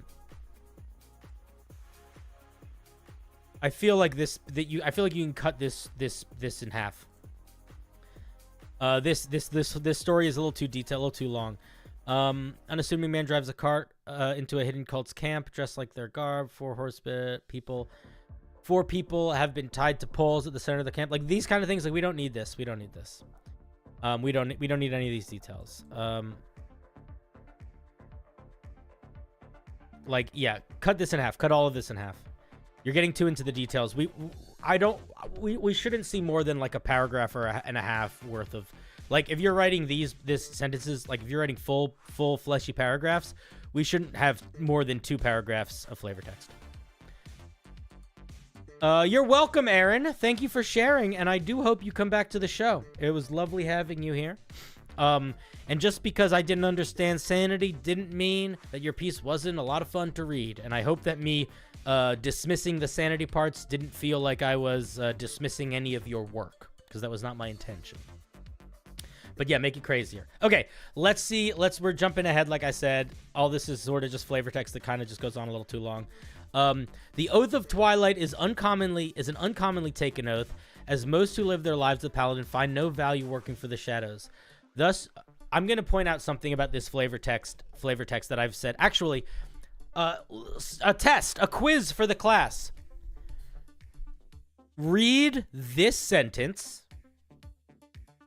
Read these two sentences, and then tell me what my main feedback is going to be for the flavor text. I'll read them to you, but I want you to know. I want you to think of if you can guess. Exactly, Trudocio. You got there before I did it. Yeah, databank, yes. What is this subclass doing? And this is the thing that a lot of writers do. I'm sure a lot of you at home do this. Instead of telling us what the thing does, you tell us what it doesn't do first. Don't do that. Don't spend any time telling us everybody else is this and I'm like this. Just say I'm like this.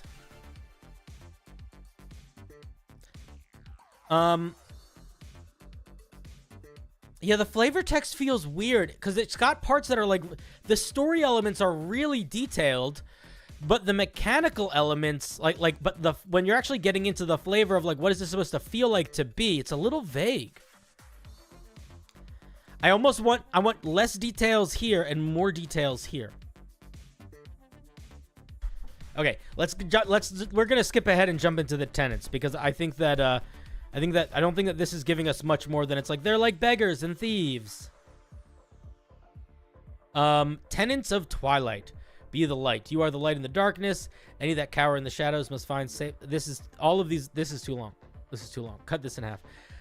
Any that cower in shadows must find safety and comfort in your... Any that should find... regardless of guilt. Here, just cut this. Make it... End it here. These are two different ideas. Split them up or make them different. Or cut them in half. Seek no praise or recognition from your actions. Again, boom. End it here. End it here. Make it shorter. You don't need this extra. Evil does not always hide. Sometimes it sends a played sight. Your voice. Yeah, this is fine. This one's fine. Defend the good within the darkness. Laws can be unjust. Those who hide in the shadow. I would probably cut this middle sentence out. You're shooting yourself in the foot. Oh my God, there's more tenants. I'm not reading anymore. I'm so sorry. This is too much. It's too much. It's not gonna be. You're literally gonna lose people here. One of the things that you got to keep in mind when you're writing is you have to remember that you should never assume that somebody wants to read the thing you're writing. Your goal should always be to make your writing have the goal, where the writing's goal is to make them want to read it. Do you know what I mean? And if you're using too much, if you're writing too much, that's going to be a part of it. Okay, so let's look at these. Let's look at these spells we get here. Now, as I've mentioned several times before, Paladin spells are some of the most important ones to help fill out the vibe of their subclass. So let's see what we get. We get Alarm, Hunter's Mark, Pass Without a Trace, Darkness, Major Image, Blink, Dimension Door, Greater Invisibility, Steel Wind Strike, and Dawn. I do not think we should give Greater Invisibility to a Paladin. I just don't. I'm just saying that off the bat. I think that Alarm and Hunter's Mark are fine. I feel like there's things that would fit better than Alarm. I feel like Detect Thoughts would make sense. I feel like Silence would make a lot of sense. Silence is a second level spell, I think. But Silence, I think, could also make a lot of sense. A Major Image and Blink. I don't really see why Blink is here, but I accept it. Yeah, maybe those are just the Vengeance. Are those just the Vengeance Paladin's first level spells?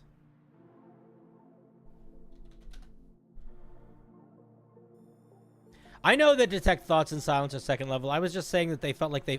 I'm sorry. I didn't mean that they should replace these ones. I meant that they felt like they fit the vibe. It's not exactly the same. It's different. Bane and Hunter's Mark. But Hunter's Mark is a really specific vibe of one.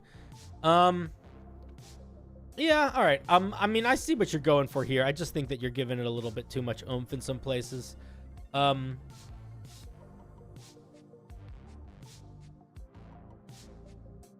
Our mistake, Tradosio. Our mistake. Silence is weird, actually, because keep in mind there aren't very many Paladin spells that don't have a verbal component. So Silence is kind of self-nerf. You have to keep in mind that Silence is not a self-nerf because you can cast it at a range. Silence is not a spell you cast on yourself. You can cast it 100 feet away from you. When you choose this subclass at 3rd level, your spellcasting ability changes from Charisma to Wisdom. No, don't do that. Why would you do that? Why is this a... Why? Why? Then why is this a Paladin? I'm going to say something that you're going to hate because you said you worked on this for years. Do you want a Wisdom half-caster subclass? Make it a Ranger. Don't do that. Don't try to turn a Paladin into a Ranger. Just build it as a Ranger from scratch. I'm going to just tell you to cut this out. I'm going to assume you're going to listen when I say that. You gain Dark Vision.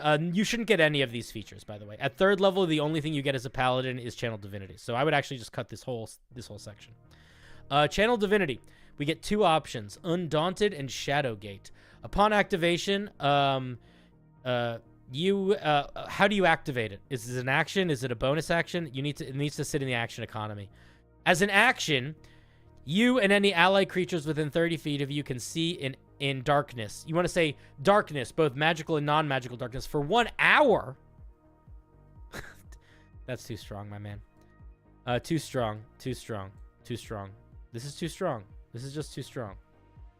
You have to change it. I'm sorry. I would probably say something like this. As an action, you can choose any number of creatures up to your charisma modifier. They gain dark vision to a range of 60 feet for an hour. If they already have dark vision, the range of their dark vision extends by 30 feet. It's very similar to the Twilight Paladin's, Twilight Cleric's 1st level feature, although they don't give you magical darkness vision. The magical darkness one is what makes it too strong. But yeah, flavor-wise, it feels very similar to the Twilight Cleric, which, I mean, technically it is the Twilight Paladin, so maybe they're trying to make it feel like the Twilight Cleric, but I would argue that it's better to make it more unique, I think. Wild Dragon, I'm assuming this is your piece. I'm going to be really honest with you. I'm going to be really honest with you. Oh, what are you saying? I can tell you now my main issue is most of the subclass is the wordiness, too much stuff. Yeah, well then cut half of it out. You have to kill your babies. Your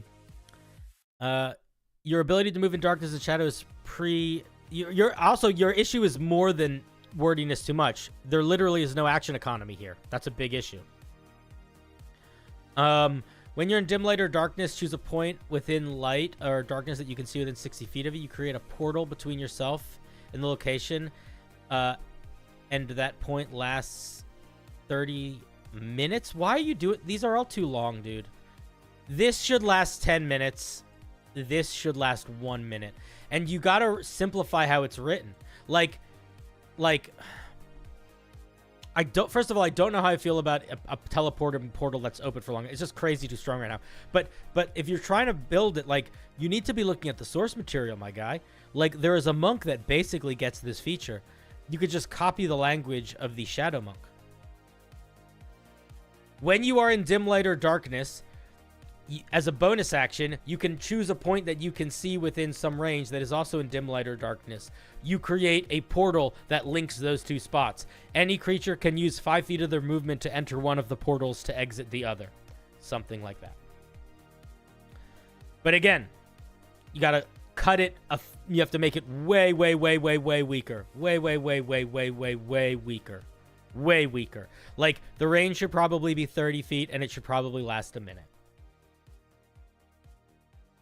Even then, it's pretty dang strong.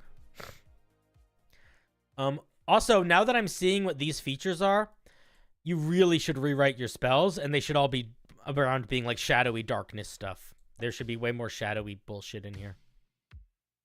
Because that's really what you are. You're really the Oath of Shadows. Like, that's what you are. You're not really the Oath of Twilight. I'm getting very little Twilight here. Aura of Shadows. You learn to manipulate your magic efficiently to aid your allies. When you use at least 5 points of lay on hands on another willing creature in dim light or darkness, you can teleport that creature to a space within 30 feet of you that you can see. I'm going to be really honest here. I think that you chose to not do an aura feature because the Vengeance Paladin didn't do an aura feature. This should not be this feature. I'm going to be honest with you. If you want to do a thing where when you use your lay on hand, something cool happens, you could tie that to a channel divinity. You could simplify this, or this is not the move. But you're already getting teleport stuff. Come up with something new here. Give us an Aura of Shadows. Figure out what it's going to be. This is not the move.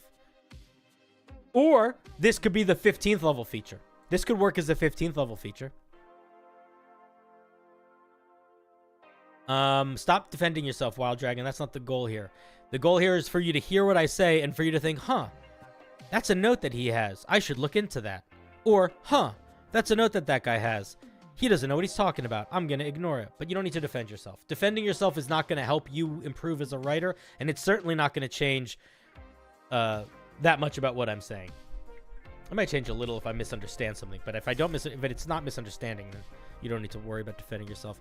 I am not going to read this. This is too many features for a 15th level feature. So the way that Paladins work in D&D, also Paladins don't get 18th level features. I'll read a couple of them. Twice a day, you can change your Aura of Light for 18... Yeah, this is just too much, dude. Let's look at some Paladin 18... Let's look at some Paladin 15th level features to show you what I'm talking about here. Oath of Ancients. When you drop to 0 hit points once per day, you can come back with 1 hit point. Oath of Vengeance. When a creature with your vow hits you, you can use your reaction to hit them. Oath of Redemption. You regain 1d6 plus half your paladin level if you have fewer than half your hit points. Oath of Conquest. You get some... Creatures take a little bit of psychic damage. But do you see what's in common here? Do you see the thing that's in common? They are all simple. They're simple AF. There's not a crazy amount of things going on. If they are a once-a-day thing or a reactionary thing, they're either once a day or proficiency bonus times per day, and they are fucking simple in what they do. This feels like you tried to make 2 different 20th level features and tie them together. So I think we're going to stop reading this piece here, and I'm going to say my main feedback for you, honestly, is to go back and to ask yourself, what is the point of this paladin? What are they supposed to feel like? And then ask yourself, are all of these features necessary to make it feel like the thing that you want it to feel like? Because I guarantee you they're not. And if you end up on the other side of that conversation with yourself thinking, all of these are necessary to make this feel like the thing I want it to be, then I hate to be the bearer of bad news, but then this doesn't work as a subclass for paladins. So that's my thought process. You got to cut a lot of it out, and I think you got to restructure some of your foundation to really understand what your goal is. And I would also say spend a lot more time familiarizing yourself with the paladin progression, because paladins are very by the books in terms of what their subclasses get, which can be very limiting. But if you don't want to work within that limitation, then you really need to figure out how to justify it in the mechanics or not make a paladin. Those are my thoughts. All right, thank you, Wild Dragon, for your piece. Thank you for sharing. I appreciate you putting yourself upon the pyre and letting us breathe deep of the flames that rose from your ashes. Very nice. Very nice indeed.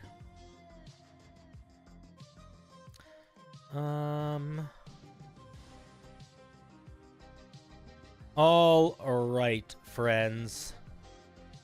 Friends! The time has come for us to prepare to say goodnight. You are wonderful. And guys, we will be back tomorrow night at 7, I believe, to look at more Homebrew. So if you didn't get your piece looked at tonight, but it's on the wheel, you should come back tomorrow night. And I will be also streaming on Thursday. So if you are a new member, check out the community tab, submit a piece, and you know, and let us know, and if you want to come to the show. But in the meantime, guys, you are absolutely amazing. You are wonderful. I appreciate you. Have a great night. Wait, I'm supposed to change sheets. Have a great night. 1 second. Have a great night.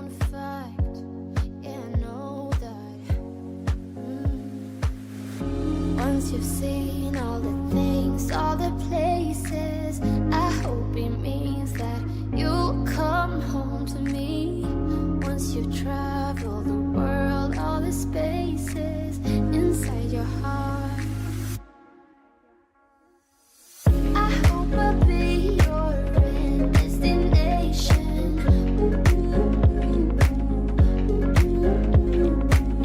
I hope I'll be your life-changing sensation.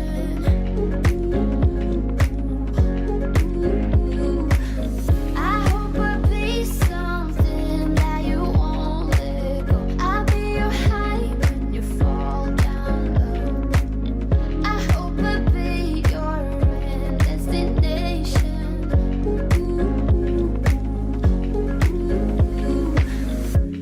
You're far away and yet so close.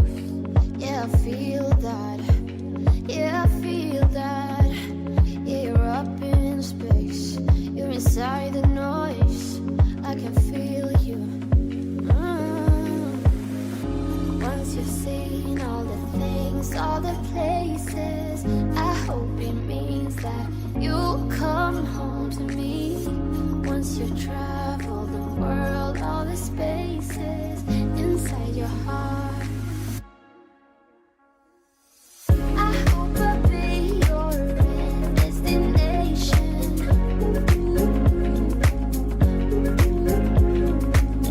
I hope I'll be your life-changing sensation.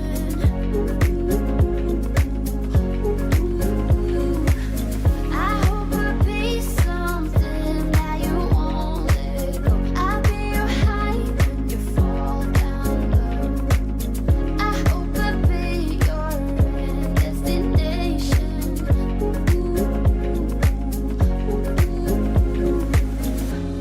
You're gone now, but you're coming back. Yeah, I know that. Yeah, I know that. You're the traveling kind. It's a known fact. Yeah, I know that. I hope I'll be your end destination.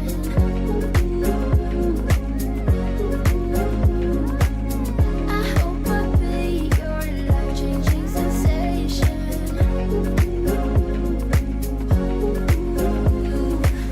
I hope I'll be something that you won't let go. I'll be your high when you fall down low.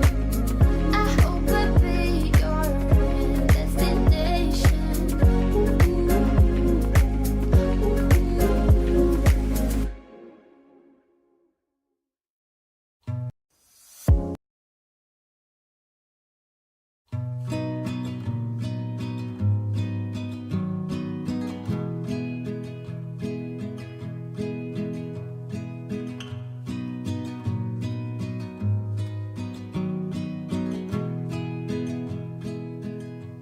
I don't think about it.